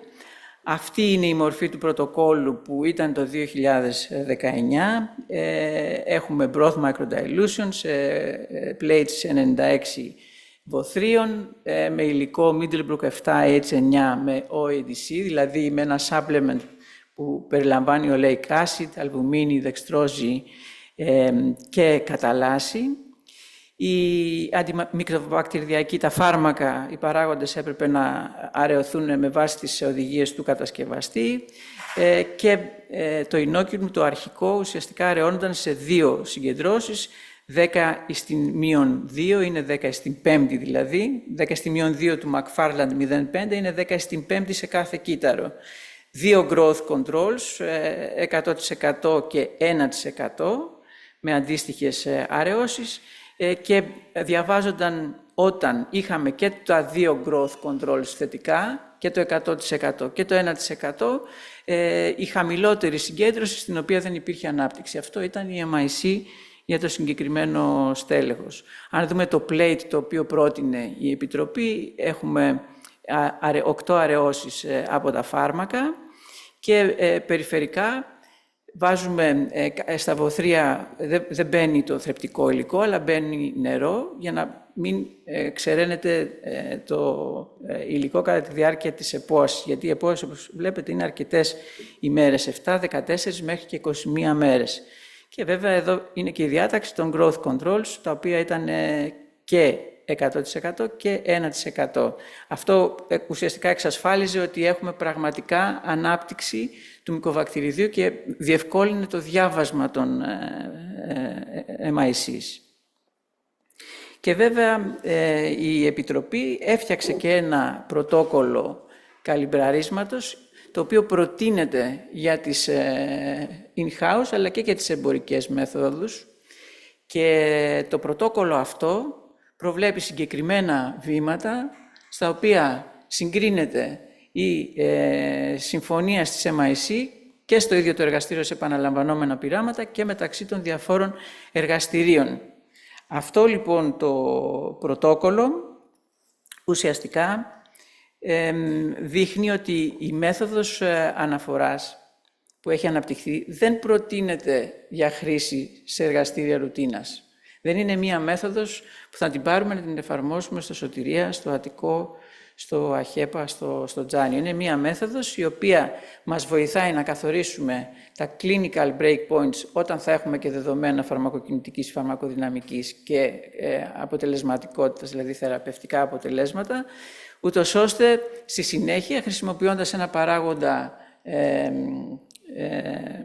μετατροπής, στην κλασική μέθοδο που χρησιμοποιούμε στο εργαστήριό μας, είτε εμπορική είτε in-house, να μπορούμε να αντιστοιχίσουμε την MIC με την μέθοδο αναφοράς. Αυτό, ας πούμε, για παράδειγμα, συμβαίνει, εδώ θέλω να πω και εγώ την εμπειρία που έχω από τα μικοβακτηρίδια, ουσιαστικά οφείλει να το κάνει η φαρμακευτική εταιρεία η οποία παρέχει το τεστ, δηλαδή οφείλει να δώσει τον παράγοντα μετατροπής της MIC σε σχέση με τη μέθοδο αναφοράς. Είναι κάτι το οποίο θα πρέπει να υπάρχει μέσα στην ίδια την εταιρεία που πραγματοποιεί, δίνει τη μέθοδο και όχι κάτι το οποίο θα το κάνει το κάθε εργαστήριο. Δηλαδή, αυτό νομίζω πρέπει να είναι ξεκάθαρο, ότι οι εταιρείες πρέπει να επενδύσουν στο να συγκρίνουν τη μέθοδο που μας δίνουν να χρησιμοποιήσουμε στην κλινική πράξη με την μέθοδο αναφοράς της EUCAST. Και από όσο ξέρω, αυτή τη στιγμή αυτό το κάνει η BD για το σύστημα MIDGIT.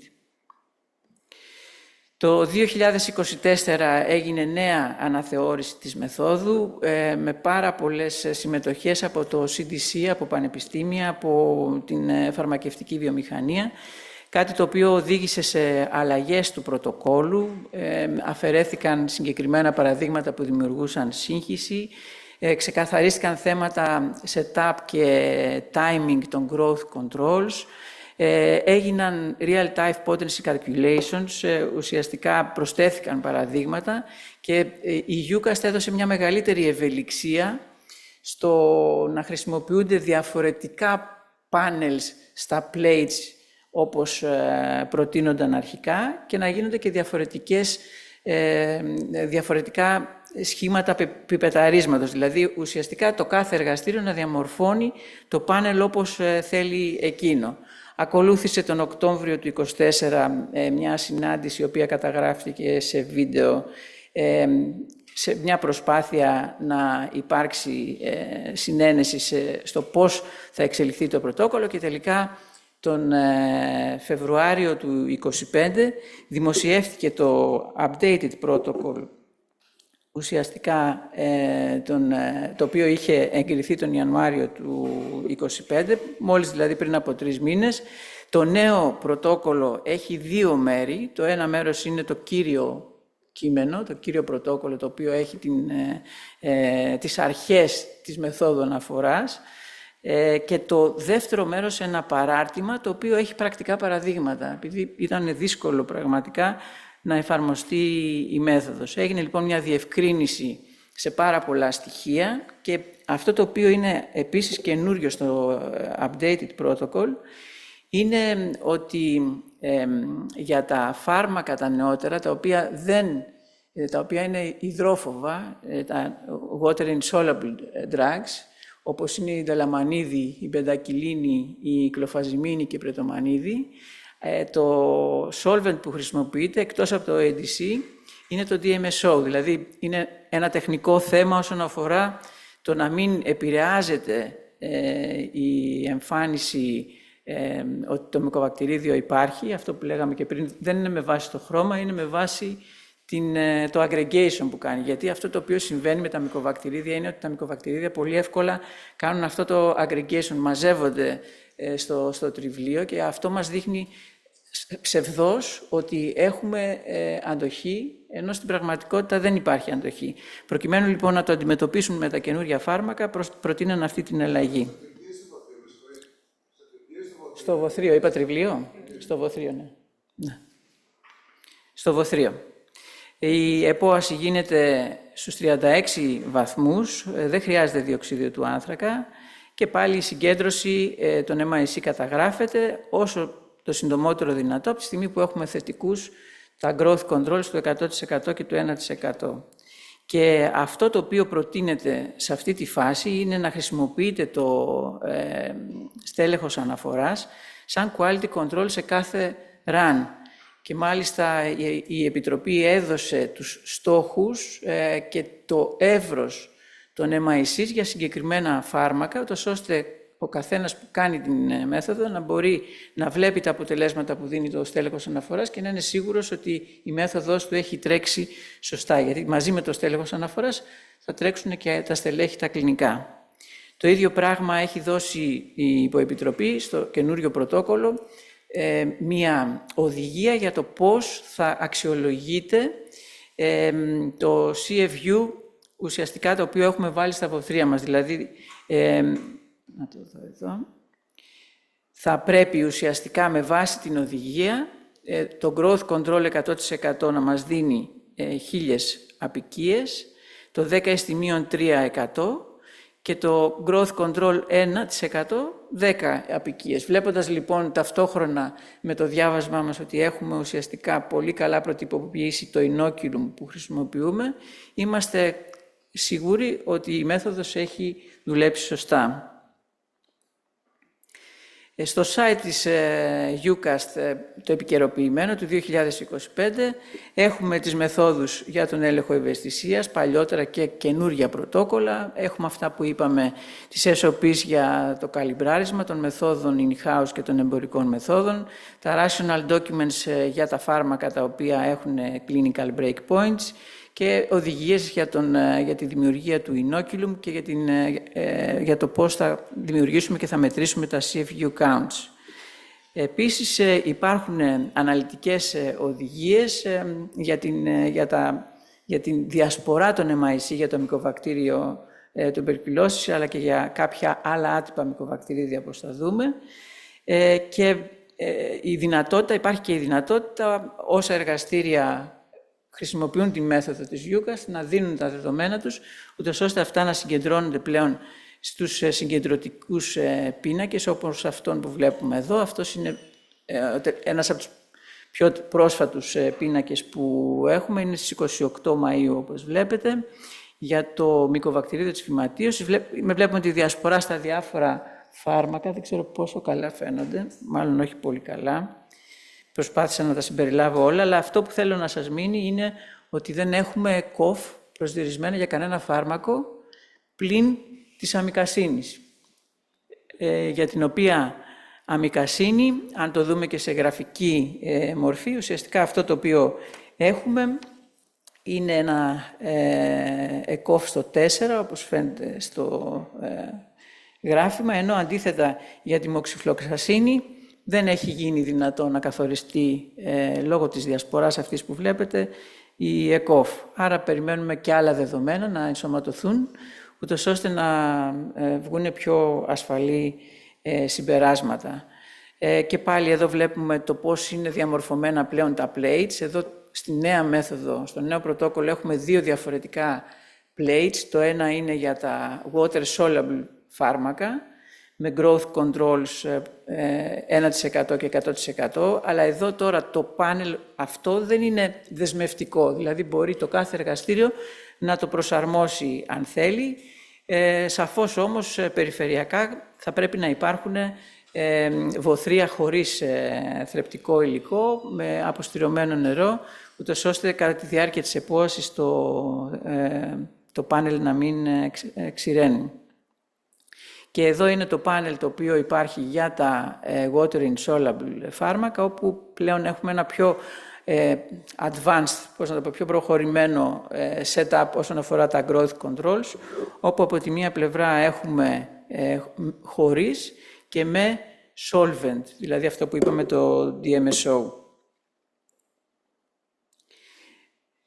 Εδώ είναι η σελίδα που υπάρχει για τα δύο φάρμακα που έχουν πάρει έγκριση από την EMA πρόσφατα, την δελαμανίδη και την μπεντακυλίνη. Ουσιαστικά έχουν οριστεί τα break points στο 0,25 για την μπεντακυλίνη και στο 0,06 για την δελαμανίδη. Είναι όμως προσδιορισμένα πριν από τα πρωτόκολλα τα οποία προτείνει με μέθοδο δηλαδή άλλη, στην πραγματικότητα είναι σε midget, και επομένως είναι tentative clinical break points, τα οποία θα αλλάξουν στο άμεσο μέλλον, όταν θα υπάρξουν δεδομένα τα οποία θα έχουν χρησιμοποιηθεί η μέθοδος αναφοράς όπως προτείνεται πλέον το 2025. Για την πρετομανίδη, που είναι και αυτό ένα από τα καινούργια φάρμακα, έχει δοθεί ένα provisional value στο 2 mg ανά λίτρο και πάλι αυτό έχει προσδιοριστεί στο midget, ενώ έχει μπει η επισήμανση ότι αυτά τα δεδομένα αφορούν αποκλειστικά το κλασικό μυκοβακτηρίδιο, δηλαδή το Mycobacterium tuberculosis complex subspecies tuberculosis.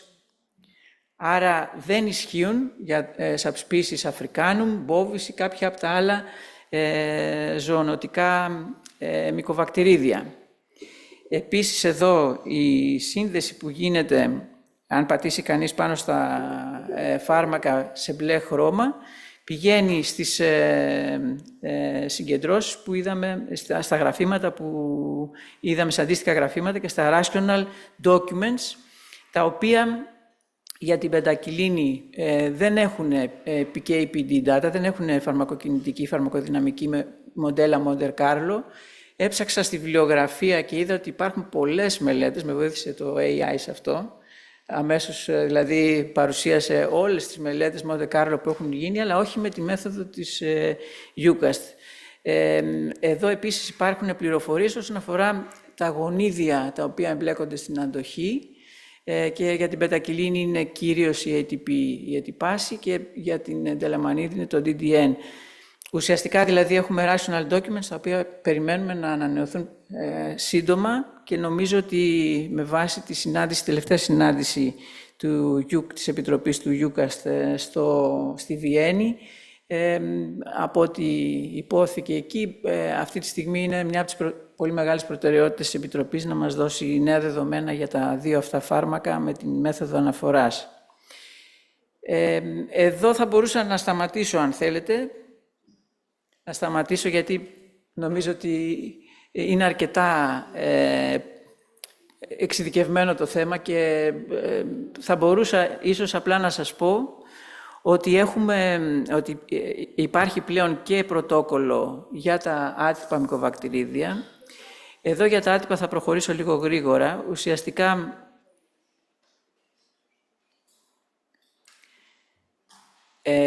τα δεδομένα τα οποία συλλέγει η EUCAST για τα άτυπα μικοβακτηρίδια προέρχονται από εφαρμογή σε Sensitizer, σε Versatrek.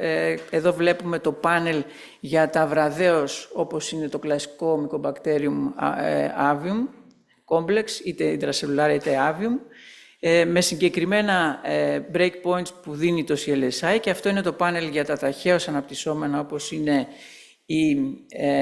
το Mycobacterium abscessus και πάλι τα breakpoints του CLSI. Συγκεντρώνει λοιπόν αυτά τα δεδομένα, και εδώ για τα άτυπα μικοβακτηρίδια έχουμε καλύτερα αποτελέσματα όσον αφορά τις ECOFs και tentative ECOFs για το avium, για το intracellular, Υπάρχουν όμως και πάλι σημαντικές διαφορές όσον αφορά τον ορισμό των ECOFs με τη μέθοδο της EUCAST, που φαίνεται με τα βέλη, το μαύρο και το γκρι είναι tentative ECOF, και τα dotted lines, οι διακοπτόμενες γραμμές, είναι τα breakpoints του CLSI. Βλέπετε ότι έχουμε ένα log, double log διαφορά όσον αφορά το avium αριστερά και το intracellular δεξιά πέφτει στο ίδιο. Αλλά αν το δούμε για την αμικασίνη, βλέπουμε ότι υπάρχουν δύο double logs διαφορά, δηλαδή το ECOF με τη μέθοδο της EUCAST έχει υπολογιστεί στο 64 και το CLSI δίνει αυτή τη στιγμή 16. Έχουμε δηλαδή στελέχη τα οποία πιθανότατα είναι ανθεκτικά, τα οποία με τα breakpoints που χρησιμοποιούμε αυτή τη στιγμή τα δίνουμε ευαίσθητα. Έχουμε ευαίσθητα, τα οποία τα δίνουμε ανθεκτικά. Ανάποδα το είπα. Ναι. Είναι ουσιαστικά πιο ψηλά το ECOF, με την έννοια ότι ένα στέλεχος το οποίο έχει, για παράδειγμα, Mycobacterium avium 32 MIC, για τη EUCAST είναι ευαίσθητο και για το CLSI είναι ανθεκτικό. Το ανάποδο. Είναι πιο χαλαρή η EUCAST. Είναι τα ECOFs αυτά. Η EUCAST το δίνει στο 64. Άρα 1,32 για τη EUCAST είναι ευαίσθητο.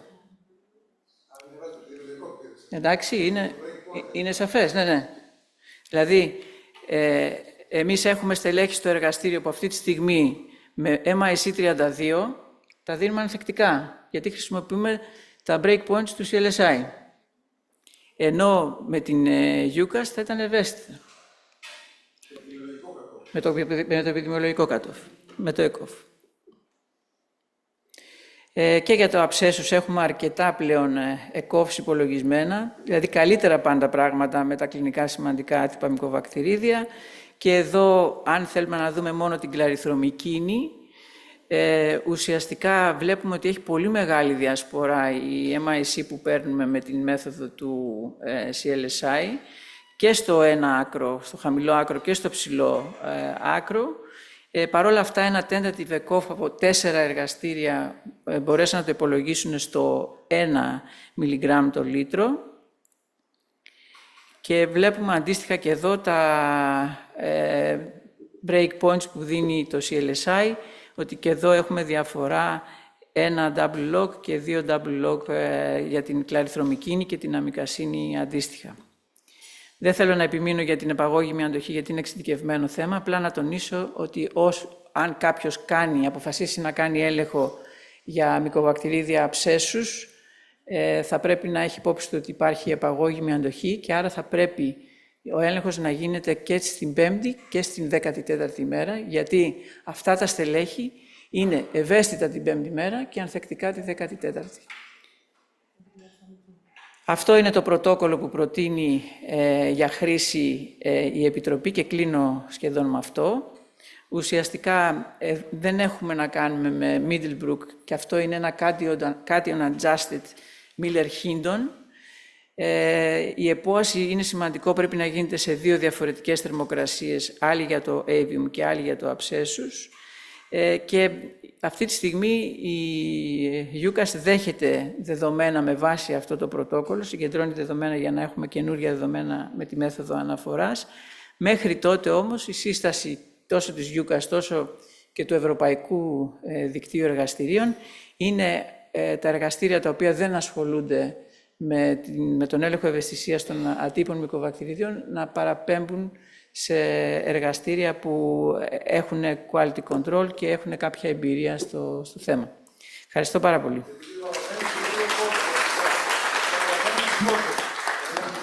Εγώ θα έλεγα με τον κύριο Κόντο μόνο. Ευχαριστούμε πάρα πολύ, αγαπητέ Δημήτρη. Εγώ, ναι, βεβαίως, κυρία Σκούρα. Ακούγομαι ή πρέπει να πάω στο... Πολύ καλά. Ωραία. Πρώτα απ' όλα να ευχαριστήσω και τον κύριο Παπαβένση και το ερώτημα είναι για τον κύριο Παπαβένση, γιατί κάτι δεν κατάλαβα καλά. Και τους υπόλοιπους ομιλητές, γιατί είχαμε τη δυνατότητα να ακούσουμε τα επίκαιρα θέματα από τους καλύτερους στο είδος. Και για το ερώτημα αν χρειάζεται, σίγουρα χρειάζεται σε ένα σεμινάριο, το πρώτο κλινικής μικροβιολογίας, να ακούσεις από αυτούς που έχουν το expertise και από θέματα που δεν υπάρχει ενασχόληση, όπως είναι το μικροβακτηρίδι που γίνεται στα κέντρα αναφοράς και σωστά γίνεται. Είπατε ότι χρησιμοποιείτε το CLSI. Για ποιο λόγο, υπάρχει κάποιος λόγος και όχι το EUCAST?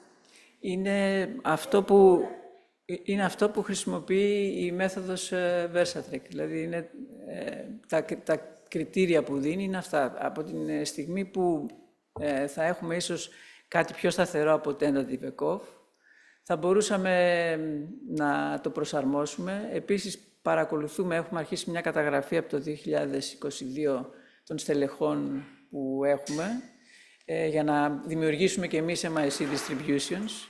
Νομίζω ότι εκεί πρέπει να πάει η κουβέντα, αλλά θέλει χρόνο. Θέλει χρόνο για να έχεις τα δικά σου distributions. Ναι. Θέλει χρόνο. Το κάνουμε αυτή τη στιγμή και μπορώ να σας πω ότι έχουμε αρκετά στελέχη αψέσους. Δεν είναι μεγάλα τα νούμερα, αλλά είναι σημαντικό το ποσοστό που έχουν επαγώγεμη αντοχή στις μακρολίδες. Και είναι σημαντικό να ελέγχονται. Οπότε αυτό θα το συμπεριλάβουμε ίσως σε ένα κείμενο που θα σας δώσουμε και για τα άτυπα. Θέλετε και για τα άτυπα, έτσι δεν είναι? Ναι. Έχουμε, είναι αυξανόμενα, ναι. Για την ρηφαμπική και τη σινιαζίδη, επειδή παραδικά δεν είπατε ότι μέση μέθοδος με τις μοριακές μεθόδους σαν πρώτη γραμμή, ή επειδή είναι πιο γρήγορο? Δεν την κατάλαβα την ερώτηση. Θα μεταλλάξει πάρα πολύ η ρηφαμπική σινιαζίδη. Σωστά. Το κάνουμε επειδή δεν είναι προτροπημένο πολύ καλά το αντιβιόγραμμα για τη θυματίωση, ή αν κερδίσουμε χρόνο? Και για τα δύο. Σαφώς ο χρόνος της διάγνωσης, η ταχεία διάγνωση είναι πολύ σημαντική. Γιατί για να πάρεις αποτέλεσμα από τη φαινοτυπική μέθοδο, το διάστημα είναι μεταξύ 2 με 3 μήνες. Στην πραγματικότητα, έτσι όπως είναι η κατάσταση, μπορεί να είναι και παραπάνω. Άρα θέλουμε ένα πρώτο μοριακό αποτέλεσμα για να κατευθύνουμε. Η συμφωνία μας για την ισονεζίτη και τη ρεφαμπικίνη γενικά είναι καλή. Δεν έχουμε θέματα. Και αν προσέξατε τα φάρμακα τα οποία κυρίως αυτή τη στιγμή δουλεύει η EUCAST, είναι τα φάρμακα της ανθεκτικής φυματίωσης. Δηλαδή, με τα πρωτεύοντα θεωρεί ότι μάλλον υπάρχει ένα κονσέσους το οποίο... Είναι πάρα πολλά τα δεδομένα που θα ήθελα να σας δείξω. Θα μπορούσα να μιλάω 3 ώρες. Δηλαδή, η αρχική μου ομιλία, όταν ξεκίνησα, έκανα μία προσπάθεια να καταγράψω ό,τι καινούριο υπάρχει τα τελευταία χρόνια και οι διαφάνειες ήταν γύρω στις 150. Η σονιαζίδη ρυφαμπικίνη δεν υπάρχει αυτή τη στιγμή, δεν έχουμε δεδομένα με τη μέθοδο αναφοράς που προτείνει η EUCAST. Δεν υπάρχουν μέχρι στιγμής ECOFs. Clinical breakpoints θέλουμε δεδομένα φαρμακοκινητικής, φαρμακοδυναμικής και κλινικής αποτελεσματικότητας. Θα αργήσουν πάρα πολύ με τη φυματίωση. Θεωρώ ότι θα εστιάσει η EUCAST στα δευτερεύοντα φάρμακα, κυρίως δηλαδή στα φάρμακα που δίνονται στην ανθεκτική φυματίωση. Γι' αυτό και υπάρχει και πολύ μεγάλη πίεση. Επίσης το αντίθετο, δηλαδή οι μέθοδοι μοριακές που έχουμε για αυτά τα φάρμακα δεν είναι σε τόσο καλό σημείο όσο είναι για τα πρωτεύοντα. Δηλαδή, ας πούμε για παράδειγμα για την πεντακυλίνη, δώσαμε πολύ μεγάλη σημασία στην ανίχνευση της μετάλλαξης στο γονίδιο της ετυπάσης. Ενώ φαίνεται ότι πολύ μεγάλο ποσοστό των ανθεκτικών στελεχών έχουν μηχανισμό αντλίας. Για τα κύρια αντιφυματικά νομίζω ότι...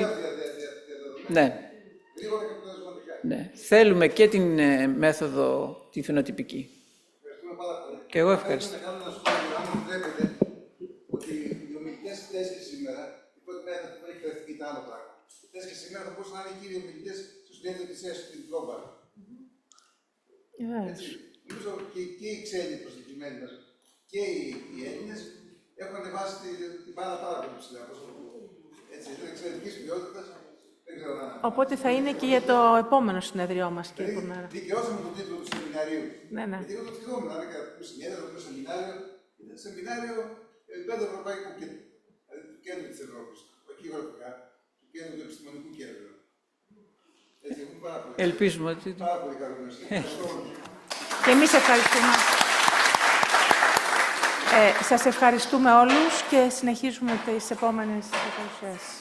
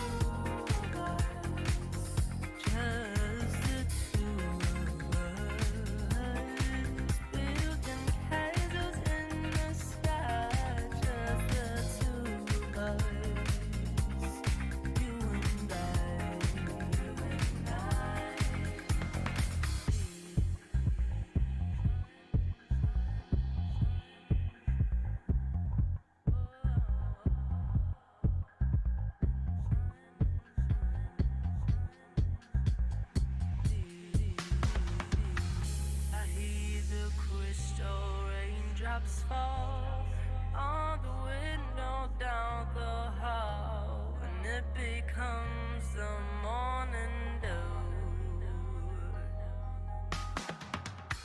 And darling, when the morning comes and I see the morning sun, I wanna be the one with you, just the two of us. We can make it if we try, just the two of us.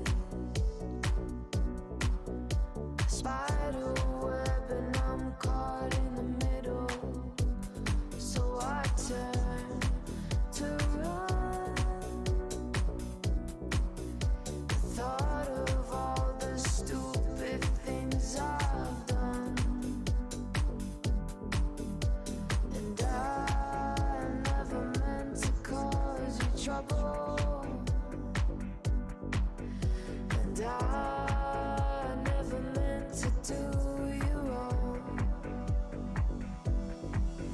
And well, if I ever caused you trouble,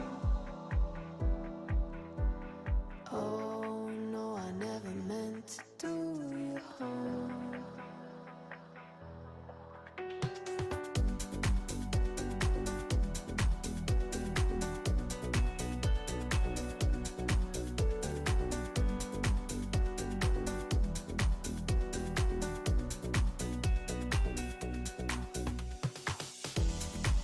They spun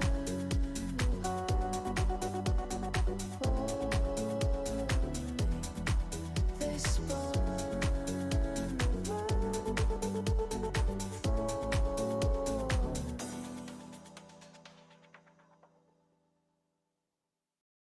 You're just too good to be true. Can't take my eyes off of you. You'd be like heaven to touch. I wanna hold you so much.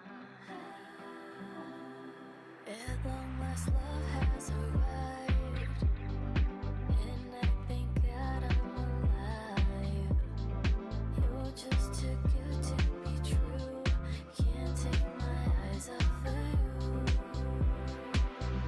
I love you, baby, and if it's quite alright, I need you, baby, to warm along the night. I love you, baby, trust in me when I say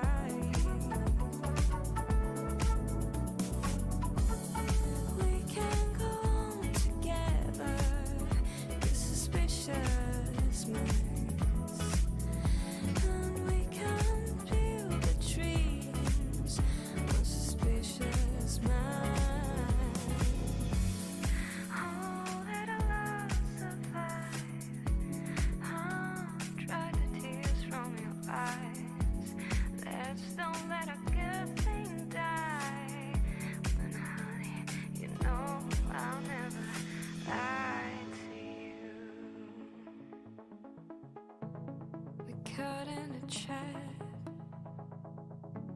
I can't walk out because I love you too much, baby. Why can't you see what you're doing to me when you don't believe a word I say?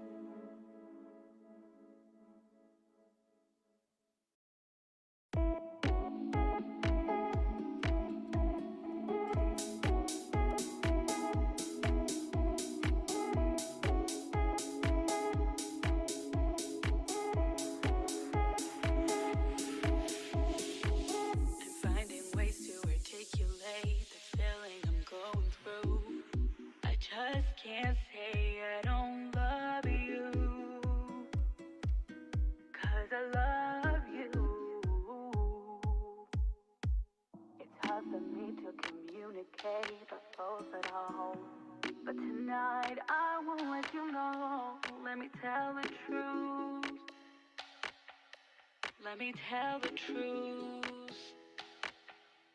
You know what I'm thinking, see it in your eyes. You hate that you want me, hate it when you cry. You're scared to be lonely, especially in the night.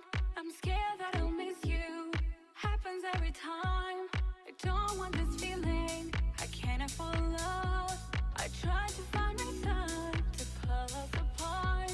It ain't working, cause you're perfect, and I know that you're worth it. I can walk away. Even though we're going through it and it makes you feel alone, just know that I would die for you. I would die for you. The distance and the time between us, it'll never change my mind. Cause baby, I would die for you. I would die for you. I'm finding ways to stay concentrate on what I gotta do. Baby boy, it's so hard on you. And yes, I'm blaming you. And you know I can fake it, that one never. And you insinuating that you think we might be better. Better me and you. Yeah, I know you do. You know what I'm thinking, see it in your eyes. You hate that you want me, hate it when you cry. It ain't working, cause you're perfect, and I know you deserve it. I can walk away. Even though we're going through it and it makes you feel alone, just know that I would die for you. I would die for you. The distance and the time between us, it'll never change my mind. Cause baby, I would die for you.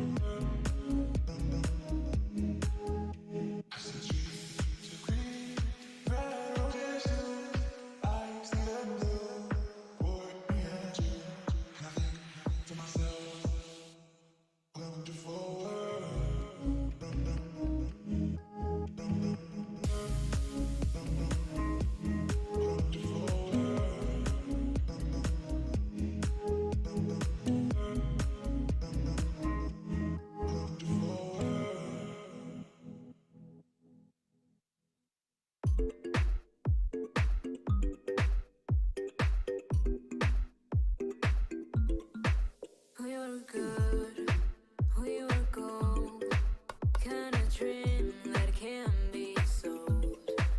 We were right till we weren't, built a home and watch it burn.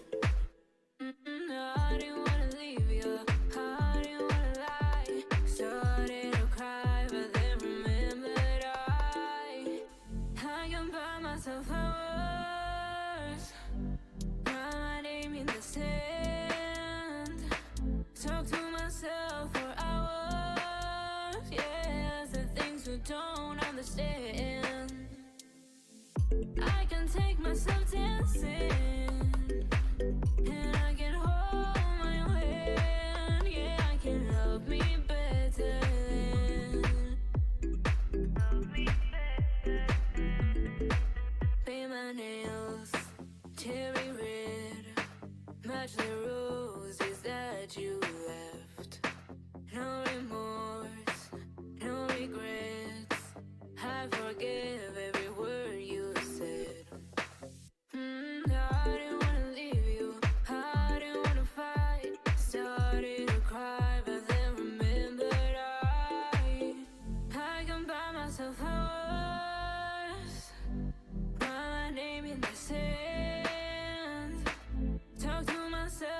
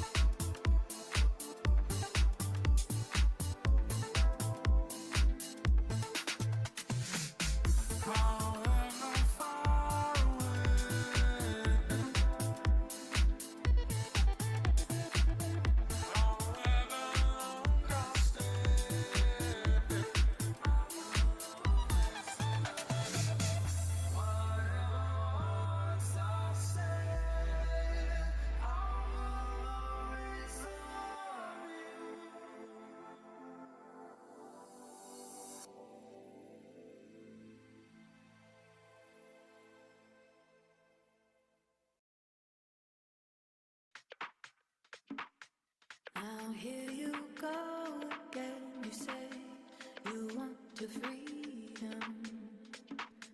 Well, who am I to keep you down? It's only right that you should play the way you're feeling. But listen carefully to the sound of your loneliness, like a heartbeat drives you mad. In the stillness of remembering what you had.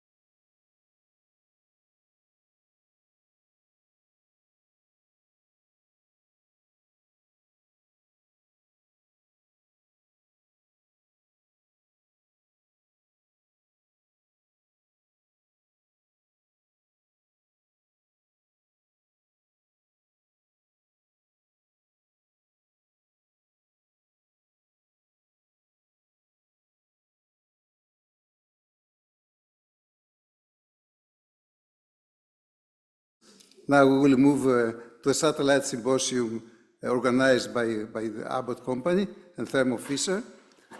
Our speaker will be Dr. Juan Fernando Diaz. He is medical director in Thermo Fisher. His talk will deal with the role of procalcitonin as a laboratory marker to guide antimicrobial treatment. So, Dr. Diaz, please go ahead. Thank you very much for coming. Thank you. Thank you very much to you for the presentation. Thanks for organize this seminar. I can explain the honor that it's to me to be here, especially my colleagues in ABBOTT know that I like Athens, specifically Athens. I know very well-known faces, so thank you for that. And thank you, my colleagues in ABBOTT for organizing this one. This is my conflict of interest. You can see ABBOTT logo. I'm supporting ABBOTT for all the educational aspects related with biomarkers, in this case, in antibiotic stewardship. So thank you, ABBOTT colleagues, for that. We are committed to dedicate most of our efforts in biomarkers, again, ABBOTT colleagues, for one of the main topics, or the main topics in this seminar, your first seminar, that is antibiotic stewardship. So we prepare a presentation about the potential usefulness about, in this case, PCT, procalcitonin, for use in antibiotic stewardship. So let me put my first slide with three questions that are really important for all of us, physicians, when we are facing a patient with a potential bacterial infection. The first one is this: really the patient needs antibiotics? You are having a lot of conference in this seminar about the importance to be the correct antibiotic in the correct patient. So obviously nothing to say about the antibiotic stewardship. It's really important, this first one. Really the patient need antibiotics. Then other important one to me is how we manage, how we see that the treatment is working. It's an important one. And the third one is this. Obviously, we have to stop, to de-escalate the antibiotic at the right moment to avoid antimicrobial resistance, adverse effects, and all these kind of things. These are the three topics that we are to cover in this conference, in this talk. A few words about procalcitonin. You know, procalcitonin is a pro-hormone derived for calcitonin, encoded in the Cal1 gene in 11th chromosome. And I would say with these three important functions that you can see at the bottom to the right. First is diagnostics. Diagnostics between, let's say, globally speaking, bacterial and viral infection. The second one is prognostics. We know, we are going to see in a couple of slides, you know it perfectly, the different cutoff, the different values of procalcitonin that lead to the severity of the patients. And the third one, very important, I wouldn't say the most important, but very important and very close to the main topic of this your seminar, is how can be used for antibiotic stewardship, to follow up the antibiotic treatment in the different patient. You know, PCT is only induced in during bacterial infection due to a chain of cytokines that involves all the parenchymal cells in the body. That's the reason, because you know, in some patients you have a very, very high levels of PCT. It's one of the advantages of PCT. If you have many cells in the parenchymal of all the body to respond to the bacterial injury, you have very, very high values of PCT. It's not the case in viral infection. In viral infection, due to the action of interferon, you have not this induction of PCT. So theoretically, you have a let's say, a very good indicator, a very good biomarker to distinguish bacterial or viral infection. This is my first slide. I'm coming to you because here we say PCT is a more sensitive and specific marker for sepsis, better than CRP, and it's true. But this is not meaning, and this is something that I always say, that's not mean that PCT is the best biomarker in the world and CRP is the worst biomarker in the world. No. You can see in a couple of slides, they are different kinetics. So due to different kinetics, we have to use both in a rational way. But talking only about bacterial infection is true. PCT has a better diagnostic throughput than CRP. Sometimes it's an anecdote, but talking with some customer, also friends of mine, treating with critically ill patients, they say, I prefer lactate to PCT. And I say, why? They are different biomarkers. PCT is related with bacterial infection, and lactate is due to perfusion, to capillary perfusion. So could be complementary biomarker. So we have to put in place these different physiopathology roles, these different values of the biomarker. This was for diagnosis. This is for prognosis. PCT could reflect severity of infection. Here you have, I'm not going into details, about the different values that could lead to, let's say, a different response in front of the patient. You have to act in a different way depending on the levels of PCT. And this is due to that. We have not, Thermo Fisher has not, Abbott has not the best biomarker. It's a very, very good one, but the truth behind is the kinetics of the biomarker, the physiopathology of the biomarker. It's a biomarker that in case of a bacterial infection, rise in the first hours.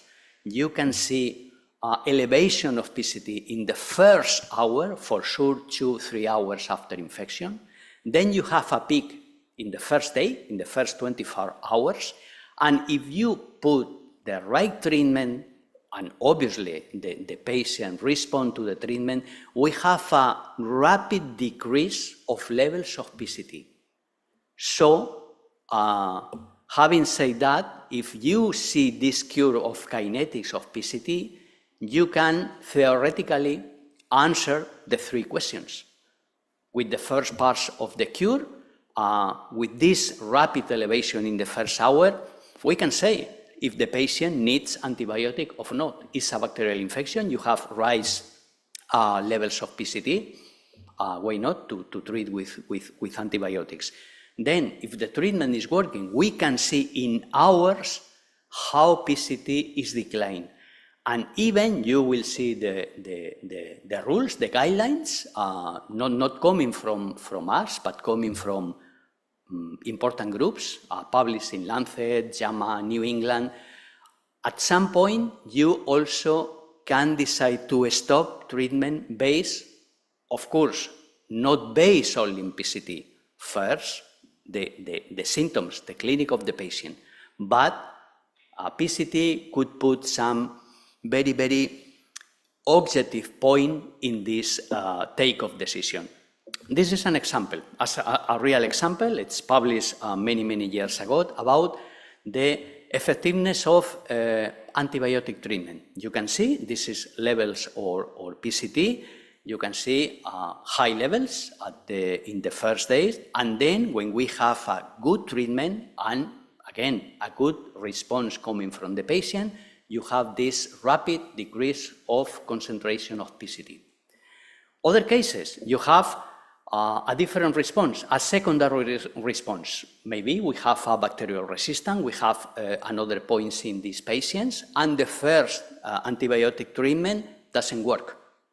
We change the antibiotic, we de-escalate, we make extra things, and we see a secondary response. PCT reflects also this answer coming from the patient.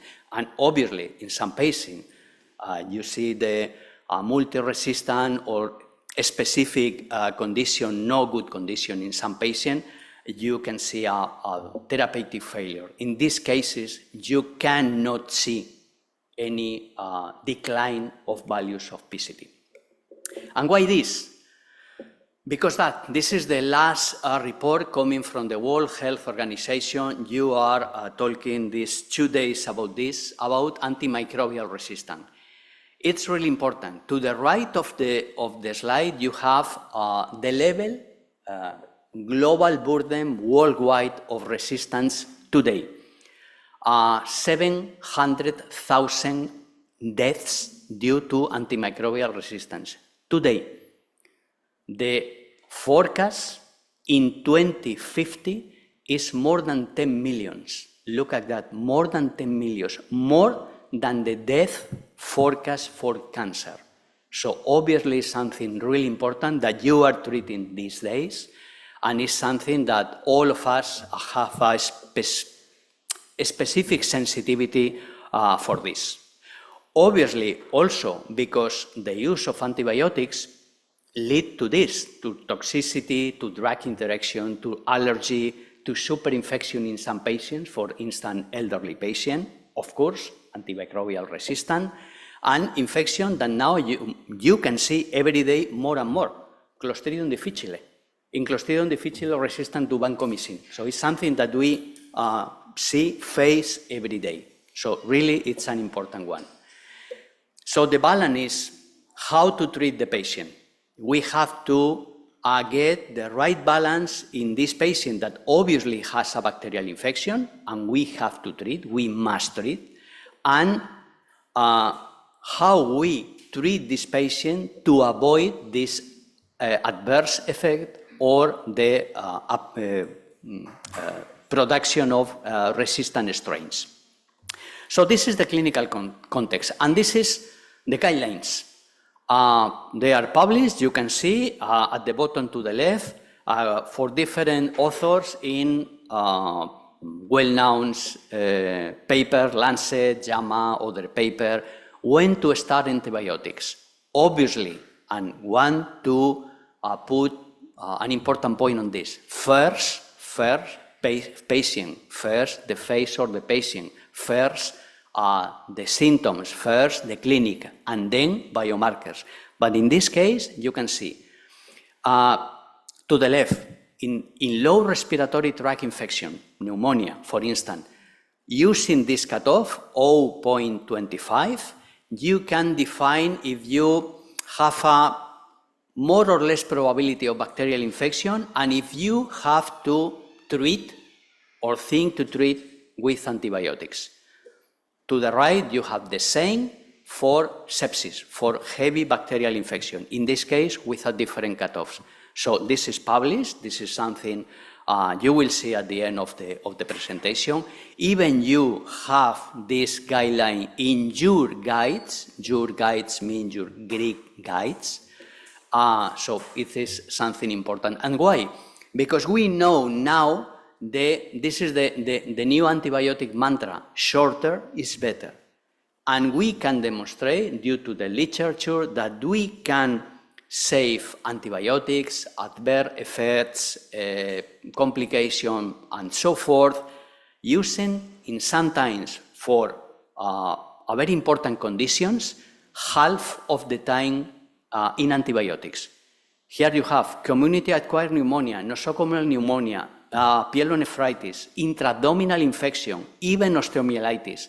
In all these cases, these graphics are coming from different meta-analysis. We can demonstrate, we can show that we can treat the patient with the same results half of the time. So really, this is important. So how we can treat an individual patient? Again, the rules, and again, you have to the left at the bottom the different reference of this.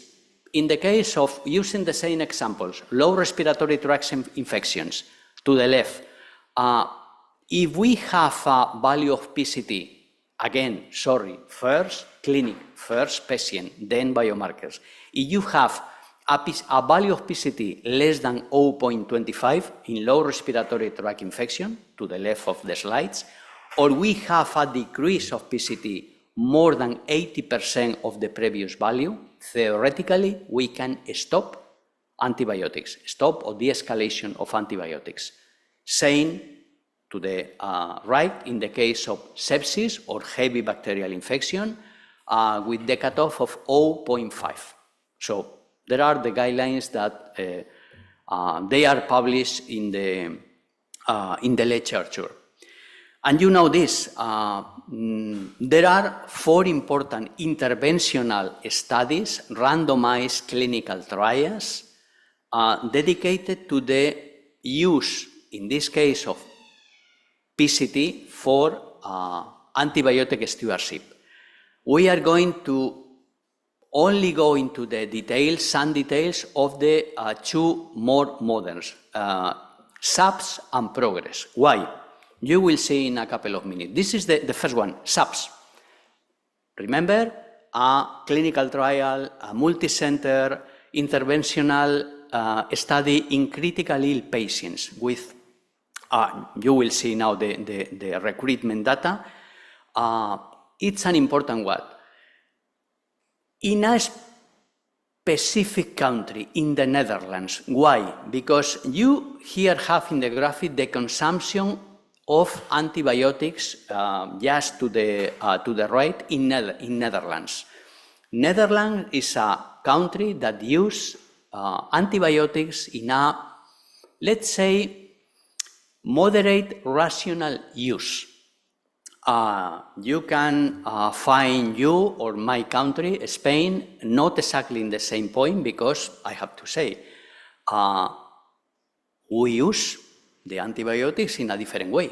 We are doing, obviously, a very, very, very good medicine. I have to say, because I also deal with the Nordics countries in Europe, I would say in the better way, but we have the resources that we have. But we are not using antibiotics in the same rational way that in Netherlands. You will see in some slides the reason to say that. So it's a perfect study in a country with a, let's say, few consumption of antibiotic treatment. So this is the design of the study.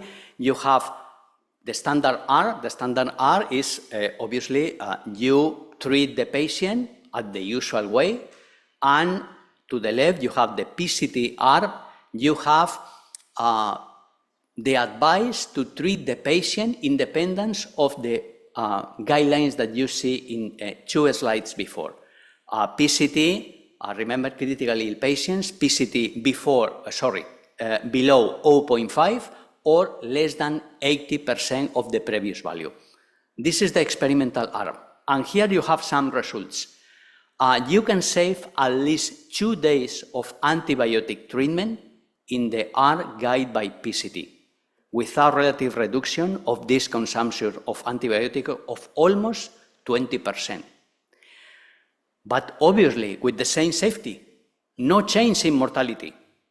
You have less mortality in the R guide by PCT, but I have to say, to be honest, it's a non-inferiority study. It's designed as a non-inferiority study. So the only thing that we can say, even with this data, is that at least we have the same safety that using in the clinical habit that they have in this hospital. So very, very good data. How the arguments they put about this less mortality? Very, very obvious. The adequacy of antibiotics, the more timely recognition of other diagnoses, and obviously less exposure, less toxicity of some antibiotics, especially in some population, elderly, people with kidney failure, obviously. So that's the point. So SAPS study was an important milestone in antibiotic stewardship because this author demonstrated the effectiveness and safety. But to me, we have a special one, because this is something that is demonstrated, the effectiveness and safety to use, in this case, PCT to guide antibiotic treatment. But what about adverse effect? What about other infection, other special infection between quotes, multi-drug resistant organisms, Clostridium difficile infection, even cost? And here you, in Greece, prepare up, to me, perfect study coming from Professor Yamarelos, covering these topics. We are not going into the details, you know perfectly this study. Again, it's an interventional study, multi-center study in Greek centers with the same arms. One, a usual one, a clinical one, only based in the regular use in this hospital. Another one, guided by PCT. Why this is, to me, very important, this study? Even more, please put quotes to this, more than subs. Because we live in the people that we live, you in Greece, I in Spain, and we have a lot of antimicrobial resistance. So we don't use the antibiotics in the same way that in the Netherlands. So we can see the results, even in this condition. Well, this is the primary endpoint. It's a composed index about infection for Clostridium difficile, multi-drug resistant organisms, blah, blah. But also, they are very important to include different secondary endpoints. Mortality, of course, but look at this. Length of stay, length of antibiotic therapy, and cost of hospitalization. We have not the same resources that Greece and Spain, that in Netherlands. So obviously this is really important. And here you have some results. In blue, the standard of care are. In red, they are guided by PCT. And you have the results. The infection associated adverse events, it's half in the R guide by PCT. But here you have, for instance, the area under the curve for antibiotic exposure. Again, in the R guide by PCT, you have half the days that in the regular R. And to the right, you have similar benefits in all kinds of infection. All the infections, the first two graphics, community-acquired pneumonia, healthcare-associated pneumonia, blah, blah. In all kinds of condition of infection, we have the same results. Here, no impact on mortality. Again, it's a non-inferiority study, so we cannot say, we have not said that we are having less mortality using PCT. But here are the data. Again, almost you have half the mortality in the R guide by PCT with the hazard ratio in this data. Sometimes this is an important point because, and talking with my colleagues in ABBOTT, when you talk with the labs, obviously we have, and for sure in all the Mediterranean area, Italian people, Portugal and Spain, we have fixed budget, meaning the budget of the PCT in this case, of the troponin or the ProBNP, is leading for the lab, not for the wards, not for the critical ill unit, pediatrics, and so forth. So sometimes they say, yeah, but PCT is really expensive, so it's difficult to implement. And I used to say, I can show to you, you know this data. If you can save 2 days, let's say 1 day in a critical unit in every hospital of Europe, all Europe, the average price of a bed in an ICU is almost 2,000 euros. If you only can save 1 day of this patient, how PCT is expensive.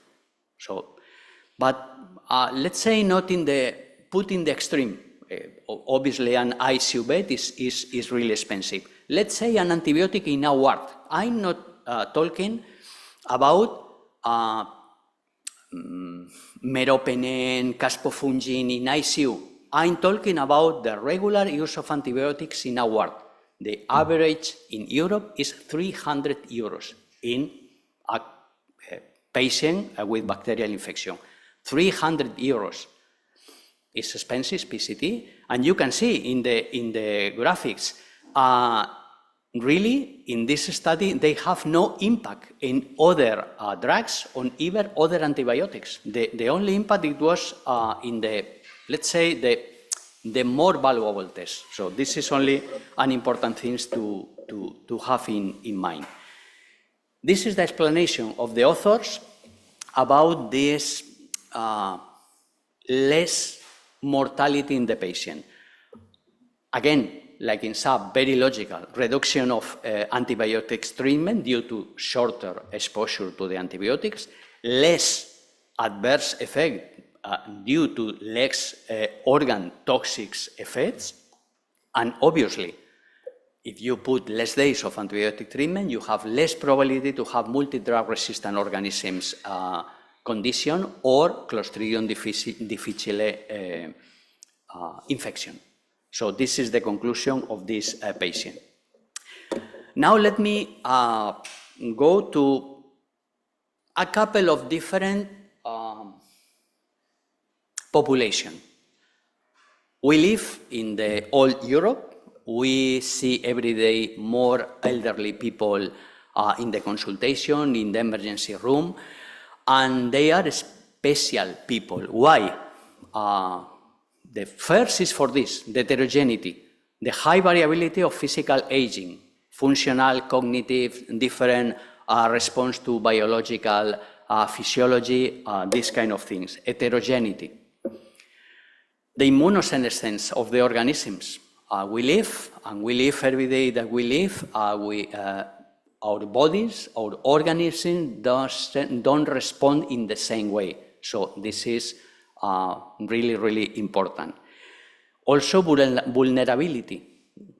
We have in elderly people a higher incidence of infection, of important infection. We have a higher rate of hospitalization, and we have more risk of complication. We have more antibiotic-related adverse events due to the age. You have, we have mentioned before, more infection with Clostridium difficile, we have more antimicrobial resistance, we have more toxicity, more drug interaction with other drugs that obviously when we are getting older, we take. And often is something that is seen in the internal medicine services, only in the emergency rooms. How of these elderly patients go with an abdominal pain, with no fever, with no special signs that we can see in people less than 40 years old. So this is really important. And of course, long-term disability. As far as you pass with these elderly people more days in the hospital, you have more, again, antimicrobial resistance, more adverse effects, more all these kind of disabilities, even mental disabilities, to be disoriented and all these kind of things. So obviously, we, in every patient, but especially in this patient, we have to choose the right drug, the right patient, the right time, and the right duration. It's for that it's very, very important to have some tools, in this case, some biomarkers that put this objectivity in the clinical decision.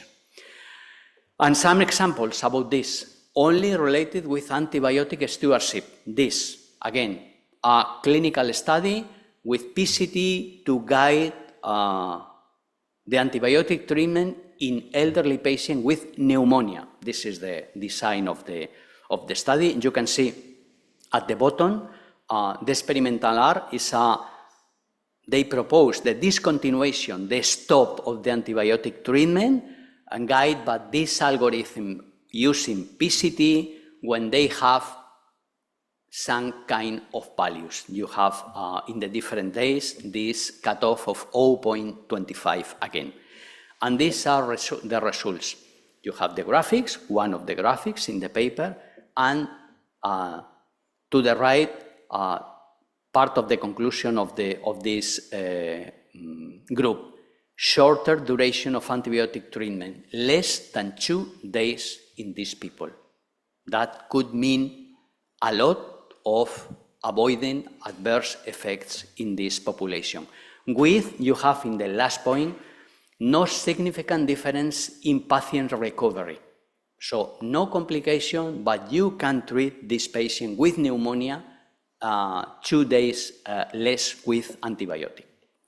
Same, one of the main infection in elderly people is urinary tract infection. You say another clinical trial, the same way.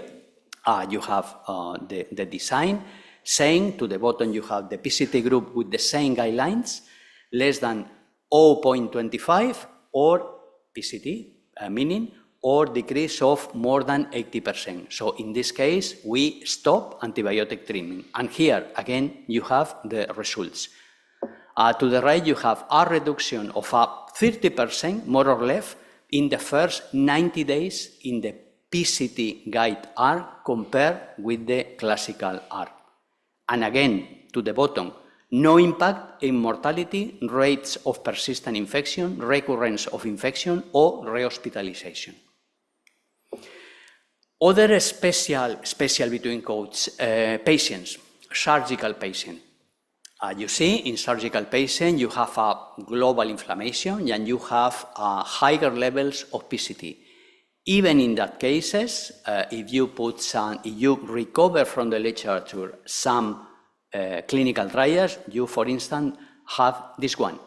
In the case of acute pancreatitis. Again, you can see at the bottom, the experimental arm.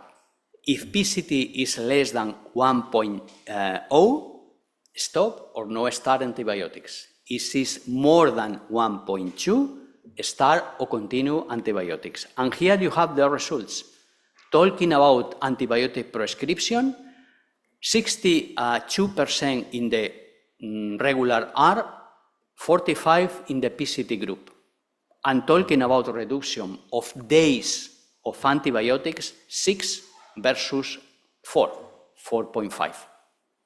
So it's something demonstrating. And this is that say that last guidelines about the use of biomarkers in pancreatitis. You can see at the bottom that serum measures of PCT may be valuable in predicting the risk of developing infected pancreatic necrosis. So this is that they say the guidelines. Peritonitis, a couple of examples. Again, same guidelines, clinical trials talking about use PCT to stop antibiotics in intra-abdominal infection and peritonitis. First one, here you have the area, the area under the curve, the survival curve, with these evident results. And my last point is guidelines. You know, PCT is included in the last surviving sepsis campaign guidelines, talking about the usefulness to guide this patient. And you know also that PCT is, since 1 year and a half ago, one of that they say essential in vitro diagnostic test, coming from FDA and World Health Organization. Guidelines. We have guidelines from many years about sepsis, coming from the Lab Medicine Association for low respiratory tract infection during COVID pandemic, and even for a specific population like pediatrics. But to me, this is a very important one, is your guidelines. Your guidelines coming from 1 year ago, leading for the group of Professor Giamarellos, recovering more or less the same wording that the sepsis, surviving sepsis campaign say. To the bottom, you have, we suggest antimicrobial treatment discontinuation after first, really important, favorable clinical response. This is first, the phase of the patient, or feeling as physician with the patient, and then biomarkers. And in this case, if you have a decrease of PCT less than 80% of the previous value, or for this patient, 0.5, you can, with safety, discontinue, de-escalate, stop antibiotics.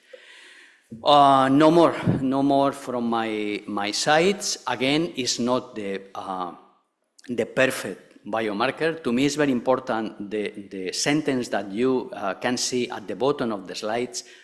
No one biomarker, absolutely no one biomarker, even proBNP, even troponin, even PSA in urology patients replace clinical decision. First is clinical decision, but it's true that this kind of biomarkers could put some objectivity in this patient.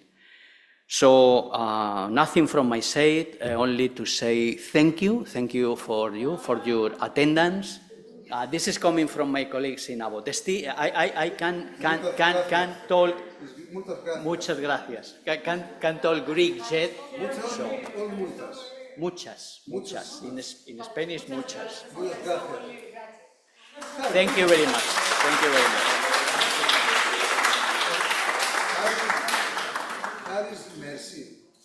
Merci, c'est en français. Sorry, en français. Merci, c'est en français. Merci beaucoup. French people say merci beaucoup. Muchas gracias. Thank you. Thank you very much for your presentation. Thank you. Okay. Or I can speak muchas. Gracias. Loud. Sí. So no need to shout. Is there any question from the audience? Please use Greek. You can translate to me, or if you have some questions, please feel free. Professor Samarkos, Professor of Clinical Infectious Diseases, so he may comment on the value of calcitonin.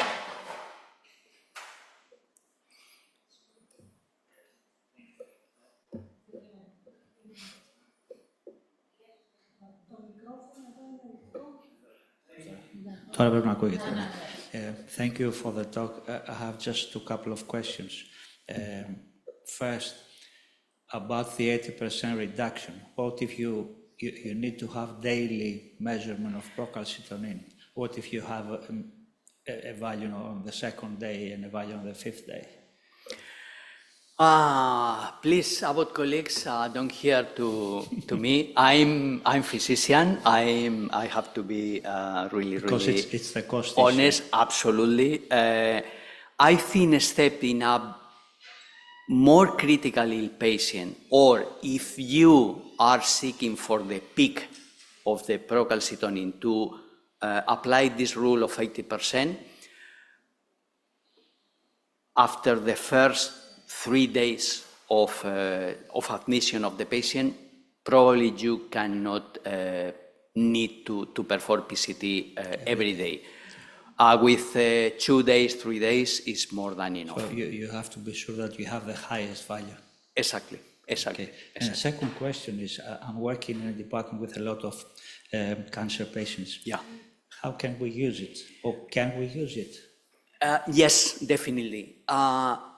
Probably you cannot use the same cutoffs we have some data about, but for sure you can use the dynamic of the biomarker. So the 80% again. I wouldn't say in this case the 80%, but if you, in a oncological patients with the clinical condition treat, you can see decrease and decrease of the level of PCT, things are going well. So really it's very difficult to say when can we stop antibiotics in an oncological patient with a bacterial infection. So I wouldn't say this 80%, but for sure you can put in place some reduction or some de-escalation of the treatment, for sure.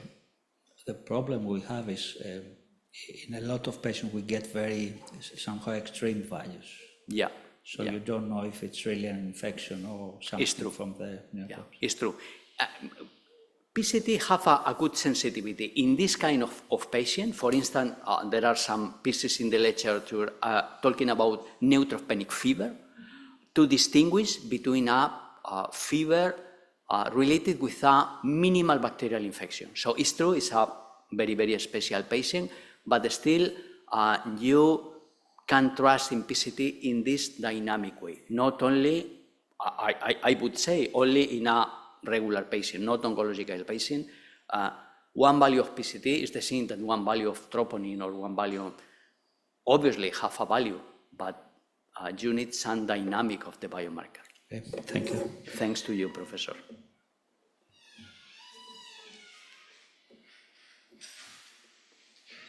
Okay, we can now close. Oh, okay, comment. Dr. Hadjianastasiou is a clinical infectious diseases physician. She's working on the National Public Health Organization. Hello, thank you for the talk. I would like to make a comment. Procalcinonin has to be requires hemodynamic stability from the patient. We see very high rises of procalcinonin, even higher than infections, when patients become hemodynamically unstable. So in patients that are cardiosurgical patients, for example, or cardiac ICU patients, it is very difficult to say what the procalcitonin is about, even to follow the trend. Because even one episode of a low blood pressure can give you a very high rise in the procalcitonin. Absolutely, absolutely. Yeah.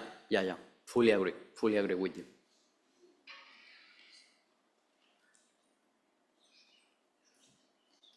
Thank you very much. We thank ABBOTT for the organization of this satellite symposium. We thank the audience for their attention. Now we'll move to the last session of these seminars. So it is very interesting. The next session is extremely interesting. We'll have two international speakers of the highest quality and two renowned Greek speakers.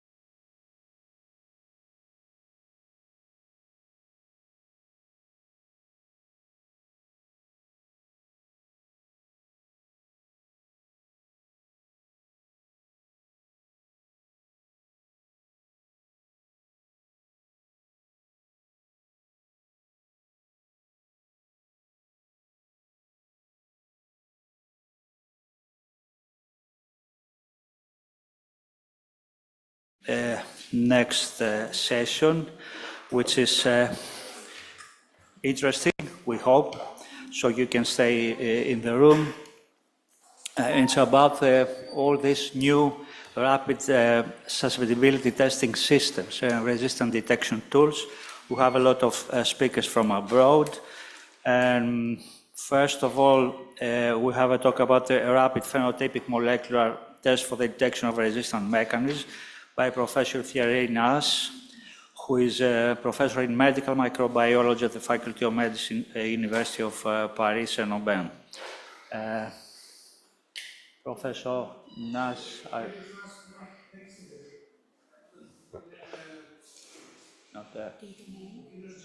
Oh. It's okay, so we have a change in the order of speakers. So we have rapid AST methods to guide antimicrobial stewardship and infection control by Tommaso Gianni, who's an associate professor in microbiology and clinical microbiology in Florence, Italy. Professor Gianni. Good morning, can you hear me? Hello, good morning. Can you hear me? Yes. Okay, thank you very much. I'm going to share my presentation.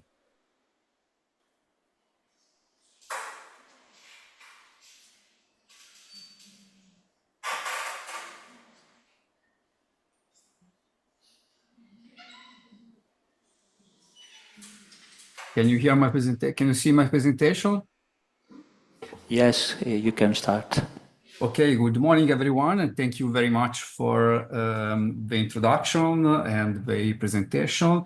I'm sorry, but I have a very slow internet connection. I am inside the laboratory, as you can see from my suite, but so I have to switch it off my webcam, but you still hear me, I hope.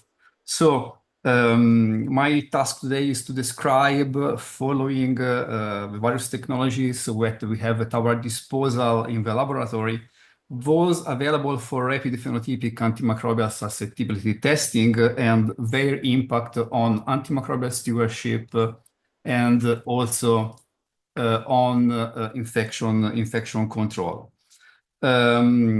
I work in Florence, in Tuscany, at the Kyriaki Hospital, which is the largest university hospital in the region.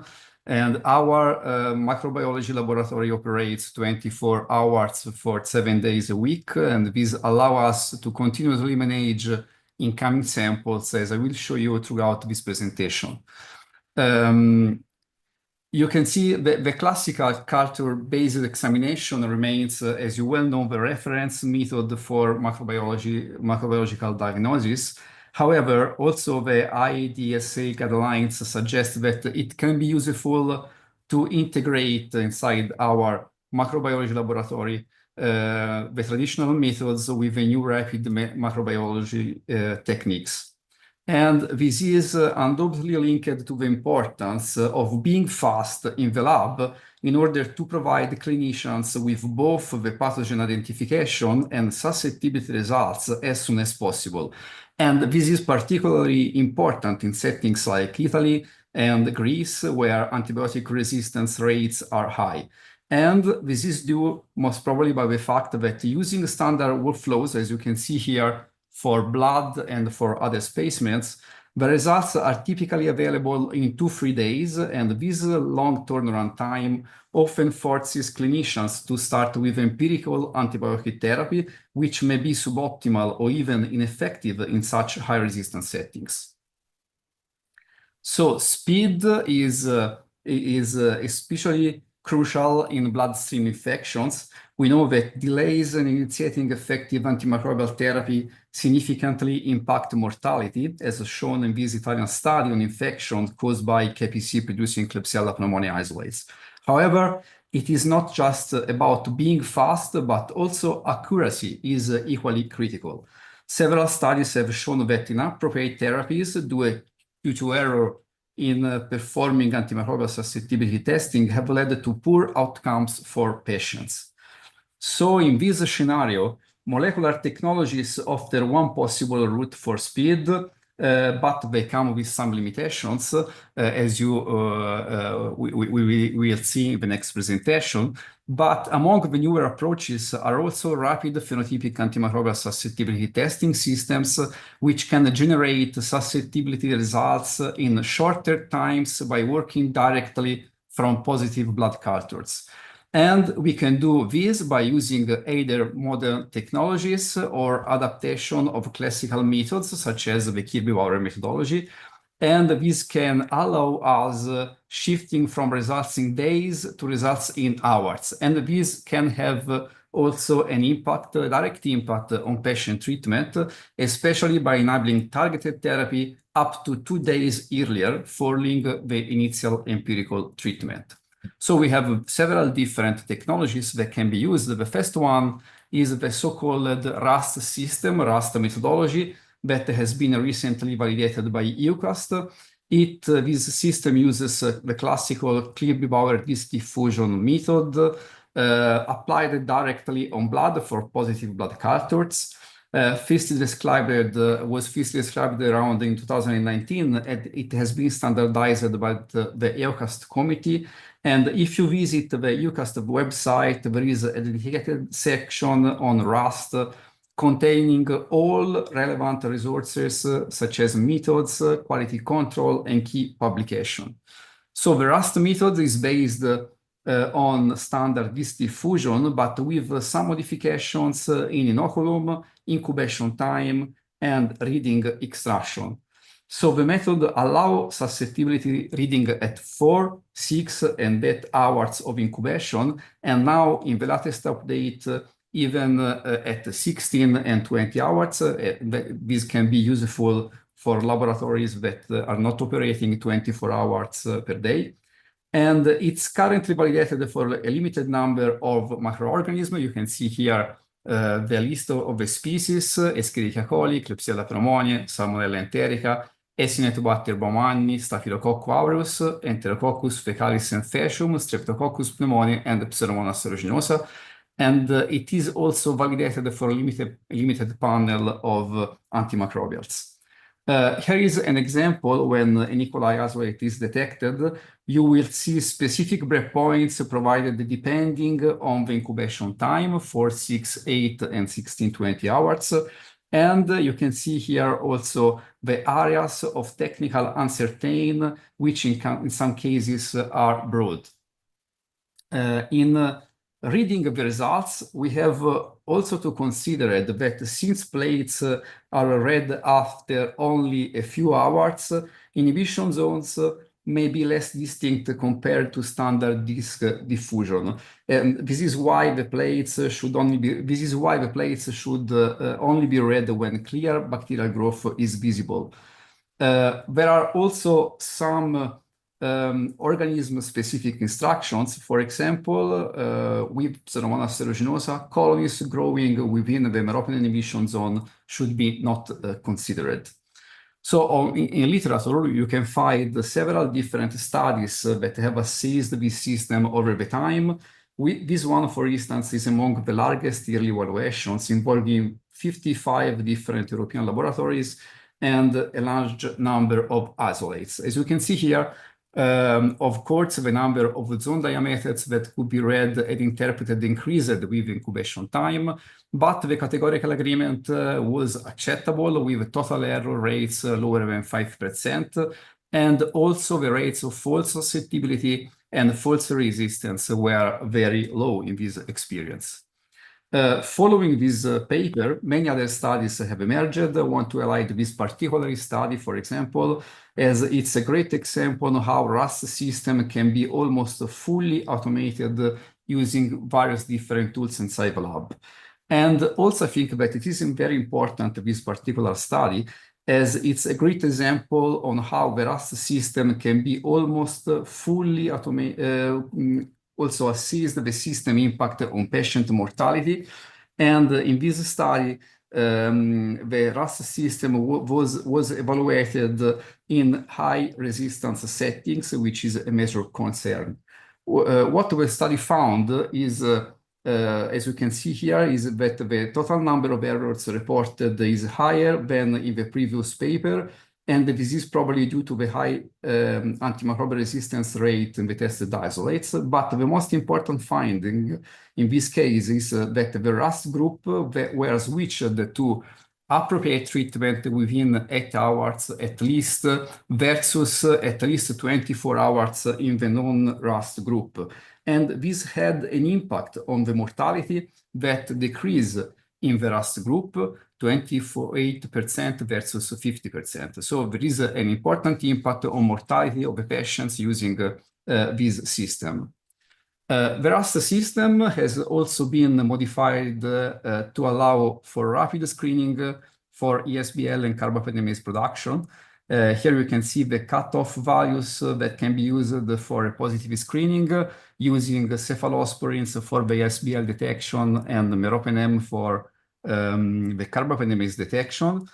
And a recent study found that the system correctly detected all ESBLs after just 4 hours, but had some limitations in detecting carbapenemases. For example, in Klebsiella pneumoniae isolate, only 73% of carbapenemases were detected. The main issues were related to carbapenemases with weak hydrolytic activity against meropenem, such as OXA48 and some KPC variants. So in this scenario, of course, the RAS system for screening have important advantages because it is rapid, it is able to give results working directly from positive blood culture in 4-8 hours, is a cheap and easy to perform implement system. It can be automated and it is directly standardized by EUCAST. However, there are also some limitations because this system requires monomicrobial cultures and it is validated for only a limited number of species and a limited number for antimicrobials. And there is also some issues for the results interpretation because reading plates after short incubation time is complicated and can be tricky. And let's not forget the area of technical uncertainties where the categorization may not be possible. Moreover, there is another drawback that it is very important in my opinion, and it is that RAS system is labor intensive. This is why in our hospital we don't use it routinely because it is very difficult for us to set up that system with the technical manpower that we have at our disposal, especially during the night shift. This is why we also use some of the modern technologies that allow us to perform rapid antimicrobial susceptibility testing. These newer systems differ mainly in the type of the technology that they employ. Some use the so-called time-lapse microscopy, so the real-time monitoring of the bacterial growth. Some others are based on the analysis of volatile organic compound. But all of these systems are able to provide results in 2-6 hours compared to the 18-24 hours for classical system and the 4-8 hours of the RAS system. These systems also differ in the number and types of microorganisms that they can test. You can see here the list of the different gram-negatives isolate species that can be tested using these different technologies, and only 2 of them are able also to perform rapid antimicrobial susceptibility testing for gram-positives isolates. And another difference among these technologies is the list of the different antibiotics that can be tested using these technologies. You can see here the list of the different antibiotics that can be tested. And as you can see here, not all of the technologies are able to test all of the new beta-lactamase inhibitors combinations. And no one of these tests of this system, for example, are able to perform the susceptibility testing for cefiderocol. So you have to know the panel of antibiotics that can be tested to use the right system in your epidemiology. But if you imagine to be in your laboratory, a blood culture turns positive at 8 in the morning, and using this rapid phenotypic system, you can have all of the information you need, and the lab workflow is complete at 2 in the afternoon the same day. This is something that until recently would have been unthinkable. So these technologies bring key advantages because especially in terms of speed, because they are really rapid. They are able to give you results in 2 to 6 hours from positive blood cultures. And these technologies are also able to give not just inhibition zones, but also MIC values and susceptibility category. So you have the same data as for a standard antibiograms. This means that these technologies can potentially replace the standard workflow. You have to proceed with the standard workflow only if you have to test some antibiotics that are not included in the panel, such as Stavroula, as we stated before. However, also these technologies have some limitations. They still require monomicrobial cultures and are validated only for a limited number of species and antibiotics, as we have seen before. And of course, as always, accuracy matters, because there are some accuracy issues with some drug-bug combinations. Here we share our experience evaluating one such system in our lab, and we tested 72 monomicrobial blood cultures, many of which included resistance phenotypes and resistance mechanism, unfortunately reflective of our local epidemiology. The system is able to return us results in an average of 5 hours. Category agreement and bias against the reference broth microdilution method were generally excellent, except in the cases shown in bold here, where we observed significant underestimation for certain combinations, such as ceftazine-avibactam, and also we found a lower categorical agreement for meropenem. We are also conducting a clinical study to evaluate the impact of one of these rapid phenotypic systems in our epidemiological setting. I show you some preliminary results from the first 30 patients as presented at the last ECCMID. According to the protocol, for all blood cultures positive for gram-negative bacteria, a syndromic molecular test is performed firstly, followed by the rapid phenotypic test. And as you can see, the rapid test led to a change in the therapy in almost half of cases, mainly in terms of escalation. I would like to show you, just to show you how useful this type of technology can be in practice, some clinical example that happened during the study. The first case involves a patient admitted to the intensive care unit ward of our hospital who developed sepsis. Empirical therapy was started using piperacillin tazobactam, which is something common in our epidemiological setting. The blood culture turned positive for a gram-negative bacilli, and according to our laboratory workflow, a syndromic molecular panel was applied on this positive blood culture, and the molecular system is able to detect Klebsiella pneumoniae together with the presence of the KPC gene. So what is the resistance phenotype that we expect in this case? In this case, typically, this isolate would be resistance to all beta-lactams, with the exceptions on the new beta-lactam-beta-lactamase inhibitor combinations, such as ceftazine-avibactam, meropenem-vaborbactam, or imipenem-regedebactam, as you can see here for the expected phenotype. Following this instruction, the clinician shifted the therapy using ceftazine-avibactam instead of piperacillin tazobactam. But the day after the application of the fast antimicrobial susceptibility test, this is the antibiograms that we obtain after 6 hours. And as you can see here, we have a different antibiograms from what we expected, because we found a susceptibility to meropenem and a resistance to ceftazine-avibactam. And following this data, the therapy shifted in using meropenem-vaborbactam, and the isolate was later found to be a KPC31 producer, so a producer of a KPC variant that retains susceptibility to meropenem but acquires resistance to ceftazidime avibactam.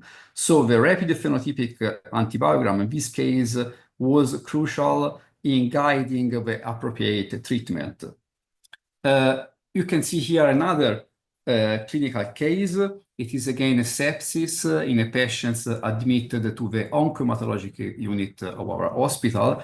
And we know that these patients were colonized by a KPC, Klebsiella pneumoniae isolate producing both KPC and Vim enzymes.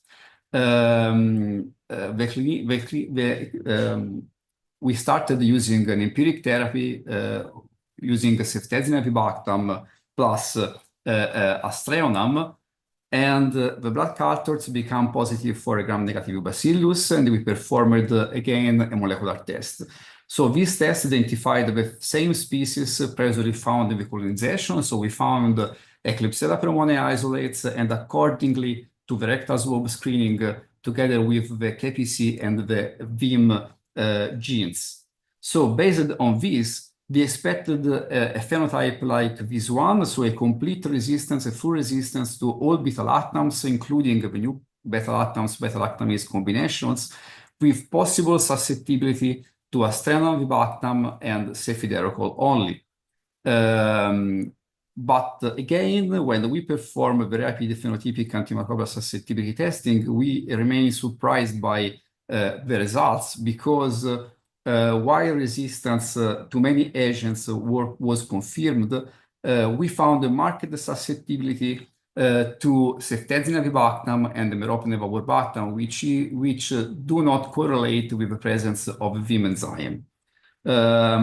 So we decided to shift the therapy using ceftazidime avibactam only together with amikacin, and the day after, the conventional antibiogram confirmed the antibiogram from the rapid antimicrobial susceptibility testing, and subsequent studies of the bacterial isolate, including immunochromatography testing, revealed that only the KPC enzyme was being expressed, not the Vim enzyme, and the whole genome sequencing later confirmed the presence of the blood KPC3 gene and also the presence of the blood Vim1 gene, but with an insertion sequence inside the coding region. So this is why this isolate was not able to express the Vim enzyme. So this example highlights how rapid the phenotypic antimicrobial susceptibility testing can be extremely useful, especially in resolving the limitations or the ambiguities sometimes encountered in genotypic tests. So again, in these latter two cases that we have just discussed are examples where rapid antimicrobial susceptibility testing proved useful because we observed discrepancies between phenotype and genotype. But the rapid antimicrobial susceptibility testing can also be valuable in other scenarios. For instance, when the syndromic molecular panel detects bacterial species but does not identify any resistance mechanism. Let me show you two bloodstream infection cases. In both, blood cultures turned positive for a gram-negative bacilli, and empirically therapy was started based on the same syndromic panel results, so the identification of a Pseudomonas aeruginosa isolate with no resistance mechanisms detected. Now, when no resistance genes are identified, we have very limited information to guide us on expected antibiotic susceptibility. In such a situation, for example, we might assume that the isolate is susceptible to ceftolozane tazobactam, ceftazidime avibactam, and cefiderocol, but in this case, we do not have an idea about the susceptibility to other drugs. So let's look to the actual susceptibility results obtained after fast antimicrobial susceptibility testing in these two cases. In the first case, the isolate was indeed fully susceptible, so it is a multi-drug susceptible strain, and empirical therapy was appropriate with using piperacillin and tazobactam. But in the second case, the isolate was resistant to all traditional anti-Pseudomonas beta-lactams, including carbapenems, so the empirical therapy was not effective, and we can use ceftolozane tazobactam only or ceftazine-avibactam, and this phenotype was due to typical Pseudomonas aeruginosus mechanisms, such as porin loss plus MC overexpression plus an overexpression of the flux pump, mechanisms that are not detected by syndromic panels but can strongly impact the treatment outcomes. So what we try to implement in our laboratory is a combined workflow for sepsis. When a blood culture turns positive for a gram-negative bacilli, we run a syndromic molecular test, and we decide to run fast antimicrobial susceptibility testing when looking at the patient data, of course, but when the molecular test identifies the pathogen but no resistant genes, because in this case, we do not have any clue for the treatment decision. And the same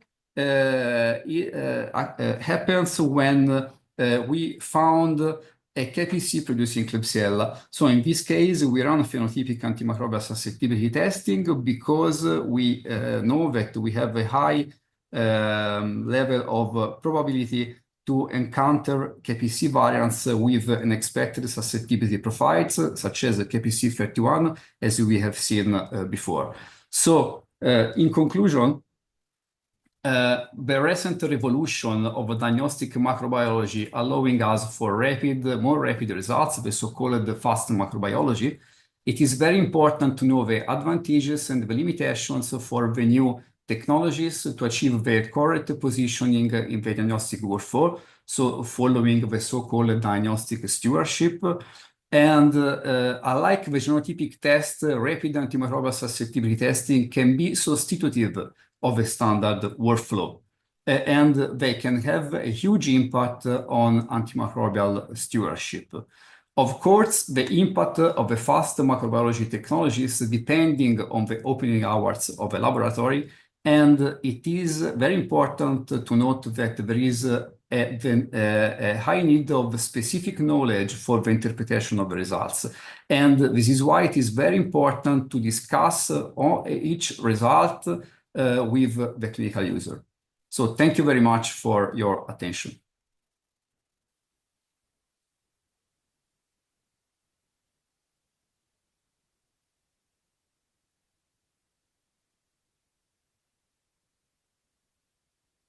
The audience? My comment is that you very well showed with your examples how important it is for this system to be integrated in the clinical workflow rather than used in isolation. And because sometimes they may lead to inappropriate selection of antibiotics. I don't know if there is any question from we have no question from the audience or from any of my co-chairs. No. So we thank you, Professor Gianni, for your talk. Thank you very much. And thank you for your attention. Okay. Tommaso, we need to announce to our audience that the laboratory of Professor Rossolini and Professor Gianni is one of the most integrated laboratories in Europe. They have all the high-tech technologies. I was there, Tommaso, in 2016. They had the accelerate 9 years ago. If I remember well, Tommaso, I think you had it already at that time, many years ago. Gianni told me that it was expensive. Professor Bournaras is commenting on your lab that it's a very advanced lab. I'm serious, Tommaso. Do you hear me? No, you have to go to the not microphone. very well, Spiros. I was just telling to the audience that your laboratory is very demanding. You have all the technologies available in the market and beyond the market. Yes, we have a lot of we have a lot of different methodologies because sometimes we have them before they come up into the market. And this is something that it is very important because we can try these technologies and we can make some experience before they come into the market. Professor Rosodini was the first to describe the VIM enzymes in 1997. Yes, it's true. It's true. You were a babe at that moment, or? Yeah. Thank you very much. Thank you. Thank you. Thank you very much. So we should move on.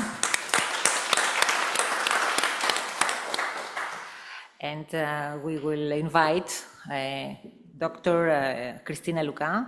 She's a consultant. No, we have Professor. Okay, excellent. Okay, sorry, Professor. So we will invite Professor Thierry Nas. He's a professor in medical microbiology at the Faculty of Medicine, University of Paris, Saint-Aubin, France. So, Professor, the floor is yours. Thank you very much. First of all, sorry for being late, but I thought I was on time, but French time, and I completely forgot that there's a 1 hour time difference between France and Greece. So my apologies for this. So I will share my screen now.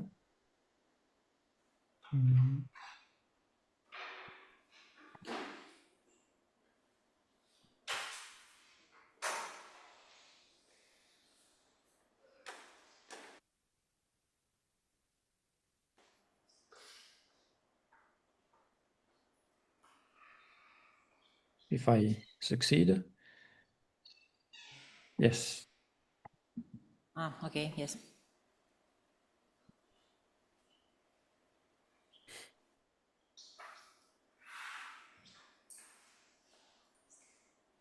Do you see my slides? Yeah. Okay, good. So I will be talking now about rapid diagnostics, phenotypic and molecular, and we heard already some issues that were raised by the previous communication.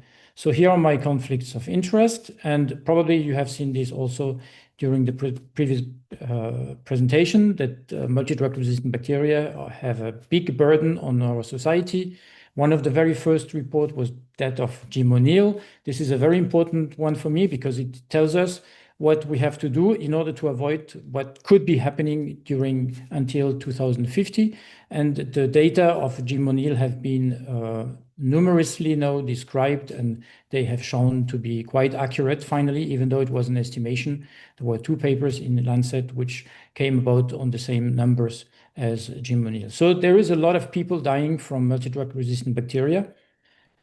WHO has given us a priority list of pathogens, among which are, of course, Enterobacterales, Acinetobacter, and Enterobacterales, either carbapenem or third-generation cephalosporin resistance. And what also Jim O'Neill told us in his report, he gave us some clues on what we could do in order to avoid this scary scenario to happen. And one of the solutions that he proposed was rapid diagnostic. And rapid diagnostic, it's very important because it will help us to implement an antibiotic stewardship, as we have just heard before. It will limit some use of last resort molecules. It will also help us to have surveillance, and surveillance is also important to increase the awareness of the public. And this, of course, rapid diagnostic has a main impact also in infection control. And in France, we have a strategy called search and isolate. Whenever we find a patient that is positive for multi-drug resistant bacteria, we isolate him by reinforcing the hygiene measures, by using dedicated staff, and by having some cohorting units. But this is, of course, dependent on the availability of these systems in the hospitals. And there is also an advantage of having rapid diagnostic because it's cost saving, even though the tests are expensive, but they're much cheaper than dealing with an outbreak and probably death of some patients. There is also an impact on the moral cost of patients that are isolated, and it has also an impact on patient care. So E. coli is the best example to illustrate this multi-drug resistant phenomenon, because E. coli is our best friend, but at the same time, it's our worst enemy because nearly 25% of the infection in humans are due to E. coli. So not so long ago, E. coli was multi-susceptible, and nowadays E. coli or some E. coli isolates have become multi-drug resistant, almost resistant to every antibiotic available, even sometimes to last resort antibiotics. So we have a bacteria that all of us have in the gut. This bacteria lives happily with us, and sometimes it gives infections, and if it's multi-drug resistant, then treatment becomes an issue. So what can we do to prevent the 2050 scenario? Of course, at short term, we have to limit use of antibiotics, and we have to use tools to rapidly identify bacteria, those multi-drug resistant bacteria, either as a source of infection, but also as gastrointestinal colonization. Of course, midterm, we need novel molecules, novel treatment options, such as phage therapy and others, immunotherapies. And of course, one thing that we still don't know is where does all this happen. We should understand how these bacteria emerge, where do they emerge, and how can we prevent maybe this emergence. But nevertheless, for the midterm and long and short term, we need rapid diagnostic tools to infer their presence. Carbapenem resistance is something that we know for a long time. As soon as carbapenems have been introduced, we have seen that during treatment, carbapenem resistance may occur. And in these examples, we have an ESBL MC producing Enterobacterales that upon 25 days of imipenem therapy became carbapenem resistant. This is something that is, of course, a problem for the treatment issues for the patients.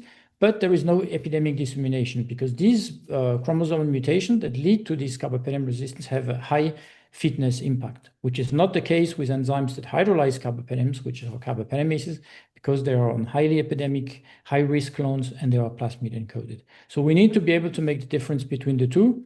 And also, when we look at the susceptibility, this is just a schematic view of the susceptibility of the different carbapenemases or non-carbapenemases, carbapenem-resistant isolates. There is a difference. If you have a metallobeta-lactamase producer, you have a different susceptibility profile than if you are OXA48 producers and OXA48 plus ESBLs. So according to the mechanisms, you have a hint on what could be the susceptibility profile, especially regarding the novel antibiotics such as ceftazidime, avibactam, imipenem, relebactam, and other molecules. So it's important to know what you have in your bacteria in order to be able to propose an empiric treatment to the best possible. So here are 6 antibiograms of bacteria that are highly drug resistant. And among these, 1 is non-CPE and 5 are CPEs. We can spend minutes or hours discussing on the profile of this antibiogram, but it's very difficult to really infer which one is in fact a carbapenemase producer and which one is not. But we need to know this, at least in France, because if you are non-carbapenemase producers, due to impermeability problems, there is no need for isolations. However, if you are carbapenemase producers, the patients need to be isolated and reinforced hygiene measures. So to keep a long story short, finally, it's the Klebsiella 3 that is a CTXM15 impermeability producer. And this bacteria, the patient was not isolated and we didn't have any spread due to this bacteria. However, all the others, they need cohorting. And sometimes you have even multi-susceptible bacteria that come. This is a urinary tract infections with an E. coli isolate that was barely resistant, amoxicillin, ticarcillin, temocillin, to give you a hint on what could be present in this bacteria. But ceftazidime, big diameters, and even carbapenems, the diameter was quite big, little bit reduced. And according to EUCAST, when the diameter is reduced, you have to do susceptibility testing. That's what we did. We found ertapenem 0.38, imipenem 0.25. And according to EUCAST, again, as soon as the diameters or the MIC values are above 0.25 for meropenem, you have to do confirmatory tests. So what are these confirmatory tests?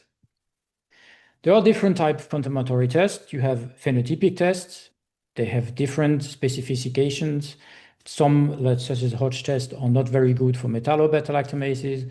Double E tests are not good for some metallobeta-lactamases, for EMP and VIMS, because the MIC sometimes are quite low. You have a double disc diffusion that can work also. But all these, even though they have maybe good specifications, sensitivity, specificity, they have in common at least 24 to 48 hours delay. And this is very long, especially if you have infection control problems. Then you have, of course, carbapenem hydrolysis, or even for ESBL's third generation cephalosporin hydrolysis. This, again, you have assays that have good values of specificity and sensitivity, and some others which have lower.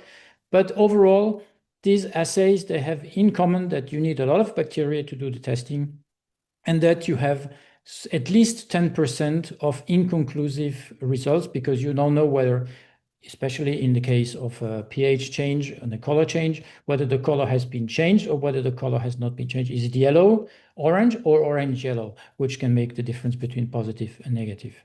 Then you have, of course, molecular assay, and molecular assay, they are very good, but you detect only what you're looking for, and the turnaround time can vary between 1 to 4 hours. Again, these assays, they have some limitations. Some assays do not detect some variants, and this is something you have to know. And then you have, of course, lateral flow immunoassays, which have been now more and more used, and they have the big advantage of being very fast. And when we compare all these different techniques, this is for a confirmatory test on colonies or an antibiogram. We have the phenotypic. Main disadvantage is the long time. Of course, they're very cheap, but you need cold chain, you need electricity, personal trained, and they're not so sensitive.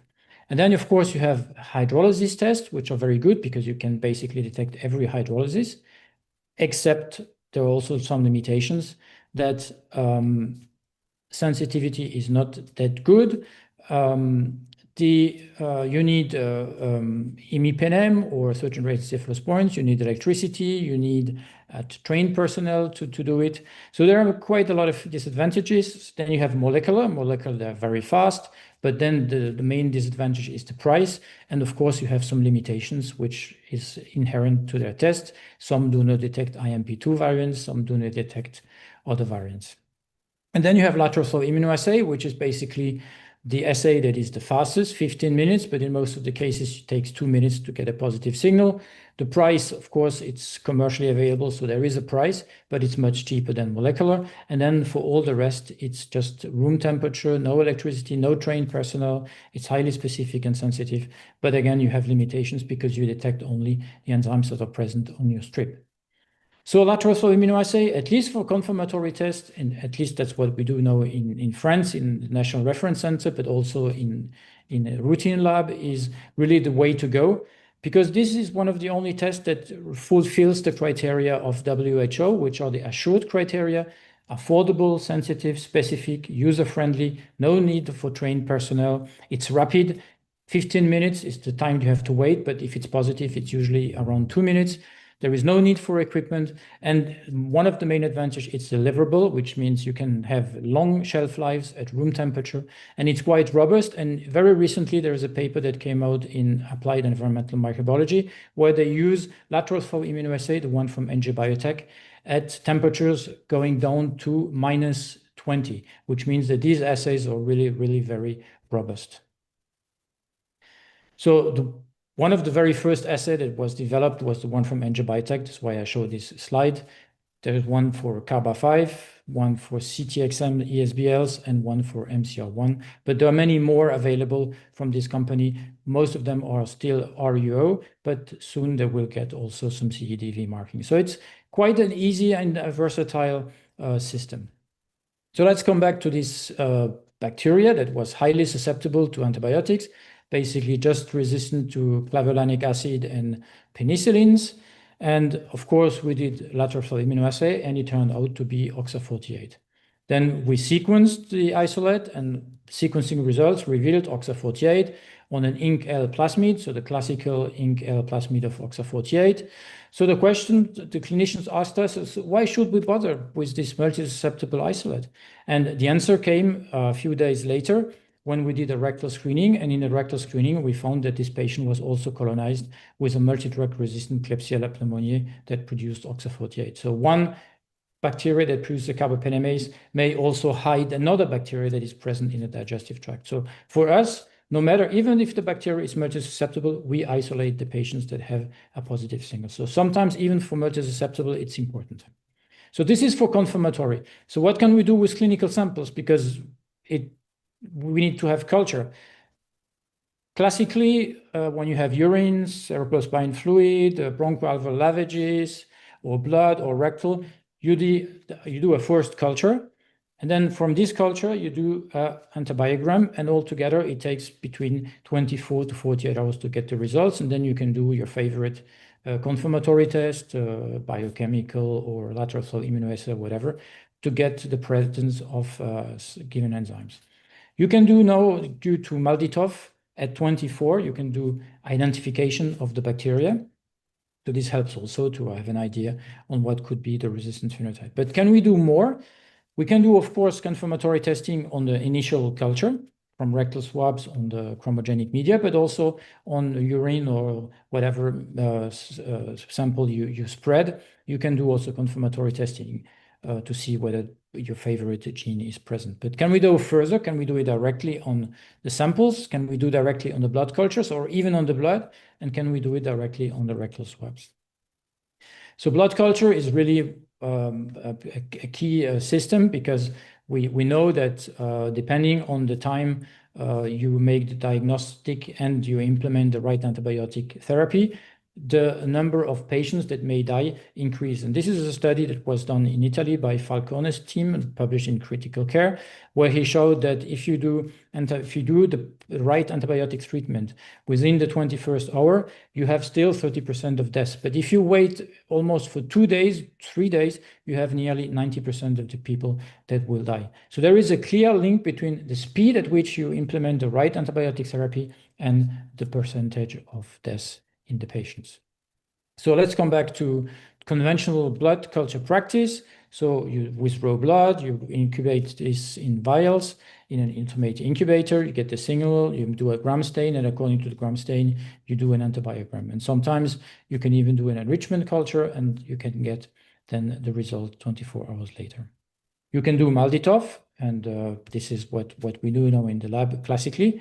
We don't do MALDI-TOF directly on the blood culture. We do MALDI-TOF on an early culture. So we spread the bacteria on a plate, and then 3 hours later or 4 hours later, depending on the bacteria, there is a thin layer of bacteria that we scrap, and we do the identification, and it gives us a good quality result on MALDI-TOF. So basically, at 24 hours, we have the signal. So, but then can we even have the antibiogram, or at least the presence of genes in the blood culture samples or directly in the blood?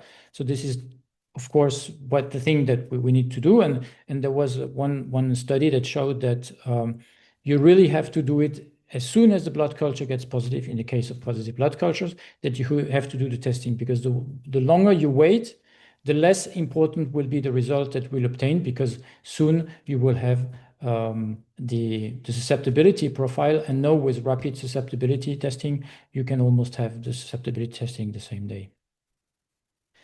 So there are various techniques that are available out there that you can use to infer the presence of resistant genes in positive blood culture or even in blood. The most widely used is polymerase chain reaction, PCR. You have different brands. You have singleplex, small multiplex, and you have syndromic panels. You can also have some fish DNA. You can have some nucleic acid detection, so microarray. You can also use MALDI-TOF directly, or you can use, as we will see at the very end, also lateral flow immunoassay directly on positive blood cultures. So polymerase chain reaction, it's really the most widely used. You have two types. The one which is really a point-of-care PCR, best exemplified by the gene expert Cepheid PCR, which is easy to use, has a rapid turnaround time, has a good analytical performances. Of course, it's expensive. Throughput is very low because it's a single test, and the number of targets is also very low because you can go up to 5-6 targets at the time. Then you have the hybrid. It's also point of care, but it's multiplex, so it's more complicated to be settled in other words. You have two main providers. You have BioFire and ePlex from Roche. You have the same specification, analytical performances, turnaround time, easiness, and number of targets, of course, is much higher than with the classical PCRs. And also for the hybrid, for the multiplex and syndromic panel, the panels are, of course, adapted to sample types, which is not the case for the one from Cepheid. What are the molecular syndromic panels? There are many, many different molecular panels now out there. The most widely used are the gastrointestinal panels, the bloodstream infection panels, and the respiratory panels, and it's also in those respiratory and in bloodstream panels that you find also the resistant gene markers that are also co-amplified. And then, of course, there are some specific testings, such as the film array biothreat panel, which detects most of the bad bugs that you don't want necessarily to encounter in your life. So where do the testing to be done? You have two approaches: point of care, which is being done for most of the samples, except for blood cultures, because blood cultures at one point, when you inoculate the vials, you have to bring them to your clinical laboratory, and in the clinical laboratory they're incubated, and only then you get a gram stain and you can do the testing. Whereas for all the other samples, respiratory, you can almost directly do it in the clinical ward. However, this is for now not permitted in most of the European countries. So basically you have different schemes: either you do directly in the ward, you do it in a molecular biology lab in the case of blood cultures, or you do it in the clinical laboratory where you need amplification of the bacteria. So there are many syndromic panels now, and it's really the most prolific area where you have expansions of new assays arriving all the time. Many new assays arriving from China, notoriously, but there are a few available already in Europe, such as BioFire, Univera, Verigene, and others, and the ePlex, of course. For blood cultures, most of them have been validated on positive blood cultures, and they have quite good results. And it's also on those that have been validated on positive blood cultures where you will find resistant genes. What are the resistant genes you may encounter?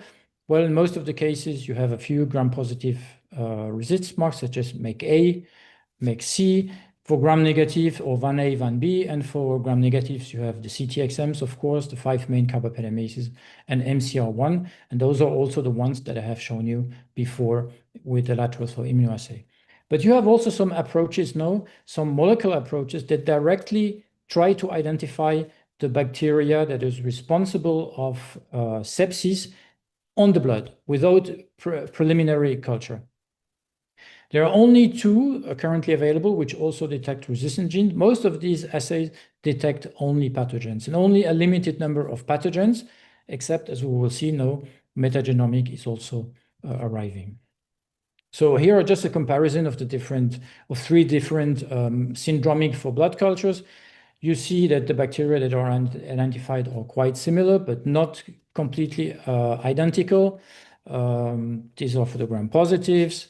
For the gram-negatives, it's exactly the same. Some do identify Stenotrophomonas maltophilia, some others don't.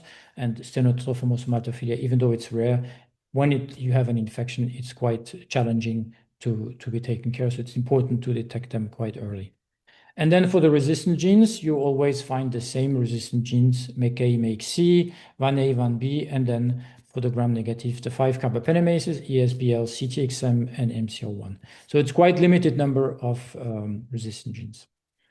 So this panel was evaluated at the very beginning in 2013 by Robin Patel, where she wanted to know whether using these syndromic molecular testing to infer resistance and antibiotic resistant genes, she did a study where she used the control, where she did classical microbiology, blood culture alone, BCDI alone, without any specific reporting. And then she did one where she also used a stewardship program, antibiogram stewardship, in addition to all the remaining testing. And what she found, and this was quite disappointing at that point, that whatever she looked at, length of stay, 30-day mortality, 30-day readmission, no matter which branch she used, either control, rapid test, or rapid test plus stewardship, there was no difference, no significant difference between the two. This was a little bit disappointing because we thought that if you use the right antibiotic, you may have a better score, at least in the mortality. But where she found really a main advantage is that by using these rapid diagnostics, you were able to de-escalate much more rapidly, which means you were exposing your microbiota to less large spectra of antibiotic. So this was something very positive, and you see that in some cases, in the third panel, you really gained almost 24 hours in terms of antibiotic disease escalation. So this was nevertheless positive. And then some other studies, one from China, found exactly the same between time of positivity of the blood culture. Here it was about 10 hours. Then classical microbiology, you needed 76 hours to have the susceptibility profile. And by using molecular testing, you went down to 34.5. And they did some projections. They calculated some probability of receiving the proper antibiotic therapy. And they showed clearly that by using rapid diagnostics, you increase the probability of getting the right antibiotics much faster. And also they estimated that by getting the right antibiotics, you increase also the probability of survival in this assay. But this, of course, these are mathematical models based on the small numbers of tested samples. And then there was also a study, a multicentric study. Greece participated with Professor Pournaras, where they evaluated for BioFire, the quality of the results, whether they detected most of the variants. And as you can see, most of the bacterial species and most of the resistant genes were detected with nearly 100% of specificity. Of course, it's not complete because in some cases you miss bacteria which are not among the panel of tested isolates. But this is the limitation. You detect only what you're looking for, even for syndromic panels. Similarly, for fungi, there is also no syndromic panels for fungi available that are quite good. Of course, if you have one panel that is dedicated only to fungi, it's much better than to use the one from bioMérieux with BioFire, because the number of tested isolates is much bigger with one that is dedicated to fungi, whereas with the other one that detects only bacteria and fungi. Nevertheless, the results were quite comparable. And one thing that you have always to keep in mind that whatever you get, you always have to look carefully at your results, because some bacteria are naturally producers of OXA48, such as Chihuahuas. Some others are naturally producers of CTXM, such as Glyvera. So a positive signal may not necessarily indicate presence of a plasmid-encoded resistant gene.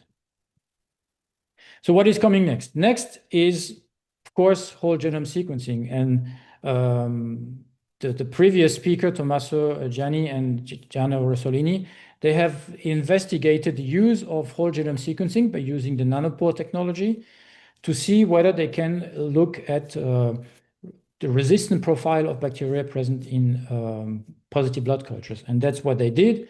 They took positive blood cultures, they did a rapid DNA extraction, they did a real-time whole genome sequencing using nanopore, and then they used a bioinformatic pipeline that analyzed all this, and they could, in 2.6 hours after the positive blood culture was revealed, identify the bacterial species. And if they wait until 4 hours, they could get also the resistome, the MLST, plasmidome, pathogome, virulome. Basically, they had access to the whole genome of the bacteria, showing that whole genome sequencing could be very effective, because within 4 hours, you can get almost the genome of your bacteria and the whole resistome, which gives you access to all the resistant genes available in the bacteria. And then what is coming next? Well, what is coming next? People now have developed tools, metagenomic whole genome sequencing tools, that detect DNA present in blood, not blood cultures, but in blood. You withdraw between 10 to 15 milliliters of blood. You do the whole genome DNA extraction on this blood, and then you analyze, make a whole sequencing of this DNA that is present, and you go fishing for bacterial genomes. Basically, they use plasma, because in plasma, that's where you will find the DNA, and then they sequence everything. And there are two tests that are currently available. One is from Carius, which is a laboratory-based assay, and one which is called Discover, which is a company. So you have to send your sample to them, and they do the analysis. But basically, they claim that they can detect more than 1,000 pathogens, because basically they sequence everything. They sequence also DNA viruses, fungi, parasites, everything that can be present in the blood will be sequenced. And Discover said that they can almost identify more than 5,000 different bacterial species. But not many resistant genes yet, except for Carius. Carius, since September 23, they have added also a little software package to their analysis software that also can detect resistant genes that are present in 18 AMR threat pathogens whenever they are present. Turnaround time of this is 24 hours, which is very fast, but yet it's much longer than molecular syndromic testing or such as rapid AST. But probably there is a way also to improve this, because here we're talking about molecular diagnostic directly on blood and not on the blood culture. So we gain already the 12 hours of the blood culture. Besides this, you have different other panels that can be used in molecular typing. You have gastrointestinal panels, but there is no resistant genes detected in this, except in a few smaller panels where you can find also some resistant genes, such as carbapenemases and so on. But in most of the cases, it's just bacterials that you identify, except for respiratory panels, where you identify bacteria, viruses, fungi, and also some resistant genes. But it's always the same resistant genes: MECA, MECC, VAN-A, VAN-B, and then the gram-negatives, carbapenemase, CTXM, and MCR1. And then you have many off-label used assays, especially for the BioFire, on different samples. So what about rectal swabs? Rectal swabs, again, you look for presence of multi-drug resistant bacteria. The way most of the people are doing, you spread it on chromogenic selective media, and then once you have growing bacteria, you can also do an enrichment. If you have suspicion, someone that is repatriated from an endemic area, you can do also enrichment culture. And then you do your favorite confirmatory assay on colonies growing or on enrichment culture to see whether you have the presence of ESBL or carbapenemase or whatever you want. Here, of course, molecular assays have a big advantage because they basically can detect one bacteria if the bacteria is present in the sample, so much more sensitive than others. But again, our Greek colleagues, they have shown that you can also use lateral flow immunoassay directly on rectal swabs if you select your patients correctly. And these were patients from the ICU. And without enrichment culture, they had 80% identification of the carriage state of these patients.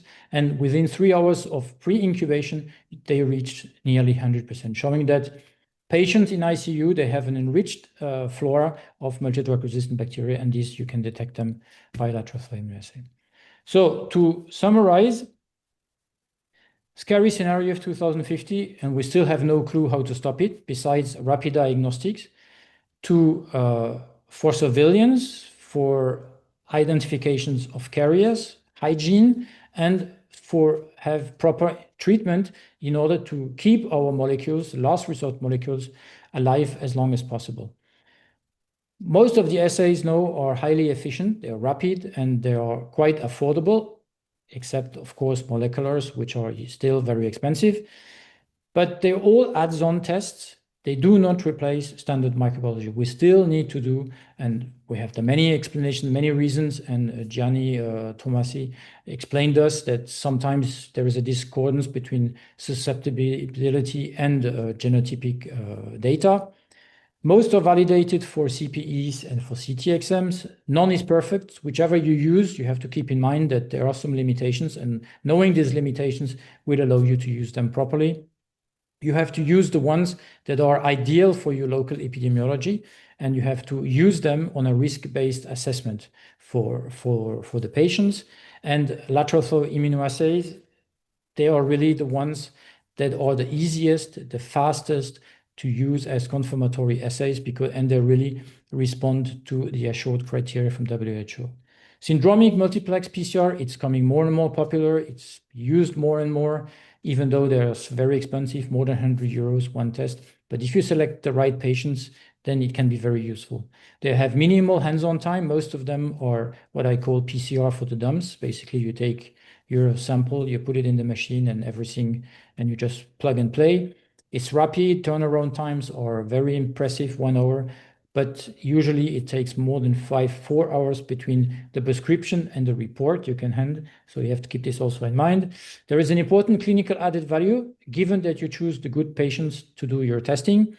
It enables rapid escalation or de-escalation of antibiotic therapy, even though you have to keep in mind that in some areas where you have KPC variants that are not carbapenimases anymore, this may be a problem. But again, you have to position your assays always according to the local epidemiology.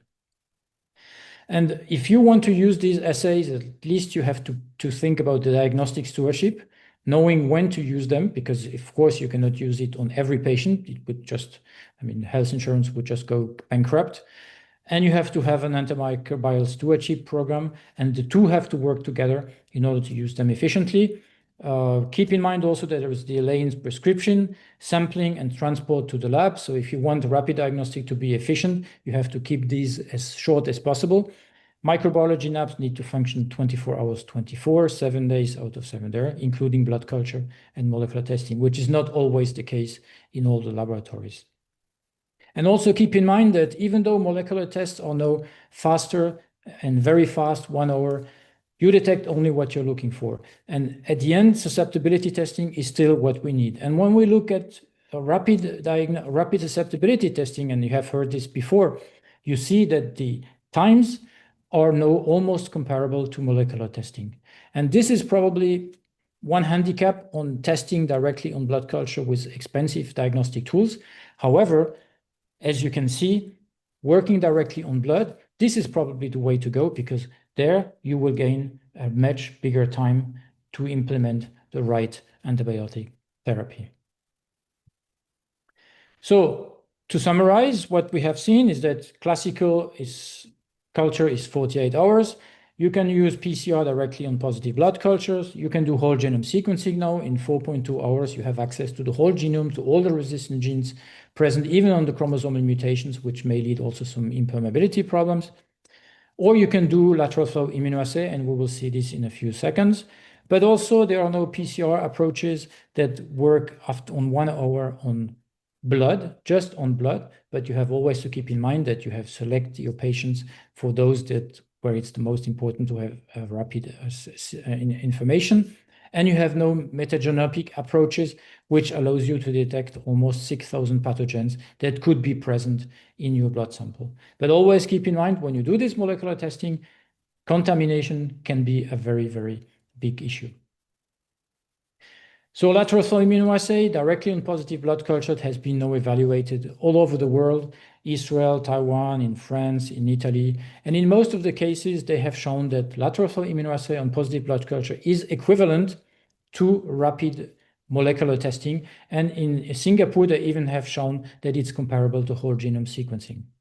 And in Italy, they have also done a cost-effective study where they showed that lateral flow immunoassay is a cost-effective tool for accelerating the laboratory detection of CPEs in bloodstream infection in cohorts of high-risk patients, such as CPE carriers or ICU patients. So it's really a way to go. And of course, there are no tests, also kits, which allows you to rapidly process your blood culture to remove the red blood cells that may interfere with the lateral flow immunoassay, and to get the bacteria and to do your favorite testing. And there is one that is recently got the CVD marking from Aggeliki, which allows you within 5 minutes to prepare your bacteria, to load it on the strip, and to get the results. And it works very well with CTXMs and also with CARBA. And here I will stop. And again, sorry for being late, and thank you very much for your attention.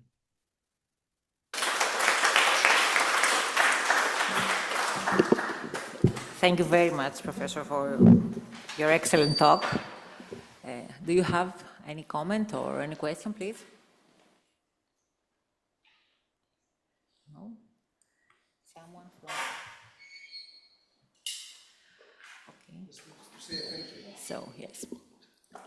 Professor Bournaras, want to say something? Merci beaucoup pour la présentation. Thank you very much for covering us, for supporting us. Thank you again.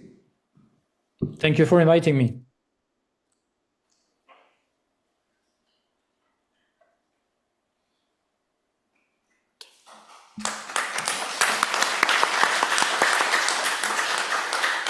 Now we can move on to third speaker, an excellent speaker, Dr. Luca Christina from Gianni Hospital, who...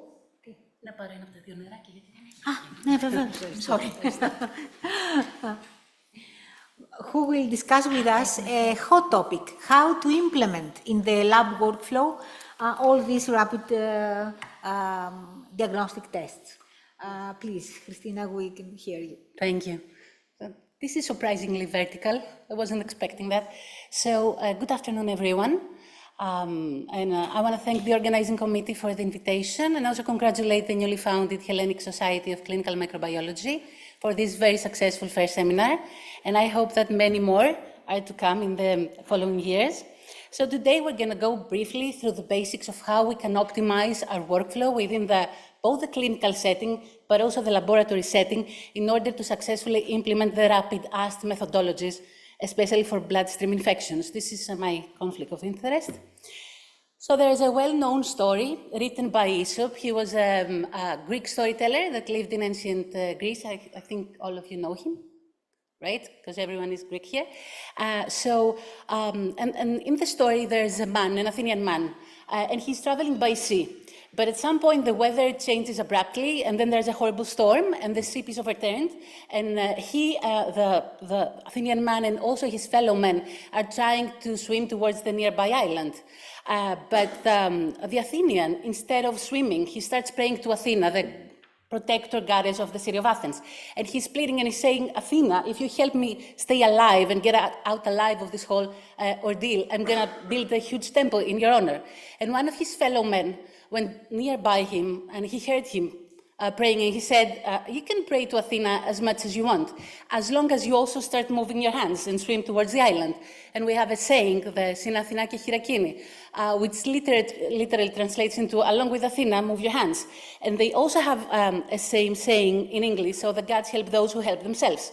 And sometimes all these novel and innovative methodologies and new platforms seem like an answer to our prayers, like a kind of divine intervention. But of course, there's nothing divine. They're the results of many decades of multidisciplinary human scientific efforts. And sometimes we need to stop and think whether these are enough. So the new method, is the new method enough?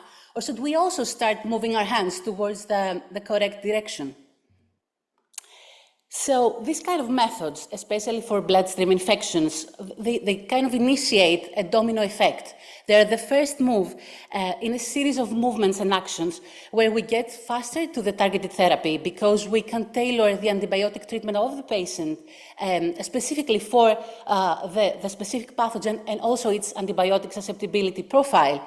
And then because of the faster targeted therapy, then if we act upon it, we also have improved clinical outcomes, and then there's reduced mortality, and our patients stay within the hospital for a shorter period of time. And also we have fewer complications.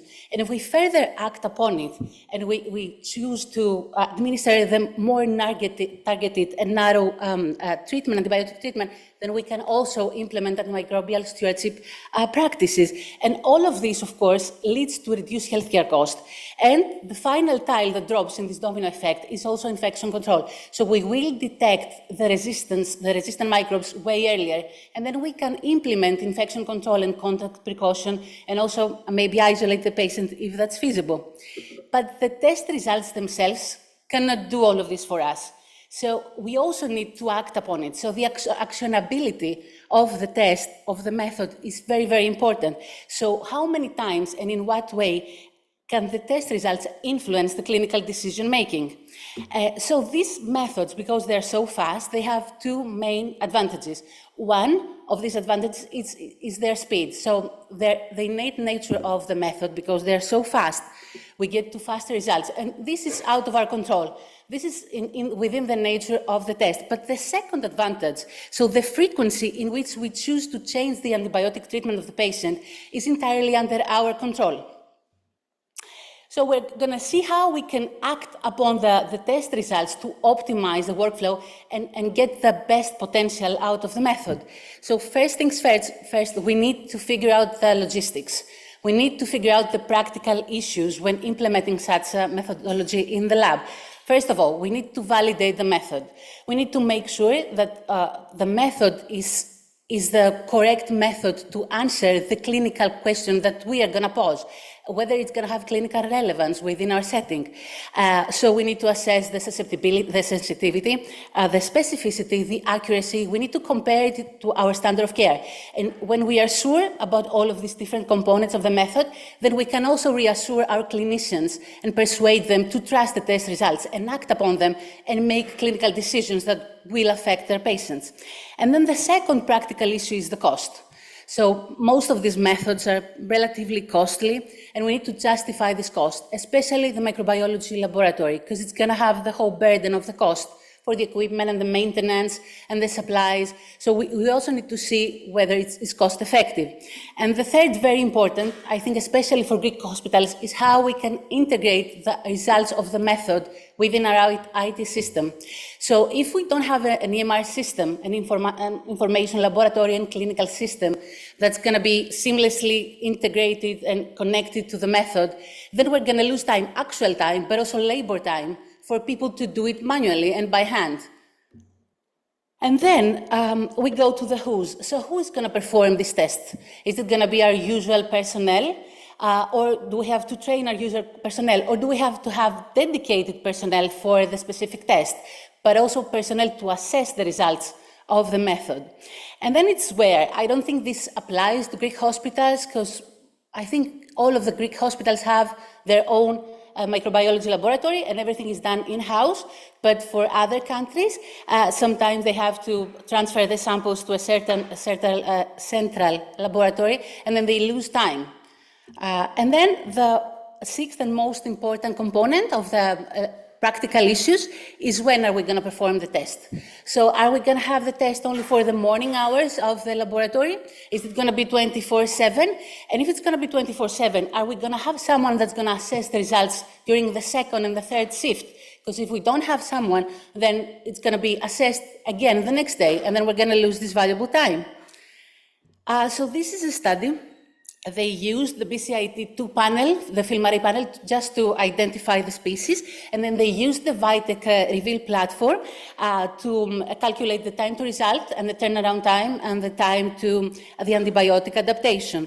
And they had 3 different arms. This is a bit complicated. So they had the standard of care arm, where they have the gram stain and the standard of care ID with MALDI and then the AST, and then they have 2 different scenarios. So one scenario, they would assess the gram stain only until 12 p.m.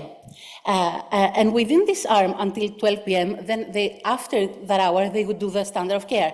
But for the same scenario, but before 12 p.m., they would also initiate reveal.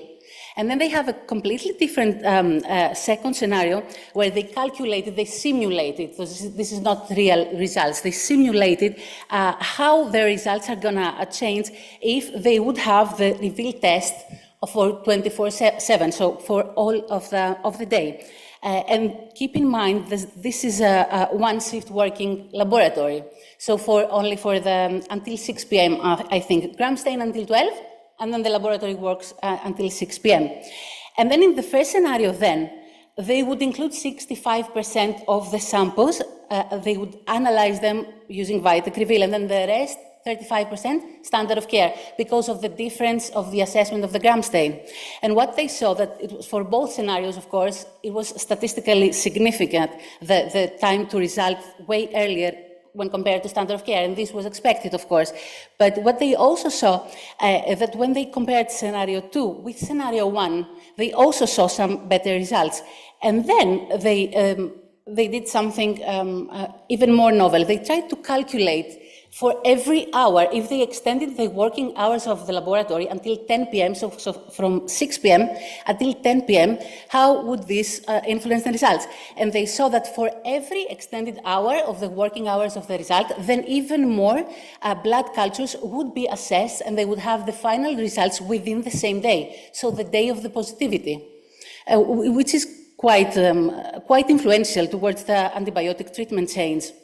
So they saw that the clinical value of the reveal, it can be effectively used even in centers that do not process it 24/7 or until late in the day. But of course, this result is even bigger and even more important for every hour for the working laboratory.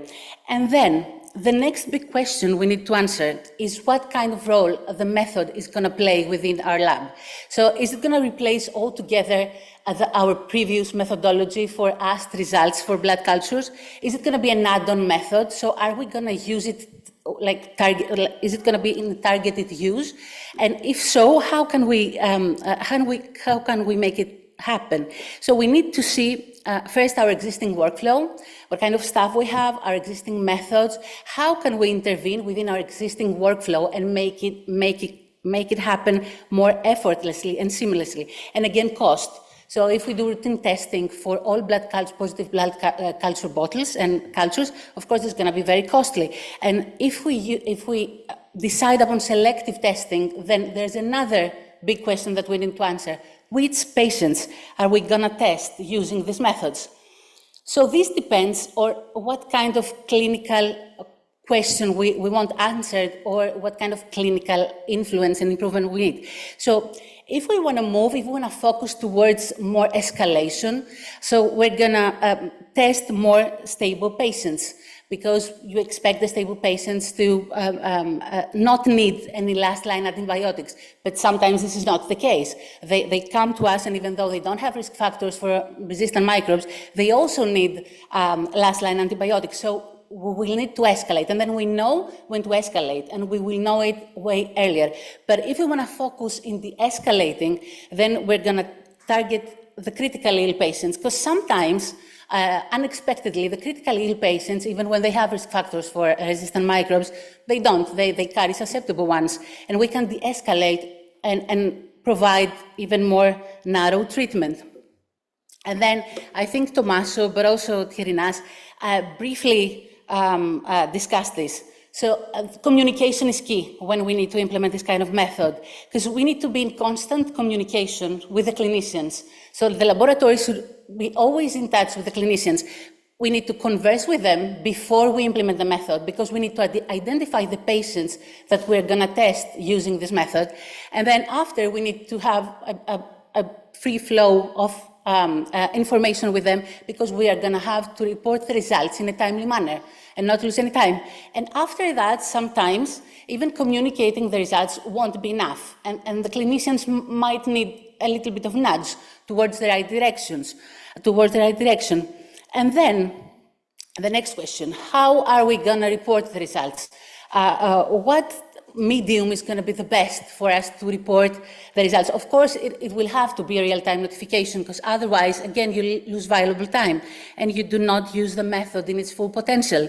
Of course, you can use text, you can page, phone call, direct phone calls are even better, and sometimes you can also have alert notifications. So this is quite important, because there are studies that have shown that even though they performed the test 24/7, and they did have real-time notification of the results, this happened via email or via alert notifications that weren't pages or like plain texts, or maybe not even during business hours. So the test was performed 24/7, but they did not report the results in the off hours. So communication is key. This is a study where they assessed the impact of real-time notification of Accelerate Pheno. This is one of the rapid AST platforms, directly from blood culture, from positive blood culture. And they had an antibiotic stewardship provider that could change the treatment of the patient. And he would assess the results at least once a day. And he would provide feedback Monday through Friday, so only for the business hours. Not for the weekends. And they had 3 cohorts. So the first one is a historical cohort, 188 people, but this was only standard of care. And then they had a second cohort where they had 155 patients tested with Accelerate Pheno, but of course they had the results way earlier, but the results were uploaded in their system, and there was no real-time notification. So just uploaded the results. And in the third arm, they did the same thing for 153, but they uploaded the results in the system, and they also had real-time notifications. And what they saw, of course, it was way earlier. For both intervention arms, it was half the time. Then they would have results for the standard of care, which is expected. Again, this is a very fast method. But what they also saw was that there was a lot of recommendations, and antibiotic stewardship recommendations, 73 in total. 85 of them were accepted by the clinicians. The mean time to the real-time notification, from the real-time notification to the intervention, so the antibiotic treatment change, was 2.2 hours. However, they did see, where is it? They did see that for the off hours, they did not see this kind of results. This is another one, again a prospective randomized controlled trial. They also assessed the impact of rapid AST with antibiotic stewardship, again a study group and then the control group, again Monday through Friday, only the working hours. And then there were pages during the off hours, but they were assessed the next day. So real-time notification, but the assessment would happen the next day. And what they saw was there was a significant, statistical significant difference for the time to nourish therapy, but only for the on hours of the antimicrobial stewardship, working hours, not for the off hours. It was still good results when they had an antibiotic stewardship provider on call. So the message can sometimes be the medium itself. So the medium that you choose to send the message is also very important, because if it's an email or if it's something that doesn't seem so urgent, then the clinician might not act upon it if he's very busy at the time or he has other priorities. But if you send a page, or even better, if you call, then there's a sense of urgency, and they rush to act upon it.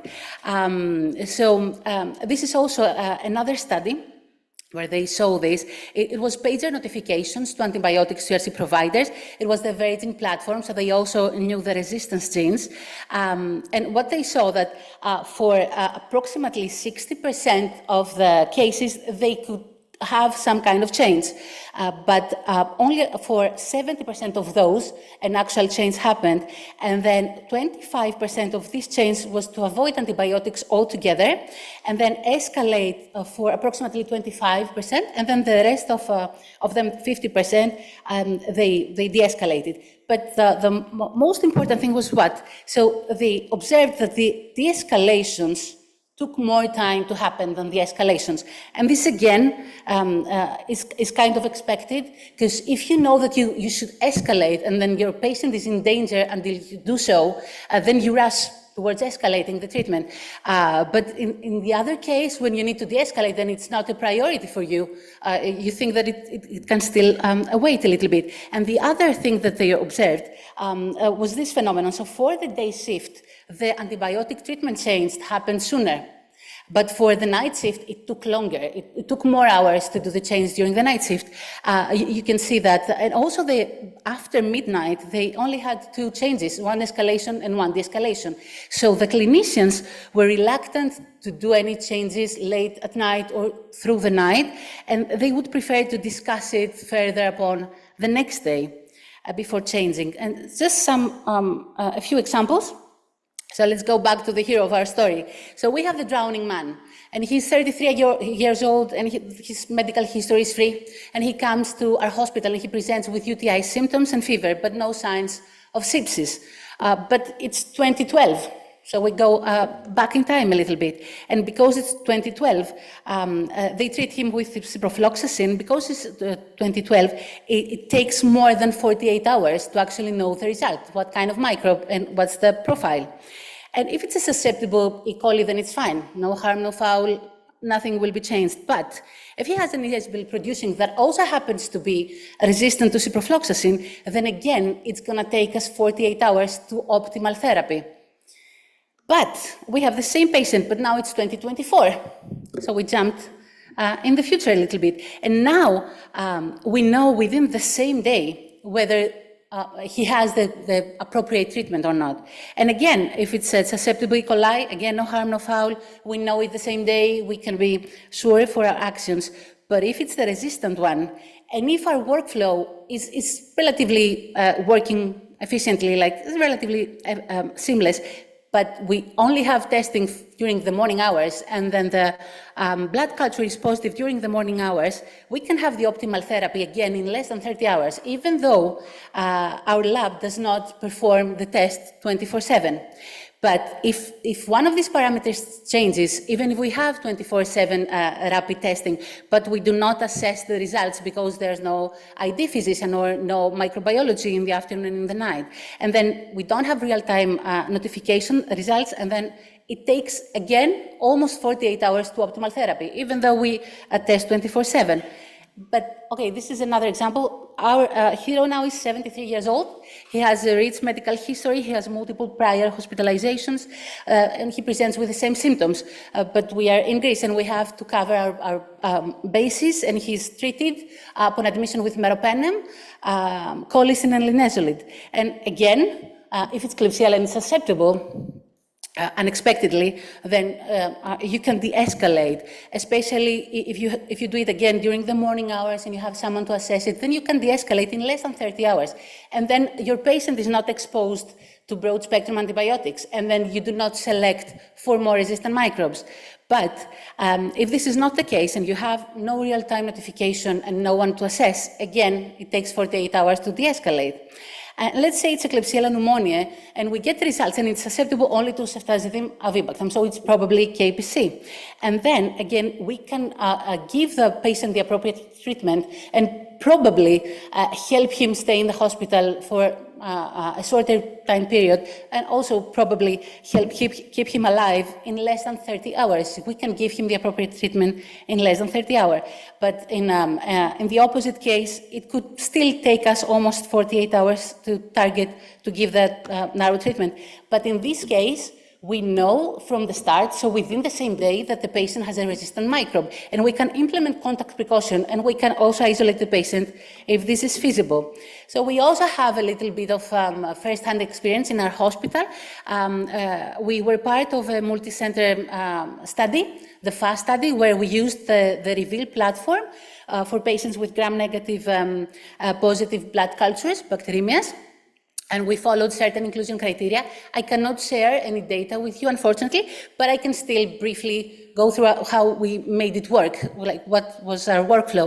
So we would do the gram stain, and then the patient would be randomized in the standard of care arm or the intervention arm, and then we would initiate the reveal, if it was the reveal arm, and in 4 hours, we would do rapid subculture, rapid ID with MALDI. And then we knew within 4 hours what kind of microbe was responsible for the bacteremia, and we would have results in 6 to 8 hours, probably on the same day, because we had a microbiologist always, 24/7, to assess the results, or an ID physician. We would have real-time notification. We would call the clinicians, and we would nudge them towards changing the antibiotic regimen if it was needed, and we would advise them. And it worked relatively well, because even we assessed the gram stain until 11 p.m. But even with the gram stain until 11 p.m., if you had it at 10 or 10:30, then you would initiate the reveal. It would work throughout the night. And then you would insert the microbe in the morning, you do the multi, and then again, you would have the results in less than 12 hours since the positivity of the blood culture. But this, you can do everything right, but sometimes it does not work, because there's also a human component. So we had a case with a patient with Pseudomonas, and we knew that it was Pseudomonas in 4 hours, because we did rapid MALDI. And we called them, and we said it's Pseudomonas in 4 hours after the gram stain. And they treated the patient with an agent that was not active towards Pseudomonas, and we said, you need to change that. This is not appropriate.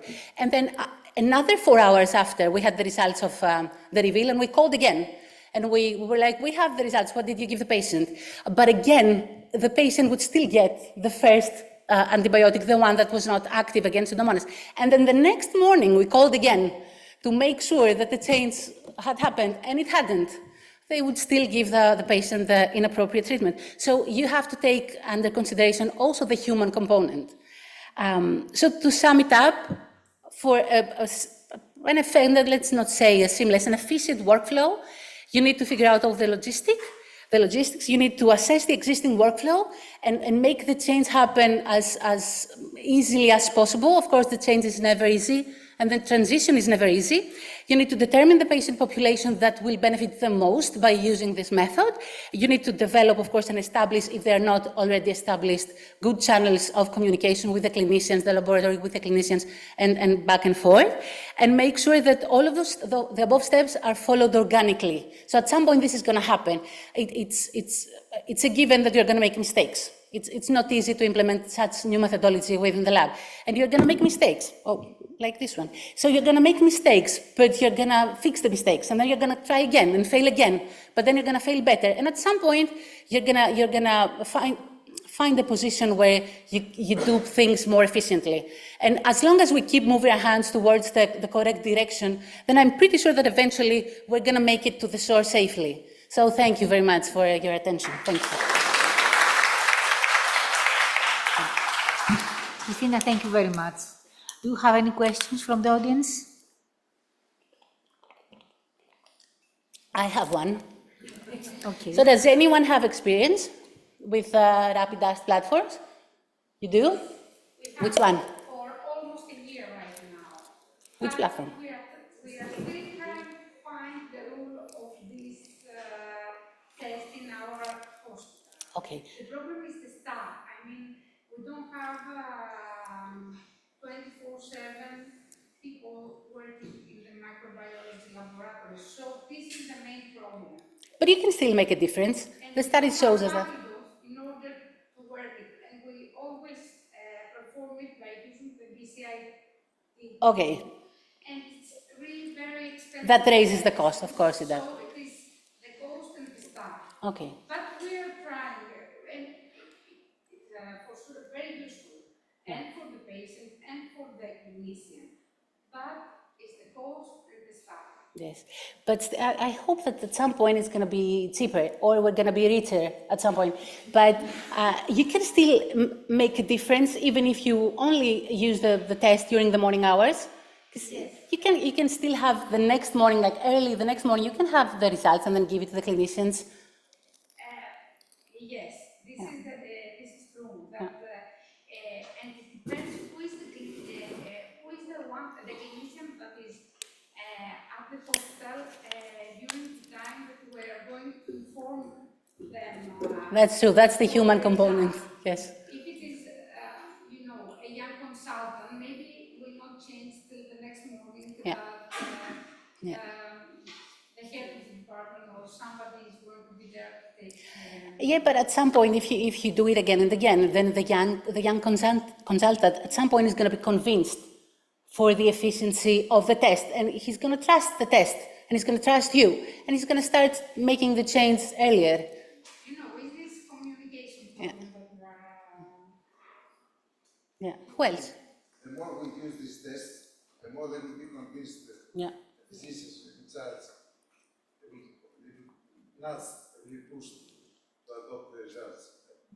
Yeah. If we prove to them that it works for a population. Persist, keep going. Yeah. Because it's really important for us to de-escalate whenever it's possible, because this is, let's be pragmatic, this is mainly one of the only options that we have sometimes, just to de-escalate if it's possible.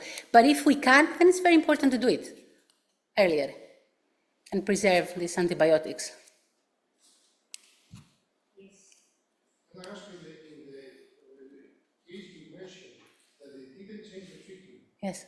Why they didn't change the treatment? They are afraid of the taking decision, or they didn't trust the results? It was a combination of reasons. I think so. It was late at night, and there was only a young physician. I think he was an intern. I'm sure that he was an intern. He was reluctant maybe to call his consultant and say that we need to change the treatment because it was late at night. But then the next morning, of course, they had maybe more urgent matters to attend to. I don't know, maybe someone was dying in the medical department. And then they didn't do it also in the morning when we called again. But if you are persistent enough and push them towards the right direction, I think at some point it's going to happen. Even then, we knew it at, I don't know, maybe 10 o'clock at night, and then the change happened early the next morning after we nudged them towards that direction again. So still, it was way earlier than it would happen for standard of care. we may keep in mind that the patient might have a good clinical course, Yeah. despite All of us, yes. treatment. Yes, And yes. the rule 80-60, Professor Samarkos knows better than what means 80-60. With a bad treatment, you have 60% chance of recovery. With the correct treatment, you have 80%. It's more or less the same. I don't know if there's a... The clinical stuff. Yeah, I don't know if there's... It's a underlying disease. If the patient has a good course... Yeah. I don't know if there's an... What's the problem? Well, okay, have a response. I don't know if there's an English equivalent, but sometimes they tell us, ομάδα που κερδίζει δεν την αλλάζεις. And then they don't want to change the antibiotic. It depends on the clinical status. Yes.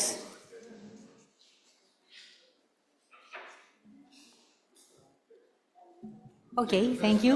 The fastest speaker, most fluent, the youngest speaker. I am. I'm sorry for the speed. I'm like rapid dust. I'm that fast. I'm sorry. Always. So thank you again. Tryfina, thank you very much.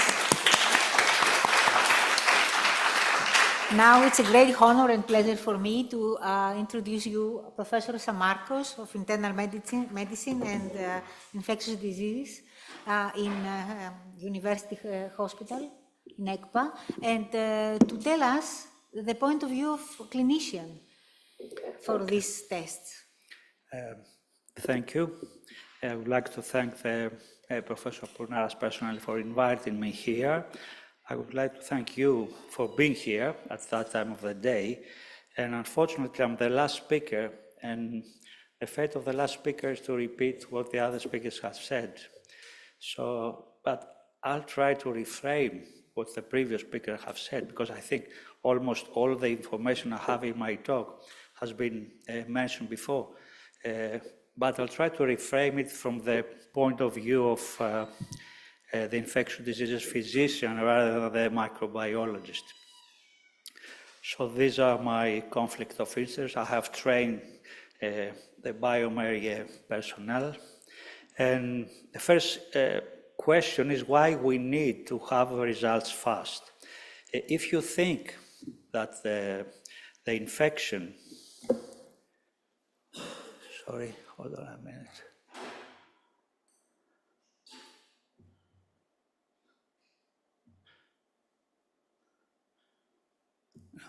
If you think that the infection, it's a line from the symptoms to the resolution, there is a point between this, after the symptoms appear, where we can say clinically that our patient is infected, but we do not have the microbiological confirmation. And the interval, and then we start the empirical therapy. The interval between the empirical therapy and the definitive therapy, and sometimes there is no definite therapy, you treat the patient exclusively empirically, it's a determinant of outcome. The shorter it is, the better it's for the patient. And prescribing empirical antibiotics can be something like shooting with a gunshot, like a farmer, or aiming at the target like an Olympic athlete. And in both cases, you hit the target, but in the case of the shotgun, you hit other things as well. You have collateral damage.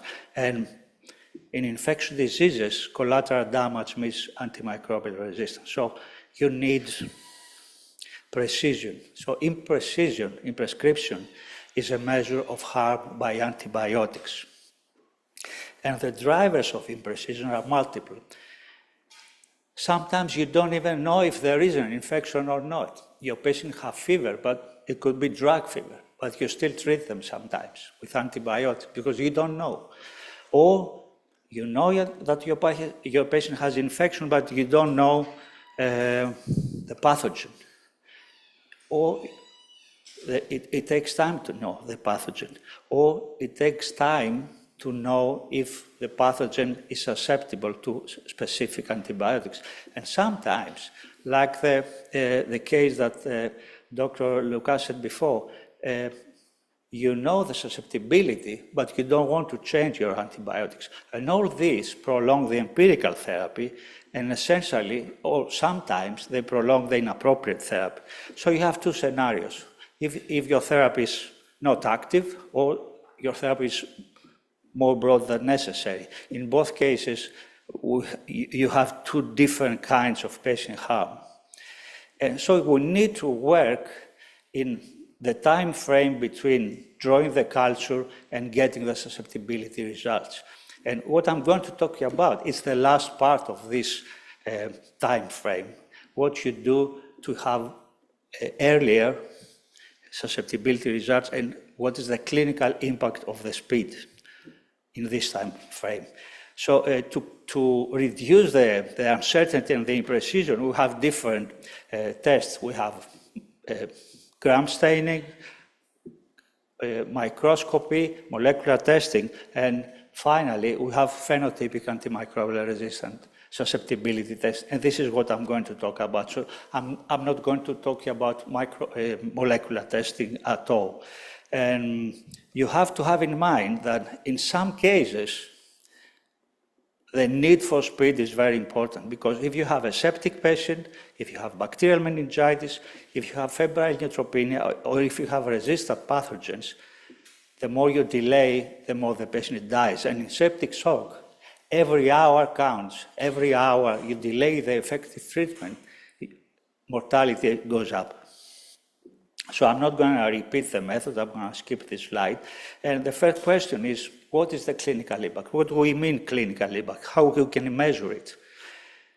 When you study the clinical utility of an intervention, you have 4 different categories of benefit that you have to look for. And in our case, we have to see how these tests change our decision-making, how we change antibiotics, how we stop antibiotics.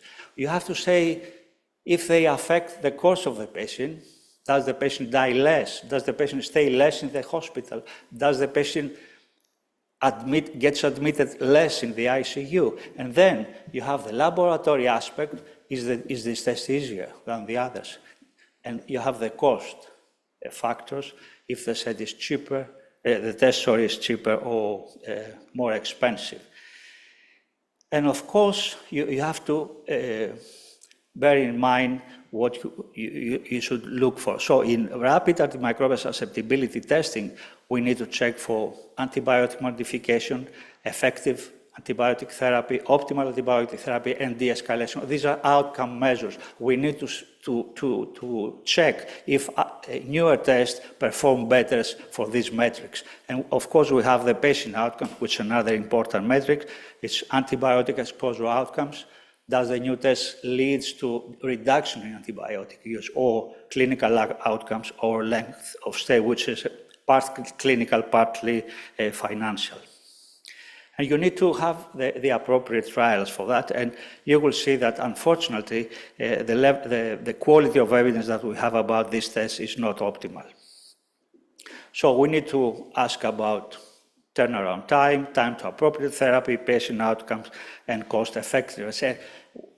In checking the clinical utility of this test, you need to have a comparator. And what the comparator is? Classically, it's the conventional identification and susceptibility testing. However, this is a study of 2013. Things have changed, and in most studies, the standard of care against which this new test will be compared is MALDI-TOF plus a rapid ID test, ID system, like in this case, the Phoenix system. So that's what we are comparing the new test to. So how do these tests perform against the clock? All of these tests, and the previous speakers have mentioned some of them. I will focus on 2 or 3 of them. You see that you get results much more earlier. So you get results sometimes 24, sometimes more earlier than the conventional way. And there is even a system, the Seismic PA100, which is based in nanotechnology, which gives results in 45 minutes, but it's only for urine cultures. You have the fast INOV, which is a flow cytometry-based system in 2 hours, and EUCAST in 4 to 8 hours. So in this table, I have some of the most common systems for rapid susceptibility. EUCAST 4 to 8 hours, the accelerated pheno, which is probably the most widely used and the one with the more data supporting its use, it's 7 hours, but in practice it's shorter. Reveal by bioMérieux, it's different because it's a metabolic sensor array, 5 hours, flow cytometry 2 hours, and there are also other systems at the same time frame. So I will give you some results about the EUCAST Rust. Professor Gianni told you how this works, so I'm not going to repeat it. The analytical performance is very good generally. The error rates for false susceptibility are well below 1%. That's I think that's a very major errors, and the major errors, it's again very low. And importantly, at least in the initial studies, it could detect all the Klebsiella and E. coli which were resistant to third-generation cephalosporins and meropenem. It was either correctly identified or in the area of technical uncertainty. But if you look more closely in what happens, you see some issues. For example, the EUCAST test is meant to be read at 4, 6, and 8 hours. And they saw that if you have Pseudomonas, it's impossible, it's unreadable at 4 hours. So Pseudomonas, you start at 6 hours, not at 4. And Staphylococcus aureus and Enterococcus faecium, again, almost half of the isolates were unreadable at 4 hours. So you have to wait to 6 hours. And also, you have a quite large percentage of isolates in the area of technical uncertainty, which was, was decreasing, going from 4 to 6 to 8 hours. But for Pseudomonas, there were some more problems because the categorical agreement for very important antibiotics like ceftazidime, piperacillin, tazobactam, ceftazidime, cefepime, and imipenem were below 95%, which is the limit of acceptability. And in all of them, if you were waiting for 8 hours, you were getting the correct result. So even if you could read the result for Pseudomonas at 6 hours, you didn't know if the result was correct. You have to wait for 8 hours. So you need to, go case by case to see how you can use this test. And imipenem was, this test was practically useless for imipenem because even in 8 hours, the categorical agreement was low. This is an important study because it compared the rapid EUCAST with the accelerated phenol and a modified Vitek assay. And Rust was quicker, but it also had a higher rate of very major error. So sometimes you gain, sometimes you lose.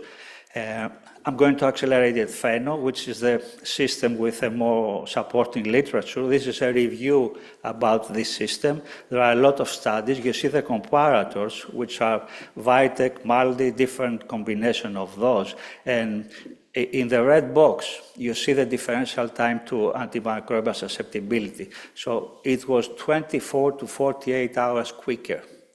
And the difference is the accelerated phenol can also identify pathogens, which all the other systems cannot. You need an identification technique more. And this has been shown before. It's there because you gain time even if you don't report the results immediately. In this case, although they had the reports, they waited overnight and they reported the results the next day, and still they would gain a lot of time. The system of bioMérieux reveal, it's, as I told you before, based on the metabolism of bacteria, and it's quite quick as well. So in this study, which is very recent, essential agreement and categorical agreement were more than acceptable, and it was, this is important, higher in resistant strains. There are some CDC and FDA resistant strains, and the system was performing better. And it was able to give the susceptibility results earlier if you had a resistance strength in 3.8 hours versus 5.4 hours. And the walk-away system, which was the comparator in this study, was taking 16 hours to give you the results. But you need to have something in mind, that the time to results is not the same as analytical turnaround time, so you need to know and be able to communicate the results. It depends if you have a system of passive notification. You just upload your results in the laboratory information system, and your physician can see it in a minute or in a week, depending on when he or she would check on the EMR. Or you can have an active notification system, which is popping an alert or sends a message or sends a page or something. And the other thing is, can your laboratory support these things? If you wait 6 hours after the blood culture flags positive to start the AST, so you've lost or you would have gained. And so a real-time notification system might be necessary for this system to work better than the standard systems that we have so far. So I'm going to talk about now how this system affects the decision-making at the clinical endpoints. And the problem is, these studies are not very good. I mean, as evidence, it's not very good evidence. So they are mostly quasi-experimental, very few randomized controlled trials. Some of them have historical controls, which is not a good idea. They are almost all single-center, small sample size, and varying quality. And what has surprised me is there's very few literature for EUCAST, and I suspect it's because EUCAST cannot pay, to get trials done. But BD or the company which produces the accelerate can pay for trials. So the literature, the clinical literature on EUCAST is relatively poor, but there are good results. In this particular study, the sample was very small, but the group which uses the EUCAST Trust, they had optimal treatment 1 day before the control group, which is very important. And the physician could escalate in 6 cases of ESBL bacteremia, but the downside was because, the area of technical uncertainty was, there is a lot of results for piperacillin tazobactam were falling in the area of technical uncertainty.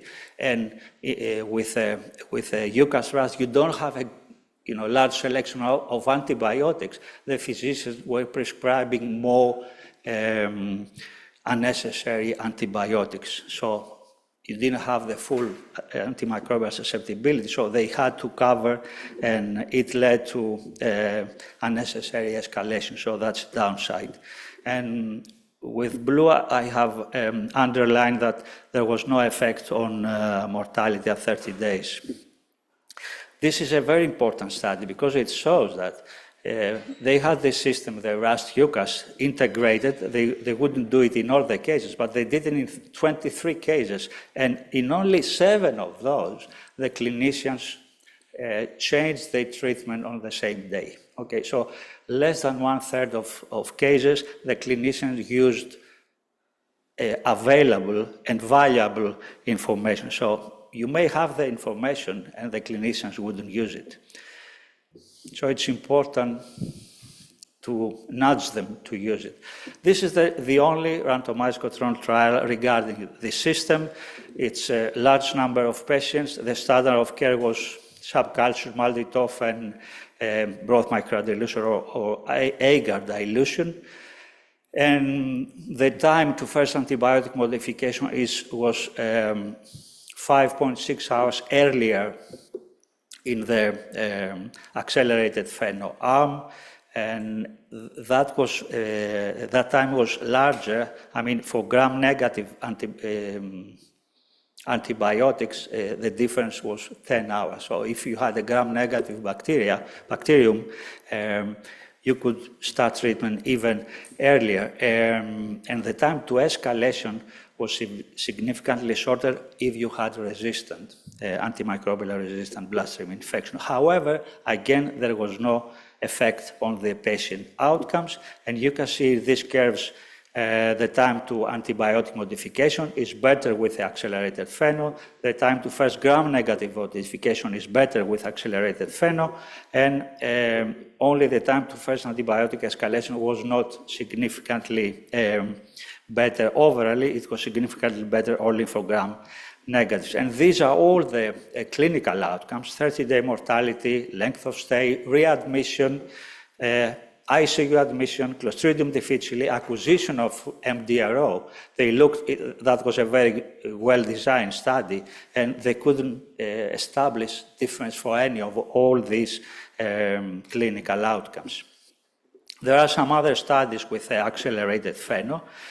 In this study, which was a quasi-experimental study before and after the introduction of the system, they again show that the time to optimal triplet was 17 hours shorter, and it was one of the few studies which was able to establish that the length of stay was shorter in the patients in which they used the accelerated FeNO system, but only if they have gram-negative bacteremia. If they have gram-positive, it wouldn't make any difference.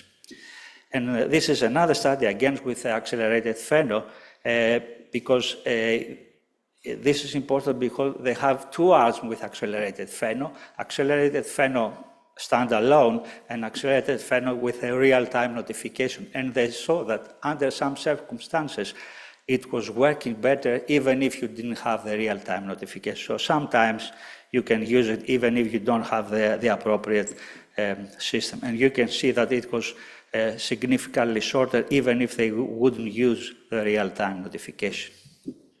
And that's the reveal system. Again, it was much, the time to antibiotic modification with the reveal system was much shorter. This is a study the previous speaker showed again. They had two different scenarios, and the orange bar is the percentage of patients which had modification in the same, in each day. So with the reveal, 50% of patients with a standard of care product reveal had modification in the first day, or in another scenario, almost 70% had modification of antibiotic in the first day, which is really important. So, and I'll be closing with the financial impact. We don't have many studies on that. This is a study from a small hospital in the United States.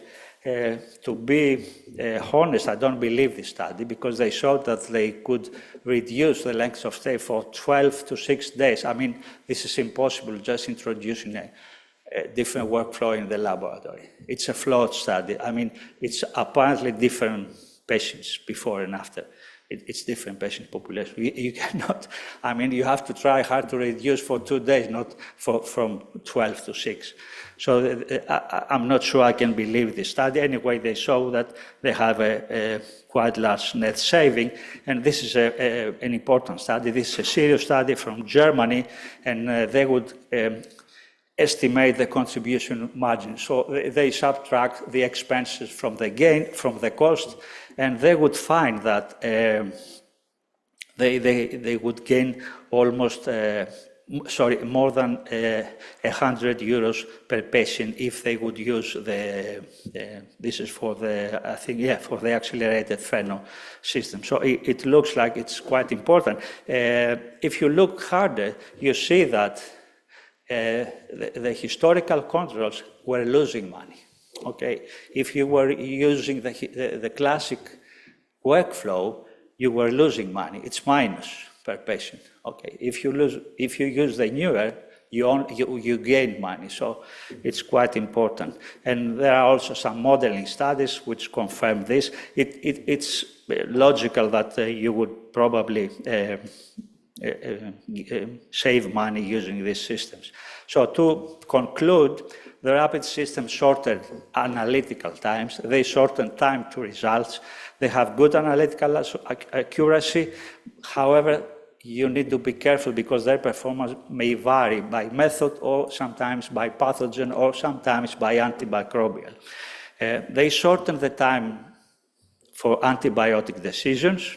Again, you have to be careful how to integrate your system, and again, be careful of the pitfalls of each system.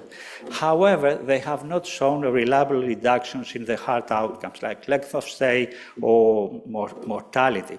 And this is because all the studies have a heterogeneous population of patients. So if you have, let's say, 10% patients with septic shock and 90% stable patients, even if patients with septic shock, in patients with septic shock, you reduce mortality by 50%, in the overall population, this gain will be diluted. So you need to focus this test, to use this test in patients which could benefit by shortened treatment. If you have a 40-year-old woman with pyelonephritis, it doesn't really make any difference if you give the antibiotics now or in 6 hours. But if you have an 80-year-old patient in septic shock, it's important if you give antibiotics now or in 2 hours. So you need to select the appropriate population. So you don't need to do this test in anyone. You need to do this test in patients which times makes a difference. And I told you, it's septic shock, meningitis, febrile neutropenia, and something else, which I'm forgetting right now. Anyway, and the last thing is these systems probably are cost effective. They have some limitations. The limitation is you cannot check all antimicrobials. You don't have all microorganisms. You don't really know what happens when you have a resistance, but the data say that probably they work even better if you have a resistance. And the last thing is if you can respond to higher volumes. I mean, I'm not sure in a high volume hospital if all the systems are appropriate. So what, in my opinion, will be the future? You saw a lot of systems, molecular, phenotypic, anything, metabolomics, and each of them has some advantages and disadvantages. And each system is better in some things and it's worse in other things. So I think what we will be doing in the future is that we will have different pathways for different pathogens. So depending on the patient, depending on the path or the initial pathogen, how this has been identified, for example, by MALDI-TOF, and the probability of resistance, and supported probably by artificial intelligence, we will check in. We will following a different pathway. For example, if you identify early a gram-positive pathogen, you may do a focused MRSA testing, and if it's positive, you stop here, and you don't need anything else probably. So that's how I think it will be in the future. There won't be this, fixed step-by-step work, positive culture, gram stain, subculture, antimicrobial resistant testing. It will be much more flexible, okay, and much more responsive to what you find. So this is something, it's a paraphrase, something that was written in the EUCAST paper, that we should have to abandon the idea, the notion of the fixed susceptibility test with a list of antimicrobials and sensitive or resistance below. Thank you.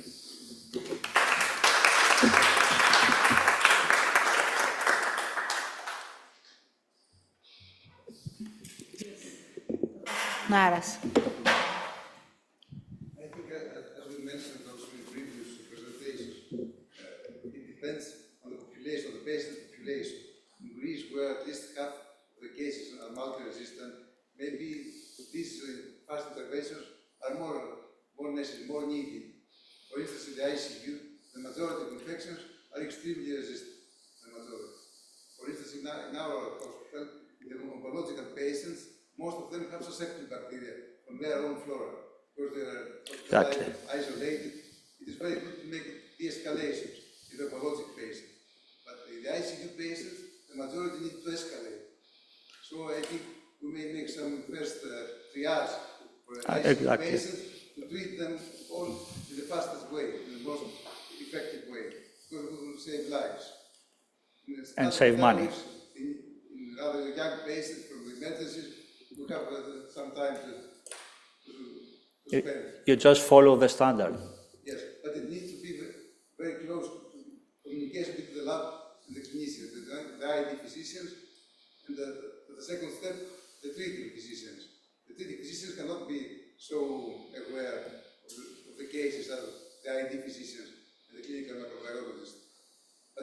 have more need than in the United States, in Western Europe, where the majority of the cases come from.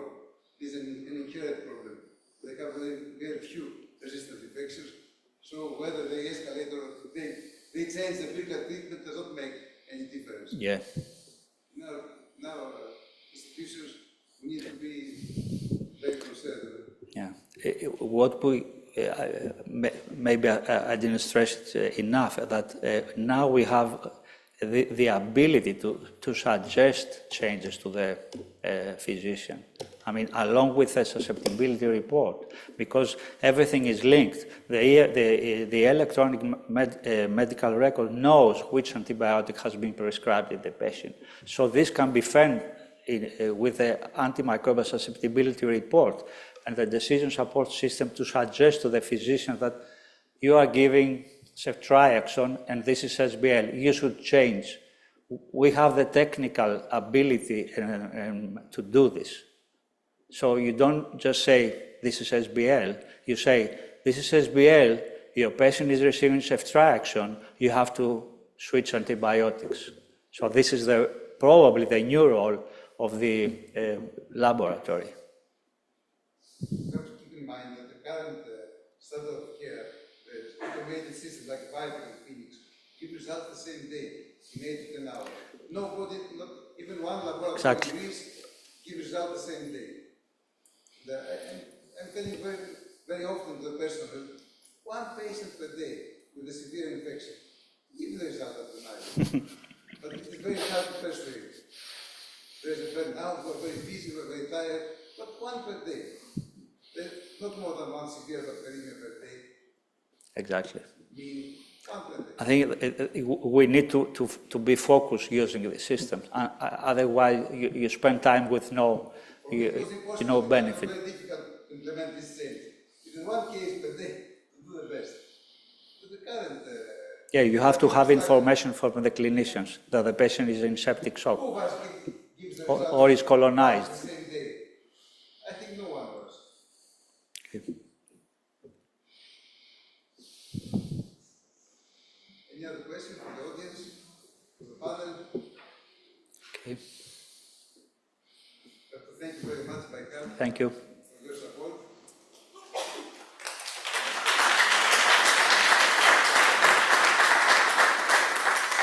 Now we came to the end. I have to thank you, Michael. In my opinion, we have an unexpected success. The quality of speakers of the audience was very, very high. At that moment, at the evening of Saturday, we had 50 persons online, connected online. Maybe 20 now here in the hall, but another 50 at 6 o'clock in the evening of Saturday. So we had quite a good, very good audience, quantity and quality. I thank you very much. I hope you enjoyed the talks and the program. We are very happy to thank you again once more. To the next.